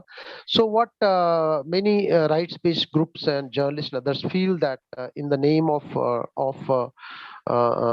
tracing the source of the content, it could have implications for people who disagree with the state or with the government policies. The government has said that they do not expect every single message to be traced, only the ones that spread misinformation, and that too after orders from the competent authority. That is the word used in the guidelines, competent authority. Again, in response, WhatsApp has filed a case in Delhi High Court, pointing out that tracing these messages would mean that it will then be possible to trace all the messages, and this will mean that backing up the much hyped USP of WhatsApp, which is encryption, which it has been encashing for. But there's another angle to it, because misinformation and propaganda sometimes predates even technology and these rules. While the encryption on the message only keeps the content of the message unreadable, WhatsApp, as I said, it collects a lot of data, which I've already mentioned about it, and it has turned that whole data into monetizable data, which means that it can earn money for profit making. The other problem, of course, could be that what does it mean to be the originator of a message? Suppose I send a message on Facebook and I have copied it from Twitter, or I saw it on a pamphlet somewhere, or on a paper, or through somebody. So that's another issue, of course, that whether it is possible to go to the originator of a message, and what implications could it have for people's rights and privacy. So the person who created the original message, tracing that person could be another problem. That how then this traceability of messages on WhatsApp can help find misinformation spreaders. That could be possible. But while there are several cases in court right now questioning different sections of new IT rules. The WhatsApp cases are important tests by themselves, given that how central WhatsApp has been, even for communication strategies within India, for governing party, ruling party, and for others also, including for election messages. So what is interesting is that WhatsApp is playing both sides here. If you look at it closely, the question, since when has this, and the question should come that since when has WhatsApp become the champion of the privacy rights while collecting all the data by arguing for it in this case? Because there is another case in the court right now in which both WhatsApp and the Indian government are currently arguing with opposite positions. WhatsApp has had appealed last March to the Delhi High Court against the Competition Commission of India order that it was unfair that WhatsApp's new privacy policy required all its users to agree to allow WhatsApp to share user data, with other Facebook-owned politicians. And the government's case here is that WhatsApp violates privacy norms by failing to specify exactly what data it collects, by failing to notify users about the kinds of data it collects, failing to provide the exact purpose of its collection. So the government has also raised the issue of withdrawal of consent. This means that a user should be able to withdraw consent for data collection and sharing, even if they have agreed to share data in the past. Apparently, when WhatsApp or Facebook they share this data, all of us know that there is this consent that we give. Most of us don't even read that, and this is not applicable to Europe, by the way. WhatsApp, because in Europe you have general data protection rules which are very stringent. So Europe can opt out of this provision where, of this provision of giving your consent to use your data. So this is another interesting story, but there's another catch here. The Indian government in one case is arguing for privacy of Indian users, while in another case it is arguing for messages sent via WhatsApp to be traceable. So this is also something that the government is negotiating and will have to negotiate. The government says that the IT, which Bhavna Sharma was highlighting, that IT rules 2021 that aim to empower ordinary users of social media platforms and OTT platform with a mechanism for redressal and timely resolution of their grievances with the help of India-based grievance redressal officer and others. Of course, there is Twitter case. I don't want to get into that, whereby Twitter was asked to take down many tweets. So India is also having a spat with Twitters. So I would like to say that technology is advancing. There is this issue of sovereignty versus internet freedom versus rights, privacy, etc. Issues are very complicated. Freedom of speech and expression is the basic tenet of any democracy. We know that. However, no freedom is absolute or completely unrestricted. The imperative of striking the right balance between fundamental rights and ascertaining the reasonableness of a restriction has been a constant effort since the adoption of the Constitution. And of course, the debate has now reached the digital world and the digital different dynamics of the digital world. The ongoing tussle between private tech giants who own a substantial amount of big data, governments that are desirous of imposing reasonable restrictions, and users that are worried about issues related to data privacy and constraints on freedom of speech and expression is further likely to get more complicated in coming times before optimum solutions can be arrived at.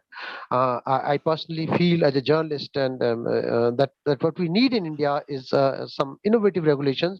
Of course, this guidelines is a welcome act, which is being contested. Some of the provisions are being contested, but nevertheless, at least as Advocate Bhavna Pandey pointed out, there was no platform so far, no opportunity for users prior to this to go to any platform with any grievance. So at least there is that platform right now. So we need, of course, innovative regulations that can control the unbridled powers of these large giants such as Facebook and others, WhatsApp and Twitter and others that own several companies, and that compromise with our data, data integrity. While these giants and even governments sometimes play both sides, social media users get caught between privacy violations by the private companies on the one hand, and now anticipated used by the government also. Both have dangerous implications, of course, for users, for democracy, and for a rights-based, healthy informational ecosystem for the country. I think I will end with that. Thank you very much. Thank you very much, Professor Harsh, for this wonderful discourse that we were privileged Professor to be part Pandey. of. Yes, Can I just have a small query? please. Well, both the presentations are excellent, Bhavna and Harsh Doval. My question is that encroachment of privacy versus big business of personal data, both are the problems. How Bhavna as a legal expert and Harsh Doval as a journalist would like to respond to this issue of encroachment on privacy versus big business of personal data.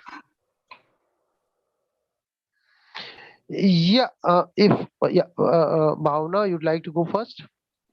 No, sir, you can go. No problem. Well, I think, what I was trying to highlight was that, WhatsApp boasts of encryption end-to-end messages, right? What it means is that only the content of the message is encrypted, but rest of the information, there is a whole lot of information. Who is sending the message, who we are, what is my economic profile, where am I sending it from, what device am I using, who am I talking to, what, if I'm using this Facebook, and what diagnostics I'm using, what shopping did I do, my financial, all kind of information they may have, which have implications for our collective behavior. See, our children don't even know why are they behaving the way they are behaving. I often tell my students, I'm scared of using Facebook. Sometimes my phone is my child and he might see something and I start getting those stupid things, children's thing, whatever, that I don't want. So we know algorithms and we know the kind of world we're living in. So this breach of, this collection of metadata is huge. I do not think that we are capable enough. I don't think that all of us do understand the actual implications of the collection of data and then processing of this data, putting this data together, analyzing it through artificial intelligence, and then controlling our behavior in our lives only for profit makings. So without waging a war, I mean, at least between citizens and government, there is this tussle going on. No, you are having our rights. Government say, I have my right, I have my powers, and you are anti-national, whatever. At least there is something out in the open. Civil society leaders and government are fighting. Some people are saying we are for rights, and government say no, your thing might go anti-national, anti-social, whatever. At least there's an open fight. These companies, we are simply succumbing. It is not compliance. It has become dependence. It has become addiction for most of us. And and this can have implications even for whistleblowers, for all kind of abuse. So what we're trying to say is that on the one hand, this kind of power of these large tech giants such as WhatsApp, Amazon, Facebook, Twitter, etc. On the one hand, having a free hold globally for and coming up with they are like, it's a one-upmanship. They are one step ahead of the governments, and our government trying to negotiate and trying to churn out and think of regulations, which is very difficult in this world of free internet. Internet sovereignty and national sovereignty, there are these intersections which are very difficult to negotiate with. So of course Indian government should, but these regulations should not come in the name of regulating. The government also should not come up with an idea whereby themselves storing a lot of information and trying to target people who do not appear to be agreeing with the state. So that is what WhatsApp and these, even the UN Special Rapporteur is arguing, that the government having access to the data, asking for compliance, telling the companies to take off this post and that message, and making WhatsApp messages accessible, though the government says that we will only want some messages and not all, but WhatsApp says that this could mean all. And once you have all private messages open to the government, then government itself has the capacity, and we know the history. The governments have the capacity to trample upon the freedom of speech and rights of its own citizens globally. I mean, I'm not talking only about India. I'm talking generally about. So these are the questions that we should engage with. That on the other hand, we have these companies having a free hand implication that I discuss about. On the other hand, the existing laws not able to address the dynamics and the enormity of the problem adequately. The new laws coming up, but new laws also having another dimension whereby people may feel that a government might also use this to do its own surveillance on its own citizens. Thank you for your, Professor Doval, thank you for your observation. But my worry is, I have problem with both the new IT law and the multinationals. They are trying to defend in the name of privacy. As a user, what do I do? That's my worry. So you are absolutely right. The thing is, the data protection bill that is still pending in the parliament, once that comes and in amalgamation with IT Act, things will be sorted a lot. The thing is that India is not prepared. We are taking the data of our nationals. We are having a proper database, but the problem is we are not able to secure that data. Our data that has been collected is utilized by other platforms very drastically.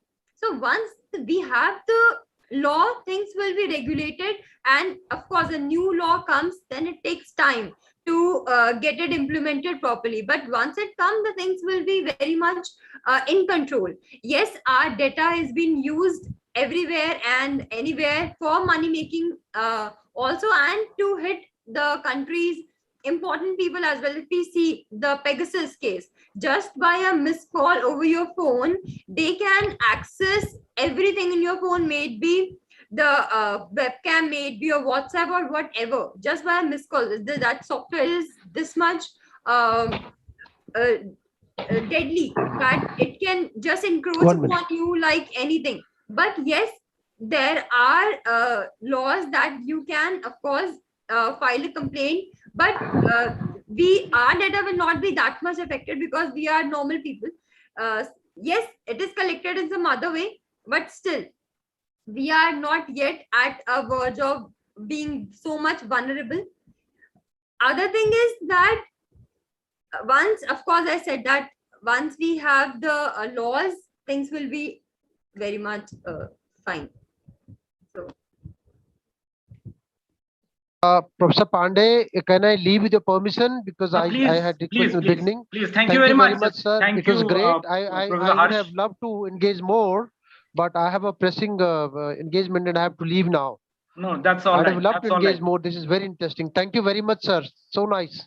Thanks a lot. To meet all of you. For being part thank of you. this. Thank you, Advocate Bhavana. Thank you. Thank you. Thank you. Thank you. All right. What a wonderful discussion we had. Professor Harsh raised so many very, very pertinent issues. He very rightly pointed out that how we all are either victims or potential victims. Being victims doesn't necessarily mean that you must have suffered some kind of harm. If you are living under the shadow of a harm, or if you are a potential target, of course, the sense of victimization is always there.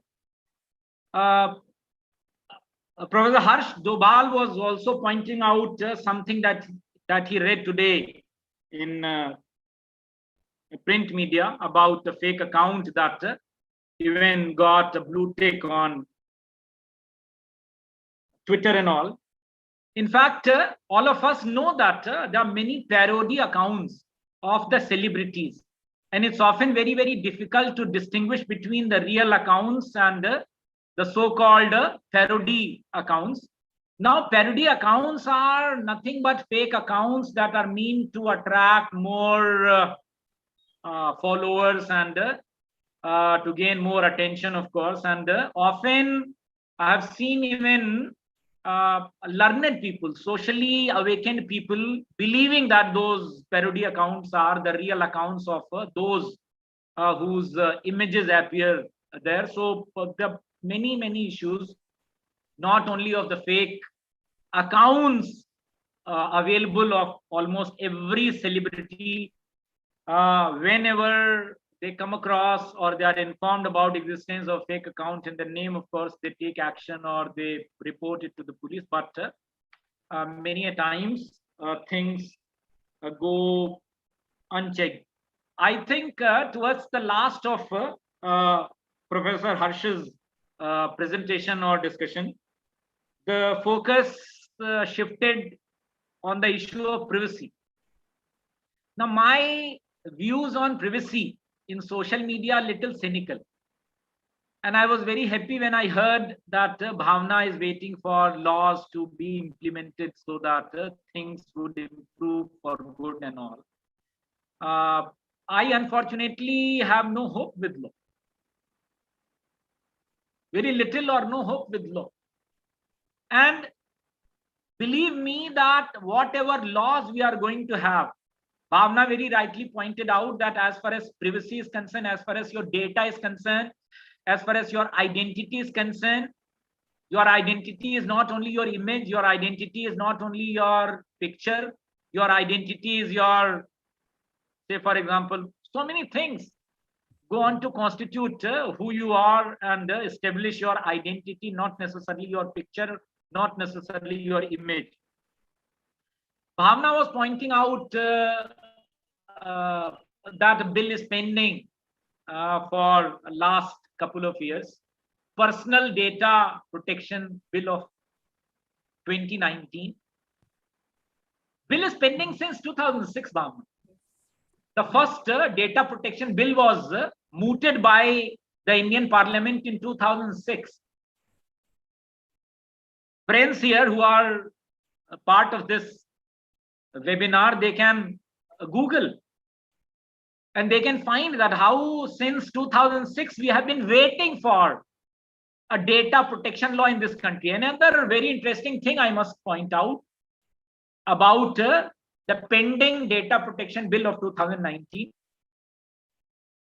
One of the most erudite and one of the finest judges that we have had in our Supreme Court, Justice B.N. Shri Krishna, he was given the task of preparing a bill for data protection.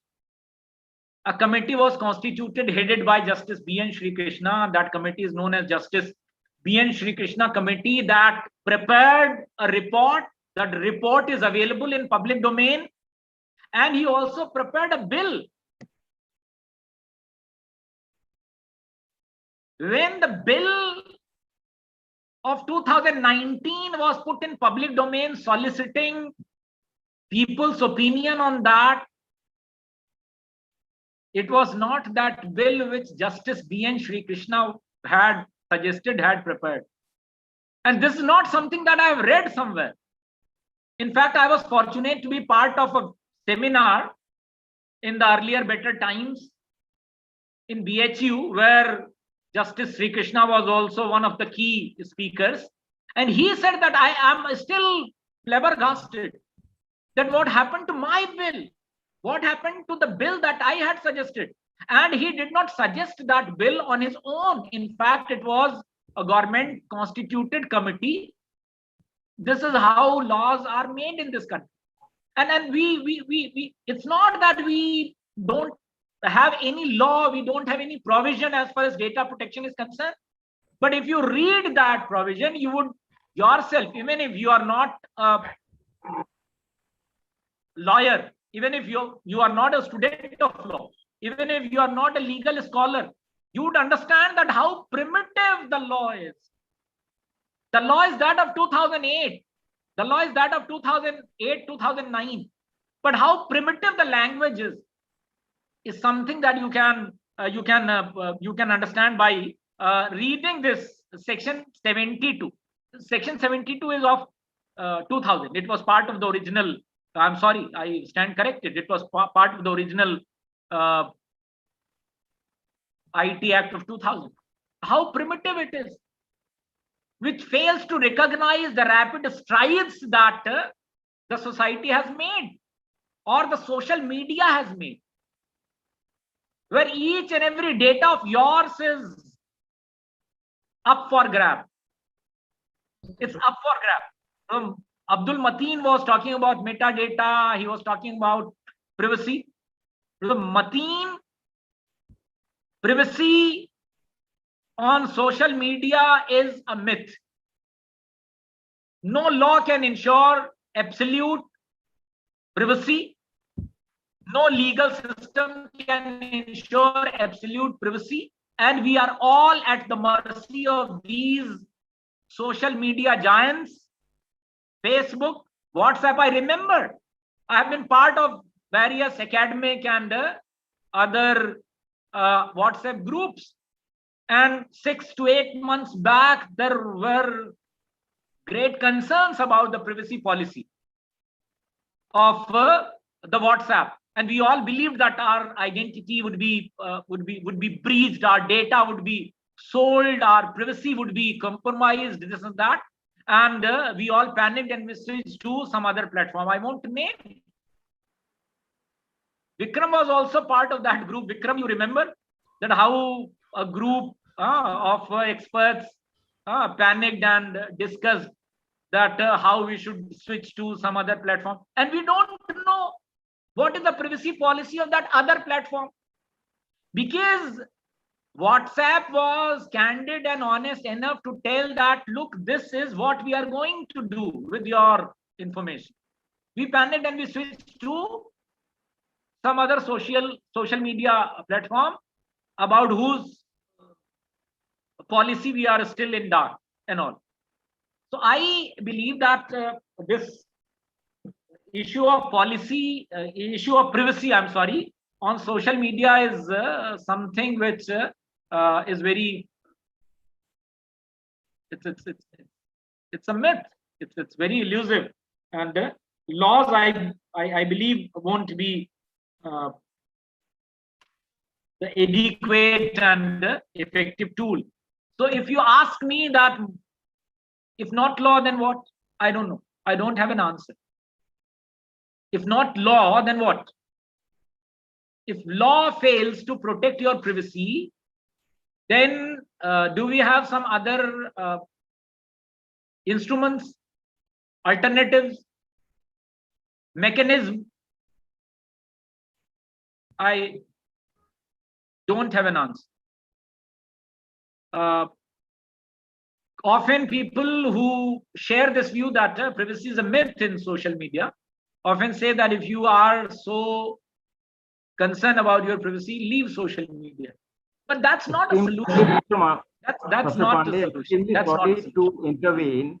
Yes, please. We have, the time is almost over, and yes, the other guests are in Hong Kong, where Vikram, you are invited to share your views on the topic.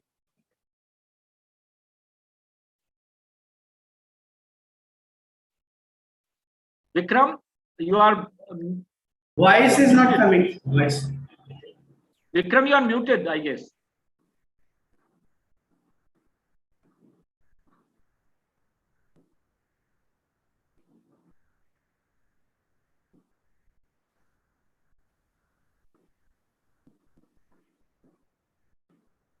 Vikram, you are still not audible. Please. Yeah. So in the meantime, Vikram, if you want to log in again, can we request Dr. Tannu Dang to share her views on social media, privacy, and allied concerns? Am I audible? Am I audible, Yes, sir? yes. Okay. Actually, I know we are running short of time. I came to know we have the valedictory session scheduled from 7:30, so I won't be talking much because already a lot has been discussed. What I would like to do is add on my viewpoints, add on my pointers to what has already been talked about. Bhavna spoke very well about regulations and how this law about social media is going to come. And you were also absolutely right that law is not the solution. We waited so long for RTI. Finally, RTI came. Finally, RTI was amended. And now we don't even have any opportunity to get information with the amended laws. We waited so much for privacy. And now that we have the privacy right, we do not know how to use it. In fact, privacy, I think when we talk about privacy in media, it came more into light when there were so many sting operations going on. And it was decided that, okay, this cannot go on like that and we need to have a privacy law in place. There was, I think, sir, you must be knowing about it, Professor Pandey, that there were so many discussions and deliberations about a privacy law, a privacy act. There were so many things included in it, but what we got was a right. And the difference between a right and a law, we all know how that works. So talking about the big giants that we've been talking about for such a long time and how they capture our information, how they provide it to advertisers, we also know, we were talking about how our location is shared very easily. We were also talking about how wherever we go, these medias know whether we were on a business discussion or whether we were on a dating proposal.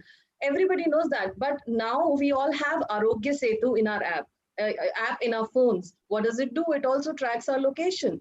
So now these apps which are providing us utility are also capturing our information, even Aadhaar card for that matter. We all know how much was there in news when it was said that Aadhaar card would be linked to everything, every information that we're accessing. Even the university admissions we are taking now have a requirement of Aadhaar card. And we also have questions about where our data is going. I'm not questioning the government, but I would definitely like to point out that how social media was used before the 2017 elections, before the 2019 elections, and how it will be used in the coming elections as well. That also is a data breach. That is the bots controlling the social media is also a thing that needs to be looked into. So we cannot just question the outsiders who are providing us services like WhatsApp and Facebook. We also need to monitor how our information is being used by our own companies and our own people and our own government. That is also an issue that needs to be talked about. If we talk about laws, we all know that there is so much of media content being shared. So much that it's really, really very difficult to monitor it. We all know that we have 400 million users using the internet. And now the internet is not an urban commodity. The rural people are using it. We know, in Google searches, 2 out of every 3 searches that we see are not from the metro cities. They are from cities other than the metro areas. Even the rural people have smartphones. They are using apps to even, monitor the agriculture markets they are operating in. So they are smart enough, but at the same time, they are naive. They believe the messages that come to them because of so much of fake news, which is there on the social media. There are several theories that we have, we actually teach in communication, and these also need to be relooked in the times of current social media scenario. For example, cognitive dissonance theory. When we talk about the concept of echo chambers, we are connected with WhatsApp groups, we are connected with Facebook groups, and all these groups echo similar sentiments. So what that does is it conditions us in a particular way. That is exactly which was talked about probably 40, 50 years ago in cognitive dissonance theory, that we do not accept the thoughts which are not in cognition with our own thoughts. That is exactly what Facebook and WhatsApp is doing right now. Another thing that we need to understand is filter bubble. The information that we provide. We were talking about laws. We all know that whenever we go to a particular page, even if you are looking at some e-newspaper website, it tells you that we will be sending you cookies, and we say accept because we don't have time to actually read out what they're trying to tell us. Whenever we open our account, whenever we download an app, it asks for several permissions and we know we don't even read it. Even on Facebook, we have so many security features, but I'm sure many of us don't even update those security features to ensure that our account remains safe. So when we talk about fake accounts, this is one thing that we also need to be aware about. And I think I have been associated with Google as a fake news trainer, and we have been conducting several workshops. I must tell you that Google is taking a lot of initiative. If you remember, there was a time when you saw so many ads by WhatsApp. It was there on radio, it was there on television, telling you not to forward the message if you are not sure about the message, and please do not become a part of this fake news and fake information cycle. So actually WhatsApp was doing that. What Google is doing, Google conducted training of teachers, and the teachers were responsible to train the students how to identify fake news and how to tell people how to be aware about not forwarding the messages which were considered fake. They conducted another set of training which was for rural people, to make them aware that how to identify the message received on WhatsApp which was fake. This happened particularly after the lynching episodes.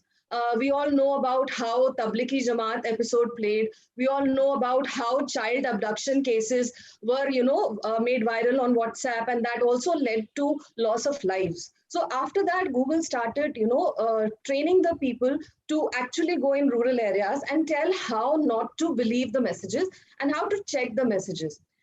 They also have image verification facility. You can actually check an image. You can verify information. There are so many services now available, but I think what needs to be done is create awareness. The main thing that we are lacking is awareness among the people. Even in schools, we have started media literacy programs. Why that is being done? Again, Google has started third round of training. I'll be winding up because I know the time is very less. But last point I would like to make, Google started now the training of the teachers so that they can actually train the students of the schools and tell them how to be media literate, how to be aware of the kind of information they're receiving, how to distinguish between information, misinformation, and disinformation. So there were many other things I would like to share, but because of paucity of time, I would like to end it here. Thank you so much. Thank you, Dr. Tanu. I'm sorry because I was getting this indication from the organizers that time is up and we need to wind up. Certainly, it's 15 minutes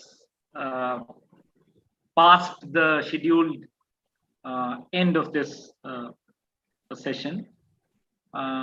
So for final comments, Mr. Vikram. Am I audible now? Yes. Yes, you are. You are audible from your two avatars. Thank you. So I'll just take 2 to 3 minutes max. So there are 2-3 points I would like to put forth from a very, very layman's perspective.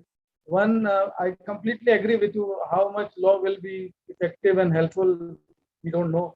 See, what I understand based on my personal experience of my own use of social media, and now I'm engaging with my 11-year-old child and the things which are emerging out. So quick 4-5 points. One, the parental control aspect of a child is something I was completely unaware of. Became aware a few months back when accidentally he went into some domain in Google and they caught him that he's under 13, and then I was supposed to get in, and then so I think this parental control, people are still unaware, and this 13-year age. So the first point is about this parental control. I think there's a lot of awareness required, and these media giants, these social network giants are still playing. Second is this age 13, which then allows you to become part of something which we are all concerned about. So I am neutral, but I'm putting that as a concern, both pros and cons of regulating and what should be the age for children and what should be the kind of limitation because there's no barrier at times when you get into a social media thing. The third, which is the larger concern for everyone to reflect, and we all understand also, this whole access of internet is more like a skill and a power issue. So like we used to talk in our social sector about, patriarchy and, money and muscle and everything. Now this is the emerging power which will change the dynamics. And the title of the conference, which is Social Media and Society, I think this whole access and your skill to know internet, your skill to maneuver through internet, and then the larger players will come in, the landlords of social media will come in, and then we will all be piggies in their hands, which it has already started. The fourth thing is about the digital divide which is creating. And when I see my own child and compare it with a child who is not so fortunate in any part of even urban and mostly rural, so this Dronacharya Eklavya thing is also again emerging out again. So how these children will, we are creating a double standard, the issue of access, and this will continue again. This will emerge out in some form of power, which we are still to see in coming days. Fourth point is the fake accounts, which has already been discussed and more technically discussed than what I can. But what my concern is, because there is a kind of a jurisdictional issue involved, and because no nation state will be able to control, there is where I completely agree with Professor Pandey that law will not be able to control this. And with a complete vacuum in terms of the international regulations and law, and even if there is a law or say international regulation, we all know it's not that binding. So how these super nations which has got created in name of Facebook and Twitter and all those things, how that poses a new challenge to states, the nation states, its sovereignty and other things, I think is a larger issue. Then let's just 2 points more. One, the whole COVID pandemic, which has also shown the utility of social media and how we are now, we are all sitting together with such a less cost involved, but from different geographies. But when you see from a purely legal perspective, like we have a law on sexual harassment at workplace. Now the workplace definition in that law, particular law, is still not covered, though we can interpret and include, but in literal sense, it has still not mentioned. So many laws become obsolete when you look at the new dimension of the way we are engaging also in name of workplace or otherwise. And finally, I think many of us, I think the last speaker spoke very well. She highlighted that point that, we still don't know, and we don't go to platform like Facebook to control our privacy and all. I think there is something which we have all accepted as the new norm, that hum baat karenge or we will do some search and the Facebook will start proposing those items for you to be purchased. Now we have all accepted that as a new norm without understanding implications. So it's like an accepted new world which we have agreed to, with very less information and almost zero control. So thank you so much, Professor Pandey, and to Flair and JITS. Thank you so much for calling me. Thank you. Thank you, Vikram, and sorry for the little time that we could afford for your views and thoughts. That's something which routinely happens with someone who speaks towards the end of such discussions. So I guess we are done with the last leg of this technical session. Do we have Mr. Mukesh? Sir, no, we don't have. I think it would be around 2:30 a.m. in New Zealand. So Okay, yeah. That is what I had there. That is what I had also guessed. So as I said that we are done with the last leg of this session. Thank you very much, the fellow panelists. We had very interesting, very thought-provoking, and very enlightening discussion on social media and its impact on the society. Thank you once again, and thank you the organizers for giving me this opportunity. Without much ado, over to Dr. C.S. Verma for the valedictory session of this program. Dr. C.S. Verma. Thank you, Professor Pandey. Thank you, Professor Pandey. It has been a pleasure to listen to you, and we are privileged to have you nearly 20 minutes extra time. Okay, friends, it is now time for us to enter the most awaited event of the day.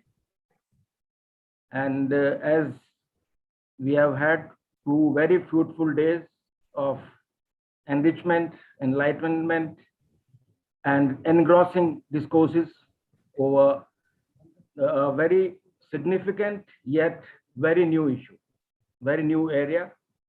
And we are really grateful as organizers to all the presenters, the chair, the chief guests in the inaugural session, and all the participants who have joined from different parts of the world. It's a particular victory for us against the insecurity of these times. And again, once again, as we reach towards the valedictory session and the comments of the chief guests, I would like to share just a little bit of accomplishment of these 2 days. We have nearly presented more than 2 dozens of papers. We have had nearly a dozen panelists. We had nearly 40 participants straight away from in the inaugural session and different sessions. At the same time, the event was live streamed on the YouTube, so we may have some other people who have joined from outside our arena. So it has been an event, and I would like to thank all the participants, and I would like to again emphasize, which we have been emphasizing time and again, that it's a time for teamwork, for complementing each other in our accomplishments, in our challenges, in our tasks.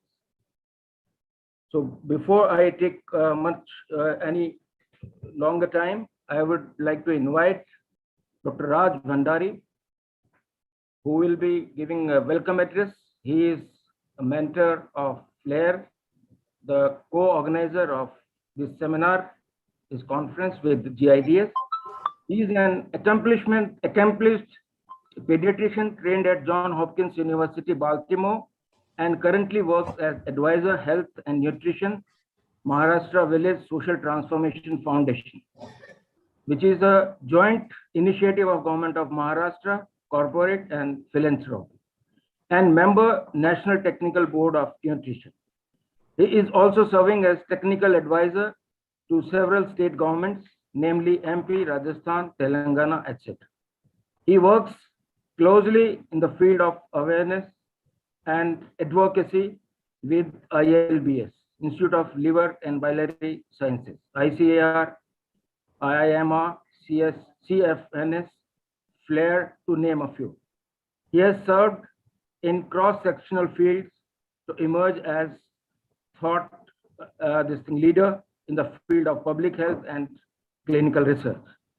We have been gaining quite a lot from his leadership, and we hope to gain through, just like FLAIR, we all are expecting to gain from him through his discourse just now. I invite you, sir, Dr. Raj Bhandari. Thank you, Dr. Verma.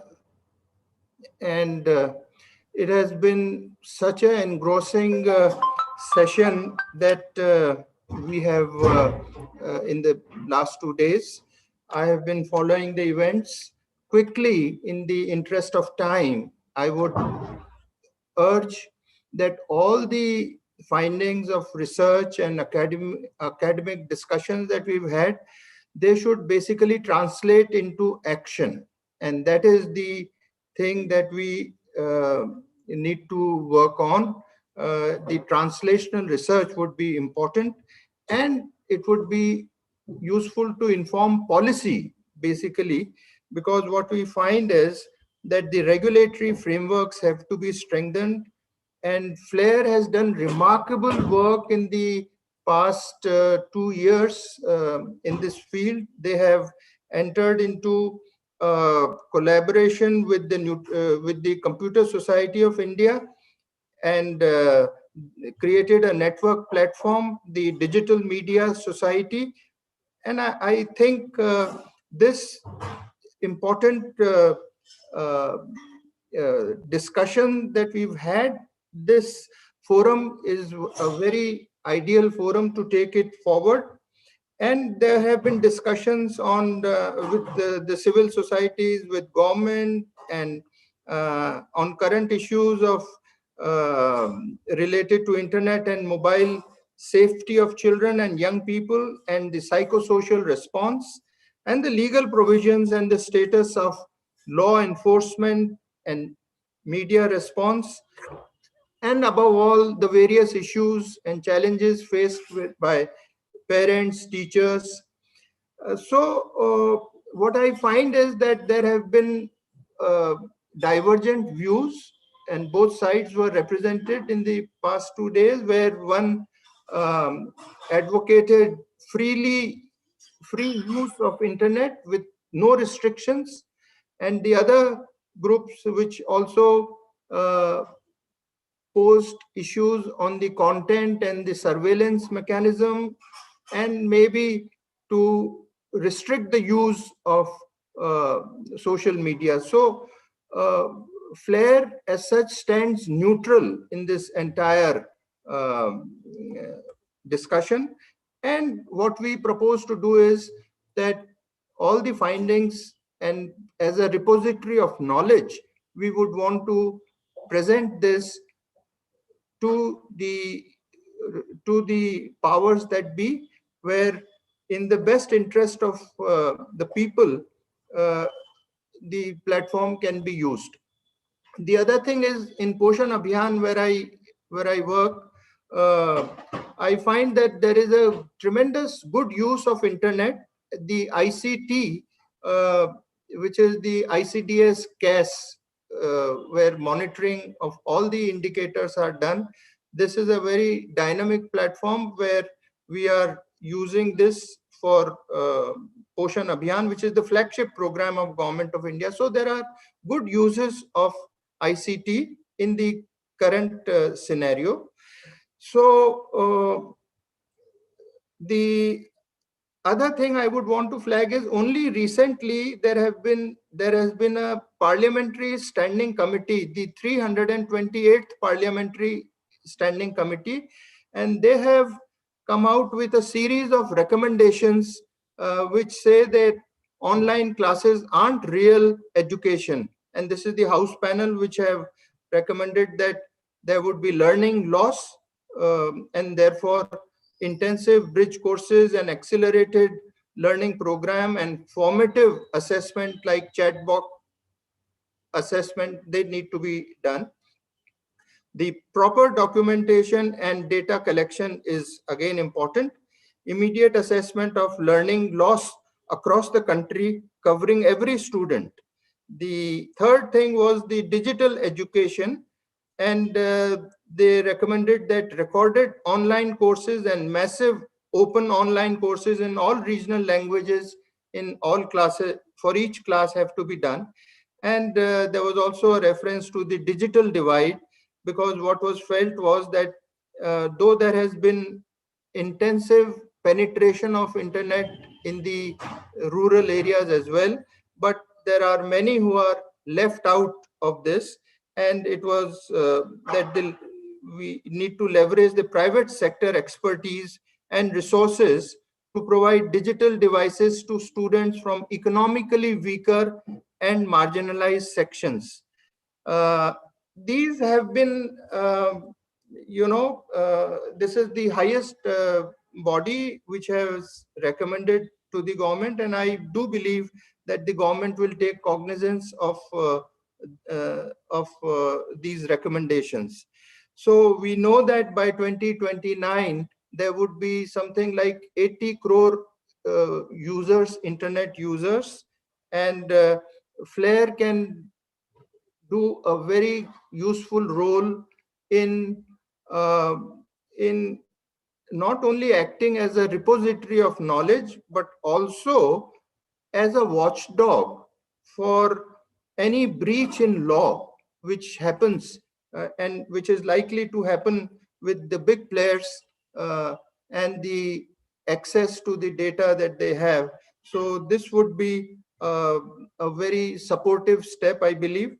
And Flare in the past has done commendable work in the sense that consultative meeting with the CIE, Delhi University was done, one-to-one meetings with multiple stakeholders amongst the IT and the ITES industry and the industry associations like FICCI, ASSOCHAM, and also with the government bodies like the NCPCR.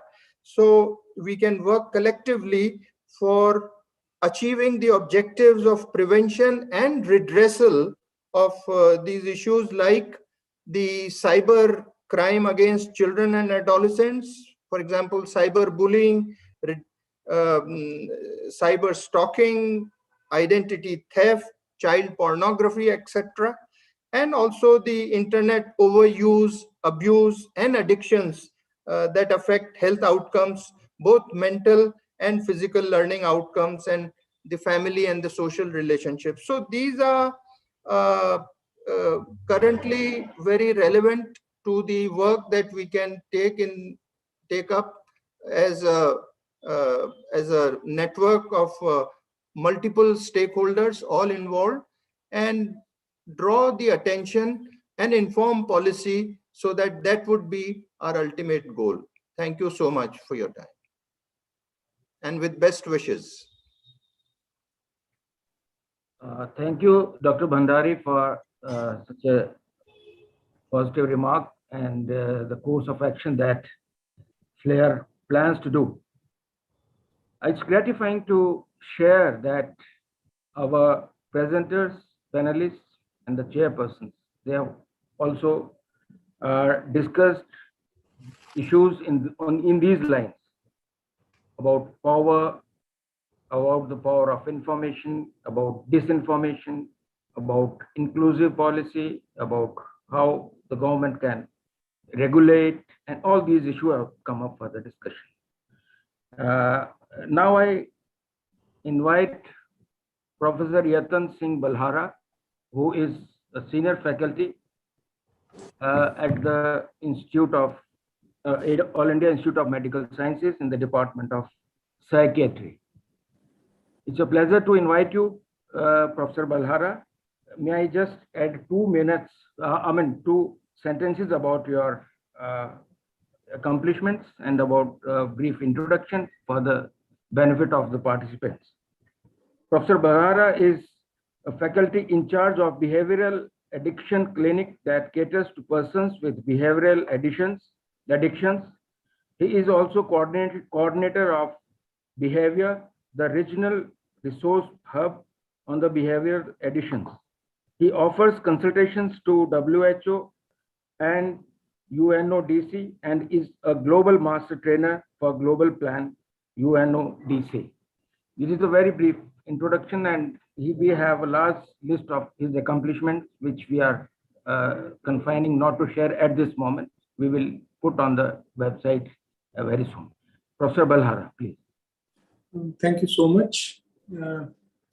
I'll be sharing my screen because I have prepared a few slides.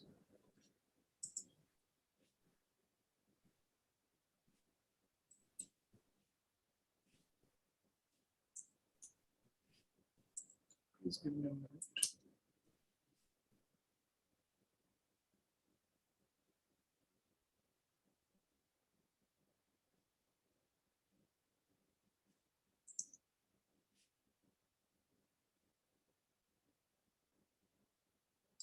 Okay, so once again, thank you so much for having me. I must thank the organizing committee for this opportunity to share my thoughts with this audience over there, to be a part of this workshop or this conference that we have had over the last 2 days. Especially so because this is one of the areas that's professionally quite close to me, an area that I work in. So I'll be speaking for around 15 minutes and I'll be putting across a few points that I think that we might consider going ahead when we talk about social media and society. But when I sat down to make this, to plan my session, that how should I go about it, what should be the outline and what is it that I should focus on, what should be the title actually to begin with. I was a bit confused because first I thought that I should be talking about something very specific. Then I thought that should I talk about addiction because that's something that people want to listen to and talk about. But then I realized that when it comes to this title, I think there is no other title that can capture the essence or the complexity or the comprehensiveness of this theme, social media and society. And the reason that I say so is that this interaction between social media and society it's too complex, it's too intricate, it's too multifaceted. And I guess most of us would agree that in many parts of the world, including our country, for many individuals that we know of, social media is probably there in our lives in one way or the other. We may like it, we may love it, we may hate it or dislike it, but we keep hearing this word. We might be an end user. We might be a person who is trying not to do it too much. We might be a person who is advising somebody else that this is not the right thing for you. But we all somehow have some stake in this issue. And of course, if you look at the agenda of this conference, it's quite obvious that this interaction or this interface is so multifaceted that people have talked about diverse themes: education, law, research, the privacy issues, and you name it, and everybody will say that, okay, I want to speak on this issue, and I find a reason for me to be here. Being a trained mental health professional, I'll be covering only a small minuscule of this interaction, this small grayed out part of it. And I think that I'll focus on a few perspectives of this interface from health sector. What it means when we say social media and society to health sector, to health professionals, to healthcare delivery. And trust me, this is not simple, this interface when it comes to health perspective as well. Of course, that term addiction is always probably at the top these days, but I deliberately chose not to talk about it. And I thought that let me bring forward a few other points. And I'll be going across three main themes in the next 10 minutes. And I think it will make sense to you and you might be able to relate to it and think that, okay, yes, when we have this discourse on social media and society, this also needs to be mentioned somewhere and we need to talk about that as well. So when it comes to social media, you must have, we know it and you would have heard about it so many times in different presentations over the last 2 days. Social media means a means of communication. It means a way to connect to people around us, living far away from us. It's a mean to access information these days, source of entertainment. For many people, it's an occupation. People earn through social media, and there are many ways of doing it. And not just at the back end of it. People who are at the forefront, just putting a message will make them will make their living. So occupation is one of the aspects of social media these days. It's a means of relaxation for some. People believe that it's a great stress buster, although others think that it can be a great cause of stress for at least some of us as well. And some people think that, okay, it's a pastime activity. Maybe when I'm free, I'll access it and use it and see what it means. Now, this is just some of the aspects that social media presents to us, or some of the reasons for us to kind of reach out to social media and engage with it. But what happens is that when it comes to social media, and in fact, internet, mobile devices, what's happening these days, we tend to have this all or none kind of stance. We look the things in a very black and white way. So people are quite polarized in their opinions, and it won't be difficult to find people who either love it or hate it. There are people who try to find that middle path as well, but it's not easy to tread that path because it's very easy to get swayed either ways. So people either believe that yes, it is the thing for the future. Why not start today? Why wait till tomorrow? Others believe that we had a reasonably good life even before social media came, and what's the need of this change that's making our life complex? And probably this is the first point that I would like to make, that this black and white thinking, or taking these polarized views when it comes to social media, might not be the right approach. And what happens is, based on this right or wrong kind of a philosophy, you might have divergent views from people. So, I mean, I have just put 3 hypothetical situations where somebody might believe that it's okay to use it for communication, to connect with people, but it's not the right way to entertain. You need to go out for that bit. There might be a second school of thought that says that communication, connection is okay, but why to rely on social media for information? Go for more authentic sources. It's not the right way to go about it. Then there might be even more stringent view where they say that, okay, social media offers you a means of communication. Maybe if you are working and making a living out of it, it's okay, but rest of it you can do by other means as well. And people have been doing that. So this polarized view probably lands us into very awkward situations. And I'm talking from the health perspective when I say so. So the first point that I like to make to put across my point in this regard would be this one. This pandemic, we all know, has been a very tough time for all of us. I won't even use the phrase most of us. I will say all of us for sure. But we know that digital health has come a long way, at least in the last year and a half. And people have used social media, and by people I mean health professionals, health institutions, to reach out to the patients who otherwise probably won't have received any health care, because whatever resources we had, they were being diverted to COVID care. Routine OPDs were not functional. Wards were being shifted to COVID wards.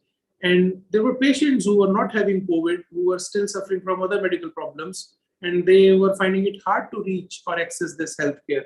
And a simple thing like a social media chat or a video call, it saved them. It might have saved many lives. It helped people renew their prescriptions, get the medicines, get the consultation. And there is, I think nobody would debate what this social media did at least in the course of last year and a half. But then when you look at the other side of it, this very social media also helped us access some very strange kind of information. I mean, we all remember we would have experienced at least, especially when the peak was there, when we were having so many deaths, there was shortage of oxygen and beds. You will find all these forwards in your social media platforms that will talk about a new cure has come up, how masks can damage your lungs, how you can start a hospital at home, how you can even perform a surgery if there is a need. And that all was also happening on the same social media. And in fact, if you look at the literature, when we were talking about this epidemic or this pandemic, people were also talking about a term called infodemic. And the seriousness of this issue can be highlighted by this fact that some of the biggest public health agencies like WHO, UNODC, they came out with these posts and these disclaimers and this information that kind of appeal to the people, please don't spread rumors. It's doing more harm probably than what even pandemic is causing. So this infodemic is something that was running in parallel. And this infodemic was fueled to a large extent by the same social media that was helping some people access healthcare facilities during the same time. And since I work in the area of behavioral addictions, I'll cite a very simple example, something that we came across last year. This news started to do rounds that WHO, the World Health Organization, that actually in 2019 has proposed that gaming disorder should be seen as an addiction now. This news started to go around that said that WHO is now partnering with gaming industry to promote social distancing. And in fact, it was being kind of promoted as something that WHO is endorsing, which was actually totally opposite to what WHO's stand was regarding gaming. It was in fact seeing gaming addiction as a diagnosable mental disorder. And in fact, what we did was we carried out a Twitter search. This was sometime last year. And we searched for this hashtag where they had tagged WHO as well in these posts about gaming and how gaming can help prevent spread of COVID-19 infection. And in fact, we were surprised that there were so many media posts that have in fact said that WHO is running this campaign, which was not true at all. There were posts and the news items that was saying that WHO is even considering not having gaming disorder as an addiction anymore because it has a great role going ahead because of the pandemic. And this was all false news. So when it comes to issues of public health information, public health importance, there is this very tricky situation that we end up in when it comes to social media. On one hand, social media can be life-saving. It can be the only avenue to access healthcare for many of us when the restrictions are there, but it can be a big source of misinformation, miscommunication, misattribution. So if you ask me that whether society should rely on social media when it comes to healthcare related issues, it depends. It actually depends whether you are using it for the good. If you're using it the right way, it can benefit. But if you use it the wrong way, and it's possible to do that, it can do far more damage. So that's the first point that I wanted to make. The second issue is more general in the sense, I mean, let's pick up these three issues when it comes to social media. We know it's a means of communication. It's a means of connecting with people around us. And for many, they see it as a means to stress handling. Now, if you look at this person who is using a mobile phone, there is nothing wrong probably in this behavior, no? And many times people start taking this position where they say that don't use it too much. If you use it for so many hours in a day, you probably are overdoing it.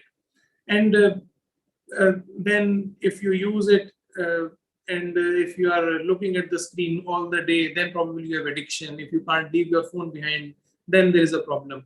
But this person using mobile phone seems like a normal person to us. I doubt anybody would debate that. The same would be true for this person as well, who is also using mobile phone, maybe reading a message, sending a chat message, reading a news item or whatever, seems to be quite happy. But this is what the concern is. While these two behaviors seem quite normal, when we saw these small parts of these two pictures, we need to look at the bigger picture. So what I'm trying to highlight from this simple example is that rather than focusing on the duration or when and how questions need to be answered as well. So when it comes to social media and the health related aspects, and by health, I don't mean people who have any illness or addiction. I simply mean people who want to live a reasonably healthy life. So the context makes a lot of sense. So when you are accessing this media while you are sitting on a dining table, when you are having your meals, when you are with your children, when you are with your friends around you, it probably doesn't make sense to engage in this behavior. And that is something that we need to regulate. And it's not that this regulation of use of devices or mobile phones is a new concept to us. We have a law in our country that's there for a long time which prohibits use of mobile phones while driving. So it's not that it's a very alien concept for us that we cannot or we should not regulate our use of internet, mobile phones, and social media. We have been doing it, but only when probably we are forced by the law. I mean, why can't we think of a situation where even this seems a bit odd to us? Why would this child have any reason to look at this screen and feel amazed about it? So this is probably something that we need to focus and talk about. Not just the duration, not just the content, but the context as well, the right age, the age appropriate access to social media and other activities that people can engage while they are online. Also, what we need to understand is the second part, besides the context. I mentioned that people use social media to communicate or to connect with people, and that's absolutely fine, at least as per me. If you can't meet somebody in person, if you can't meet somebody face to face because of any reason, social media gives you an opportunity to talk to them. But then it depends whether when you want to connect to them, you want to talk to them, communicate to them, or this is what matters to you more, whether what you put across on that platform gets liked or disliked, whether that matters to you more than that conversation that you have had with the people. So the expectation that you have with these platforms also matters a lot. Using a social media platform to put your point across, I think that's reasonable. There is nothing wrong with that seemingly. But putting that post and then your reaction or your mood state, depending on whether people will like it or dislike it, that's where the trouble lies. So we need to have the right expectation while we are accessing these platforms. And that's again something that we need to talk about. The third thing that I want to highlight is that many times we tend to believe that it's a person or an individual specific or centric issue. It's about me, what my choices are, and I can take a call. I don't want to use social media. I should not. Why not? It should be my decision. It's my phone. It's my time. It's my money. What the society has to do with it. But I think slightly otherwise, because these days it's no longer an individual's choice whether you want to be on a social media platform or not entirely, maybe to an extent. And one very simple example is, you must have heard of this term called FOMO, fear of missing out. If you talk to children these days, children who are in their teenage, this is a term that they are scared of like anything. Because you as an individual might take a call that you won't join a particular social media platform, but then you run a risk of being left out because everybody else around you is there. And if you're not part of that group, you are not part of any interaction that's happening with your friends or your classmates and others. So we cannot simply assume that it's an individual's decision, at least at this point in time, because the way society normalizes use of social media, the way we kind of make these unwritten rules about what is right and what is wrong regarding social media platforms, that shapes an individual's behavior to a large extent. So it's not just about an individual, the society plays a very key central role there. So just to summarize there, as I mentioned to begin with, it's a very complex issue. There is no simple answers. I mean, there is nothing like which I can recommend, do these 5 things and don't do these 2 things and you will be done. That's the end of this debate or discussion. No, it won't end there. But at least one thing that I can say with certainty is that let's not be in a hurry to take that right or wrong kind of positions. And let's be open to that discussion and debate that why is it right and why it is wrong. We have seen that at least from the health perspective, social media can play a very constructive role, but at the same time, it can be a source of great misinformation and miscommunication, which can be very damaging in many ways. We need to focus, besides the time spent using social media, about context and expectations. And the society is a key player. It's not just an individualistic thing that, okay, you leave it to the person or the individual and the person is responsible for what he or she does. No, it's the role of individual and the society that's shaping this behavior. And finally, something that I always talk about when I talk about internet, mobiles, and social media related issues. It's not simply about being addicted or not being addicted. This is something that we are living with day in, day out. Probably in the years to come, it will be even more intricately woven in our lifestyle, at least for many of us. So we need to look at it from that lifestyle perspective, and the way we care about what we eat, where we sleep, what we wear, whom we meet, how we speak. We need to talk about how we interact with these issues as well. So once again, I would like to thank the organizing committee for this opportunity. Thank you so much for having me.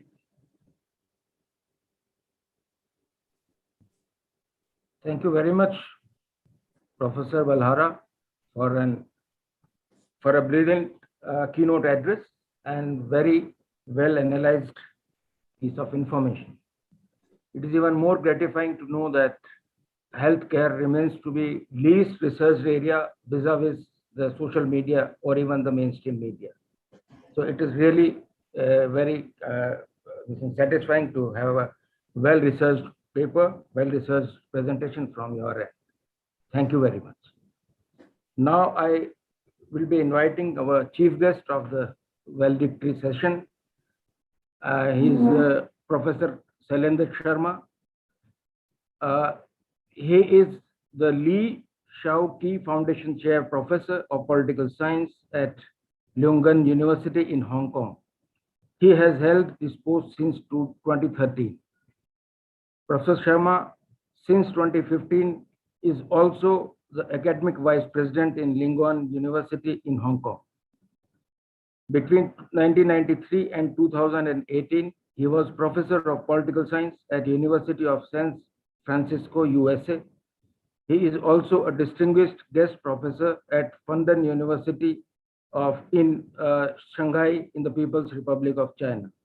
Professor Sharma received his PhD in political science from the University of Toronto, Canada.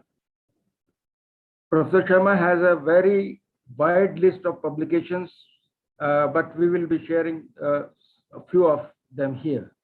He is the author of the Cambridge published book, which include Prosperity with Inequality, a comparative political economy of the United States, China, and India, published by New York Cambridge University Press in 2018. Global Financial Contagion, Building a Resilience World Economy After the Great Recession, again published by Cambridge University Press in 2013. And China and India in the Age of Globalization, again published by Cambridge University Press in 2009. It's a pleasure to invite you, sir, for your chief guest address. Professor Sharma. Thank you very much, Professor Verma, for your kind introduction.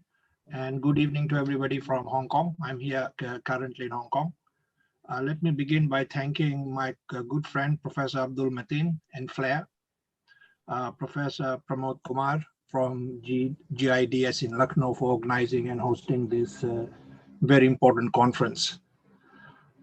In keeping with the theme of the conference, which is so nicely titled Social Media and Society, I thought I will address some couple of themes that are resonating around the world regarding social media. And that is issues and the relationship between social media, free speech, democracy, and how do we address some of the challenges that is posed by this new technology that makes quantum jumps even as we speak. So that will be my address very broadly, and I will address, like the previous speaker, maybe 3 important themes. I think we can, from this conference, we can all agree that social media is really not only revolutionized communication, but it has transformed our lives, not only as individuals, but as society.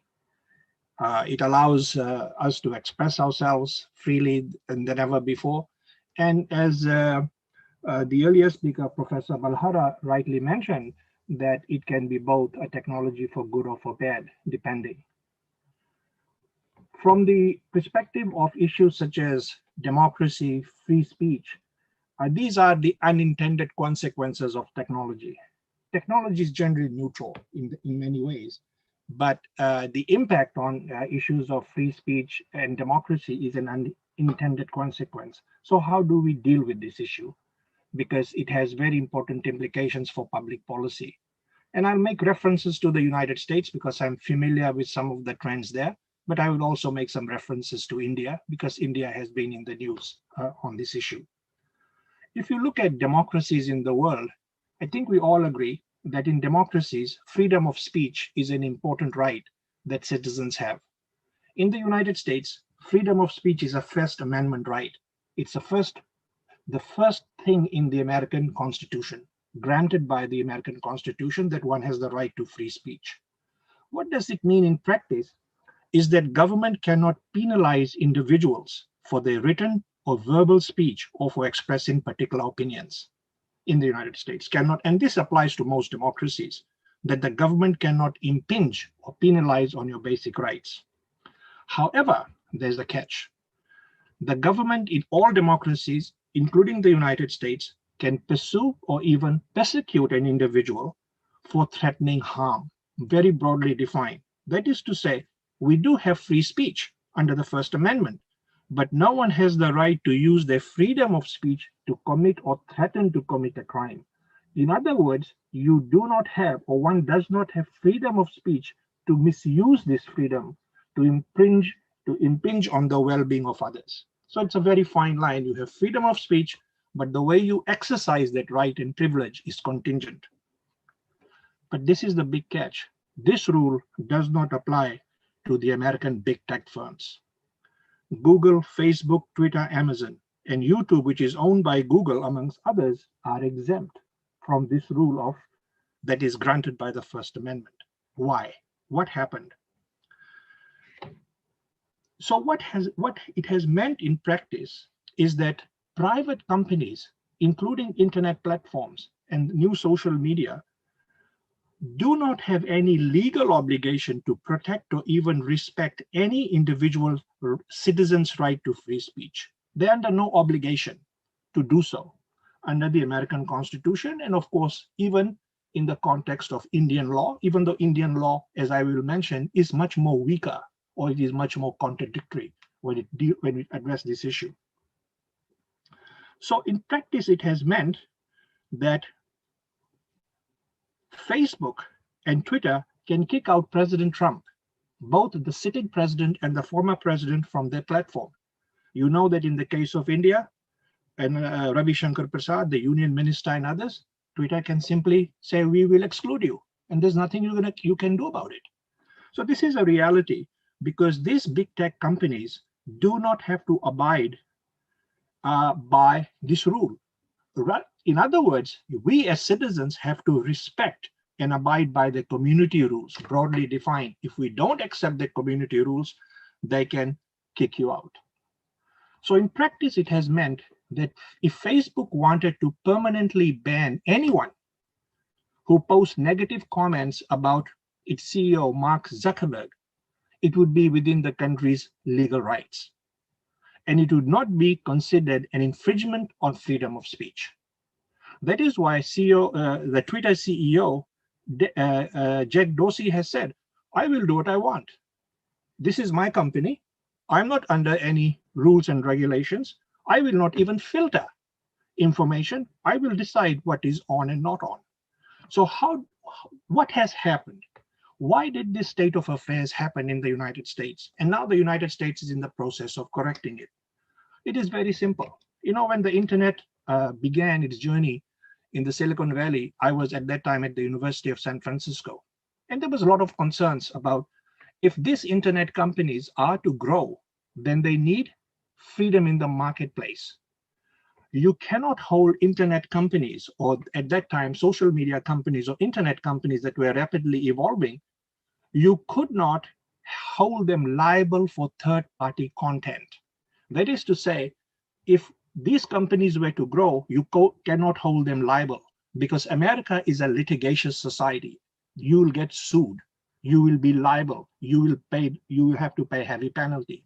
So what the government decided at that time was to say, no, in the fairness of the marketplace, we want these companies to grow, and they should not be held liable for content that are provided by third-party providers. No problem. So in 1996, the US Congress passed a very important law called Section 230, which protects online services from being held liable. And in the US, this is the key point, liable, because if you are not held liable, you cannot be punished financially. You cannot be sued. So you were exempt. You did not have any financial liability. So in other words, it basically said to these internet companies, look, you are free to moderate content as you see fit without being considered as publishers of third-party content. You can publish this content as you see fit. You have a wide discretion, and you will not be held liable, financially liable. So this thing went on for about 20 years, and things began to change over the last 5 or 6 years. So what happened over the last 2.5 decades? Well, something very important happened. These media platforms became very powerful. They became very large. They became very unaccountable. And most importantly, they became private. They are private-owned companies. CEO of Facebook, Mark Zuckerberg, billionaire. I mean, unimaginable wealth in the Silicon Valley in California. The resources that they command is simply astounding. So they became very quickly, in a very short time, that takes generations for companies to grow. These platforms became powerful, they are private, and they are unaccountable. So what the United States began to think about is to say, well, we will need to rein in these companies. Both growing numbers of Republican and Democratic lawmakers, that is both sides of the aisle in the United States, both Republicans and Democrats, began to say, we need to do something about Section 230, and we need to repeal it, or we need to revise it. And the best way you do that in the American context is you hold companies liable. You make them liable. Liable means that they will have to pay very high penalties, and then they will respect the rules. But it is even more complicated than that. So what has happened in the last 25 years that has raised concern on both sides of the political aisle in the United States, whether you are Republican or Democrats? Republicans are very clear. They simply allege that these big tech companies, and they have some justification, these criticisms are not without any basis.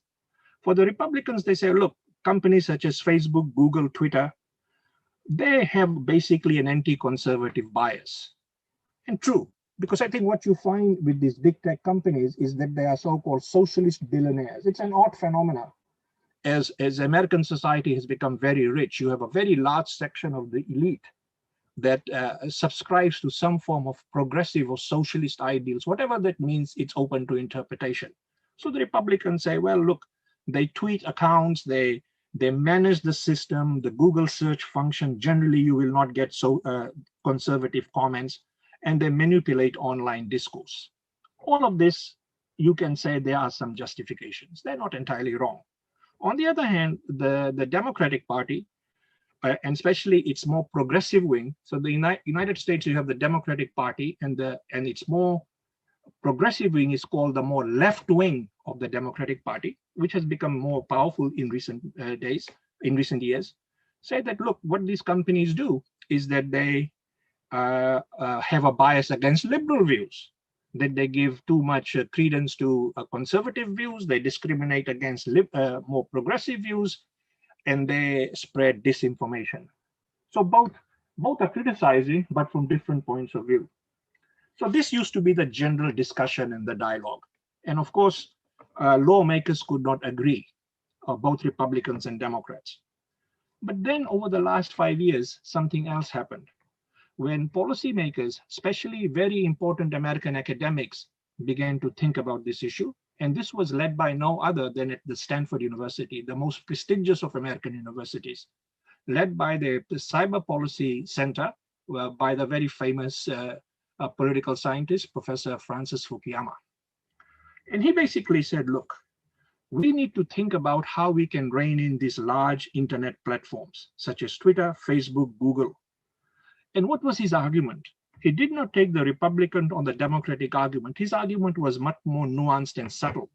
He said, look, these guys pose a potential threat to democracy. Now, what does that mean, potential threat to democracy? How can these companies pose a threat to democracy? He says, well, because they can sway elections. And they use the example of the last American election when there was alleged manipulation by Russian agents. They said, well, Russia was able to influence information, search what came out, because people in the United States will be very much influenced by the social media. And this was how the election was manipulated. Now, whether there is some data to it is not very clear, but he said there is a threat to the elections and in a sense, broader sense, democracy. Once this issue was raised, then this problem became more to the public. That look, we have a sense that the way elections are done, what we read, what we hear, what is presented has a real implications in changing public opinion. Public opinion can translate into votes. It can translate into public policy. There's an implication. So then it's when the United States government began to take action. So the question is what to do. And there are practical lessons here for India. First of all, in the United States, lawmakers and regulators now say there are some genuine concerns about free speech. We have very powerful market incumbents whom we don't understand. These guys dominate the market square. What are we going to do about it? How can we do this in a way that respects the rule of law? Now, there's a couple of ways to look at it, right? If you are an authoritarian system, there's no problem. In China, for example, China has long banned these internet platforms, so has very strict rules and controls. No problem. They will simply say you cannot function here. But if you take the case of India, the reason I refer to it is because it was very much discussed outside India in a very different way. He said, here is the world's so-called largest democracy. And what you saw was Twitter CEO Jack Dorsey basically saying, not even saying, refusing to acknowledge Indian law and even comply with Indian law. He said, I'm going to do what I want to do. And then you had the case, a very bad case of Ravi Shankar Prasad, who did not know what to do. You know the case that Ravi Shankar Prasad gave to Twitter warning. I'm giving you the last warning. It then became the last warning, the last warning, last warning. It was such a national shame. I mean, what is this country doing? And on the other hand, you had Nigeria basically saying to Jack Dorsey, look, you have to respect the basic rules. You know, it is Jack Dorsey who can decide, I'm going to unplug Ravi Shankar Prasad. I can do that to any Indian. And remember, Jack Dorsey or Twitter is doing this even though India is a huge market. Didn't care. Absolutely no respect. At least he simply said, refused to acknowledge the existence of Indian law. I'm going to follow American law. He said, no, if you are going to operate in India, you need to have some understanding of law. What has happened in India in large part is also because of Ravi Shankar Prasad is a symptom, right, of a country where the laws are outdated and contradictory. I mean, same thing now you are seeing in the case of Mumbai regarding pornography. You know, what is erotica? What is pornography? In India, there's no clear guidance. So that's why everybody runs around on bail. I mean, that's the problem. You need to get your law in order. So Jack Dorsey simply played the game. So that leads to the next issue. What is the United States going to do about it? What the United States does to these big tech companies is going to set the standard. And what is going to happen in the United States, and I think you can keep your eyes and minds open for the next couple of months or years, is that the US has already decided that it is going to treat these big tech companies as monopolies. This is a very important statement. The Biden administration has now established very strong antitrust legal team to go after these tech companies. Because the minute you say these big tech internet platforms are monopolies, what in the US language, monopolies means that they are concentrated in few hands, they manipulate markets, They manipulate information about consumer behavior. And most important, they keep out competition. And so in the Biden administration, they have got a team of very powerful lawyers who are going to basically bring these companies to heel. And it says in October 2020, the US Department of Justice has announced that it would be pursuing an antitrust investigation into Google, which means if they are held liable, then they can pay billions and billions of dollars in penalty, not only to government, but to individuals. In the United States, individuals can sue companies at huge liabilities. I mean, you probably know of the case of smoking. Somebody can win a big relief if you can make your case. So that's the view. So that raises the question: is it being fair? Is the United States government under Biden and even before him Trump going too far? That you are going to hold big tech companies as monopolies, put antitrust legislation on them, put massive litigation charges against them, drag them to court, hold them liable, fine them, and in the sense you undermine competition. This is the concern, right? You want, in the marketplace of ideas, how do you allow the markets to work freely? You need to have regulation, but regulations that are also just and fair and not destroy the technology. So there's a couple of views, and I think this gradually will be adopted by other countries. In the case of India, India will have to strengthen its legal system and make it much more coherent. But in the context of the US, this is what they're going to do. They are saying that we will remove, not repeal, remove sections of, remove section 230 that protects these companies from providing manipulative advertisement and collect data to make such advertisement. It is basically saying we are going to now begin to hold you guys liable if you engage in manipulative behavior or that you collect data to make advertisements. In other words, you have to be very careful as you collect private information about people and how you use their data. Of course, it gives lawyers a very broad scope. The second issue that they are talking about is they are saying that we will remove sections of 230 protections contingent on the certification from Federal Trade Commission. Federal Trade Commission in the United States is a very powerful federal agency. It's a watchdog agency.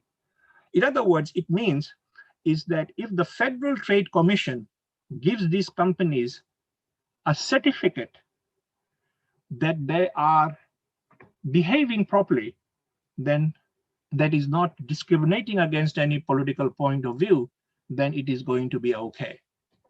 But now you begin to see it raises another question. Does it mean you're going to have big government interfere? Americans don't like big government. They don't like too much government interference in the marketplace. Because if you have governments beginning to give you certificate on good behavior, then you can just begin to see the implications it has.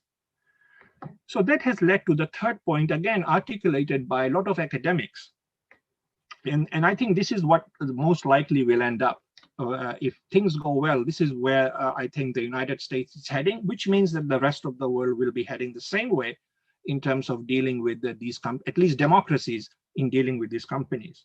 There's a third view proposed, and the third view is supposed to straddle both the government and the marketplace, that there is going to be a greater government oversight, greater government regulation, and on the other hand, it will be, the regulation should be in such a way that it does not stifle competition, innovation, and all of those things. So what is the balance? What is the conclusion? The argument is that we need a gatekeeper. There needs to be a gatekeeper for these tech companies. And that this gatekeeper has to be fair.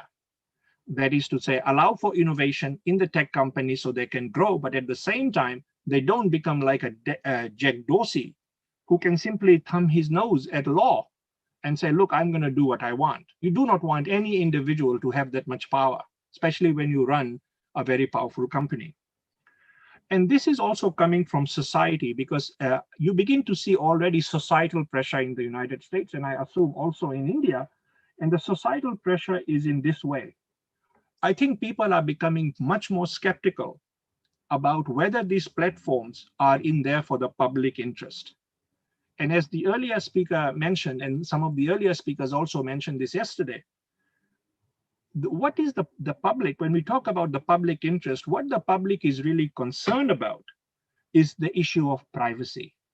That is to say, what data is collected about them and how is it going to be used? Because in democracies, especially in liberal, advanced liberal democracies like the United States and Western Europe, citizens want to have sovereignty over their personal data, even though they know that in the internet world of the way we live in a globalized world, there can never be complete sovereignty, but they still want to have some sovereignty over their personal data. So this is what the solution has been proposed by, again, by the people at Stanford. They are saying that this is what we can do. We keep government at bay, but we also make these companies liable, is that we reduce platform power. How do we reduce the power of the platform power of these companies? We require these companies to open their platforms to outside content moderation services, which they call middleware. In other words, do not have to have the Federal Trade Commission interfere.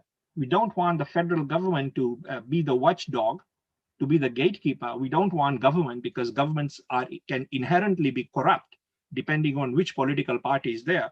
What we want to have is an open platform where there is an outside content moderation service, outside content moderator, and they call it middleware. But the question is, what will this middleware look like? Who is going to be the content moderation provider? Who is going to be this gatekeeper? If it's not, if it's government and the private, these companies, how do you do it?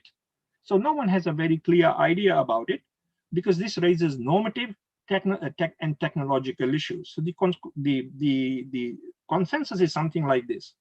They said, look, Facebook already has about tens of thousands of people who moderate content, right? But how do these companies moderate content? We all know they simply rely on artificial intelligence, machine learning, and other automated technology. That is what Facebook does, right?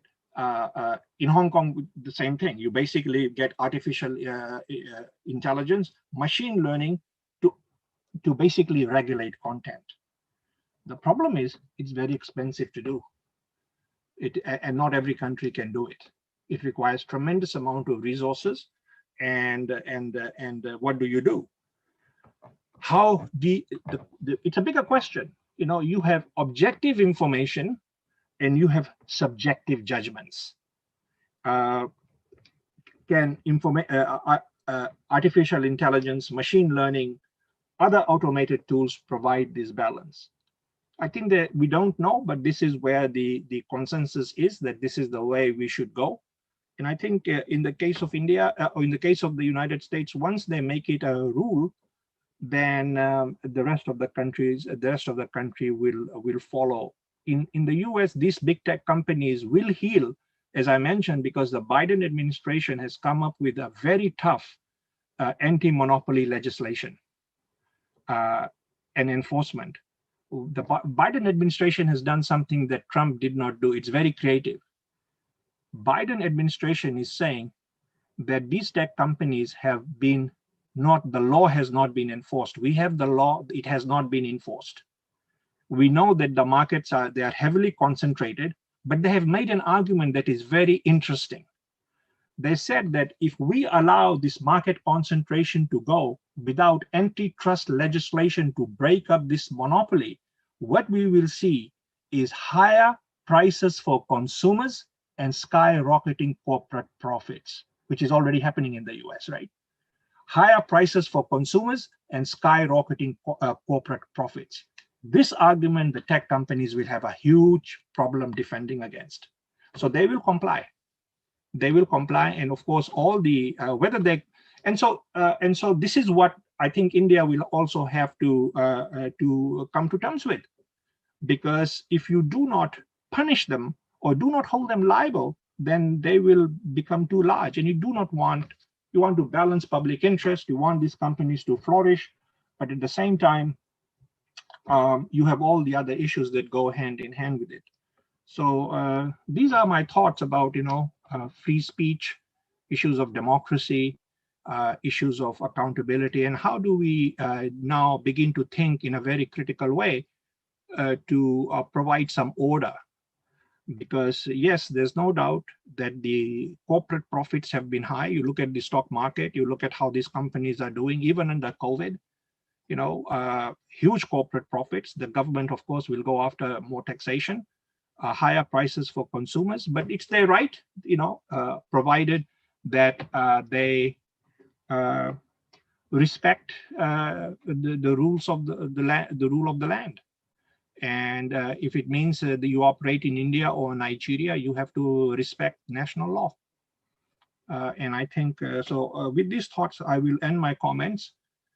So I think my point is that we will see, this is the direction where dealing with social media, internet platforms are heading. And just keep an eye on what's going to happen in the US in the next few months. You're going to see some big hammer fall on these companies. Thank you. Thank you very much, sir, for such brilliant presentation about this very, very complex issue. And you have dealt it, you have critiqued the critical areas of this very aspect of the issue. And the carry home message appears to be, get your law in order for the governments and for the people to respect their privacy. They need to be aware about the issues, about the consumer laws that they have. And these TED companies, with the huge, the immense power they have. So there has to be a very, very ongoing, conflict which doesn't appear to end in a near future. Therefore, the issues are critical and the solutions are also very critical, very complex. And we need to have another conference soon to solve these issues, to reach some kind of conclusions and this thing to reach the the way forward. Thank you very much, all the presenters and in this session. And we deserve a very, vote of thanks from the FLAIR Executive Secretary, Ajay Kumar Sinha. Ajay Sinha, please. Thank you so much. Thank you so much, Dr. Verma. And as is the request and direction from Dr. Verma, I will be proposing a formal vote of thanks for the 2 days of conference that we have had. It has been an engrossing and an enlightening 2 days of discussion, right from the inaugural session to all the 3 technical sessions that we have had.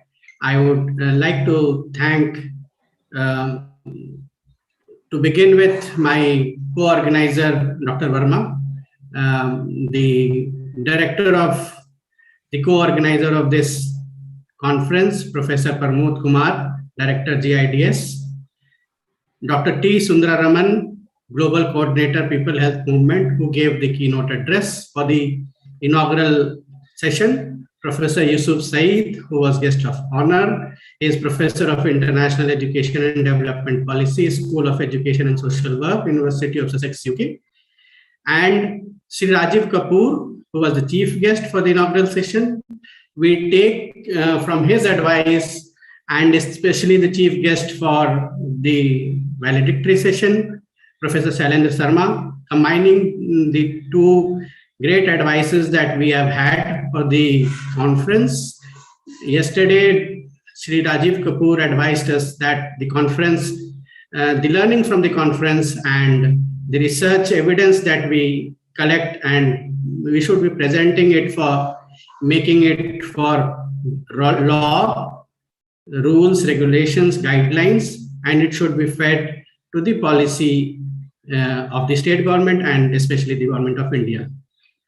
I also thank all the 3 chairs of the 3 technical sessions, Dr. Deepa Idnani, who chaired the session on social media and education and health, Dr. Becky Faith, who chaired the technical session on social media and family, marriage, divorce, parenting, and Professor Kumar Askan Pandey, who chaired the technical session on social media and social reputation, issues of cybercrime, fake news, profile hacking, impersonation, identity theft, privacy breach. And I also like to thank everybody who is present right now for the valedictory session. I thank Dr. Raj Bhandari, who is our mentor, Professor Yatan Pal Singh Balhara, who is the additional professor of psychiatry, All India Institute of Medical Science. We work very closely with him. He delivered a beautiful keynote address, which was very informative, and he talked about the balance and the context. Thank you, sir. Thank you so much, very much. And in the end, I would like to thank Professor Shailendra Sharma for setting the context for the work forward that we take it. How do we take it forward? In the last session, sir, we were talking about different laws and how laws are not the end solution to anything. But taking your advice, we would definitely work towards informing the law. Thereafter, the challenge will also lie in enforcing and implementing the law. So with these words, I thank everybody and request Dr. Verma to take it forward and see how he would like to close this conference and when and how do we meet again. Dr. Verma, please, sir.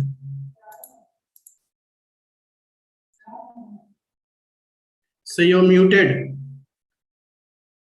Sir, you're muted. Yeah. Yeah, thanks, Ajay, for communicating professional and officially a vote of thanks to all the deserving people. And it has been a pleasure to have such luminaries in this conference, and the views that have come. We would definitely try our best to put them together, and we'll definitely this conference will definitely contribute towards policy making in the state and in the country. We have searched quite a lot of literature, but we did not find such forthcoming ideas, such practical ideas which can be implemented and which show a way, a direction towards policy making and towards a contribution, a teamwork of the academicians, the activists, researchers, and the working with the government. So that opens up a new frontier for all of us, and together we will definitely contribute in this area which is very less research, which needs quite a lot of research. The complexities that are inbuilt in the area and the complexities that need to be solved and resolved, they are before us, and they have been put out in the open by our chief guest and by other scholars who have presented their papers in this conference. Once again, on behalf of the organizers, Professor Abdul Mateen and our team, I would like to thank everyone, and we hope that in near future we will again come together, and we'll continue to work together, maybe from difference. And I request Professor Sharma to contribute a paper so that we can take it as a main, as a distinct focus, as a concept note for the policy brief to be submitted to the government. Thank you very much. And with this, we good night to everybody, and thanks for. Thank you.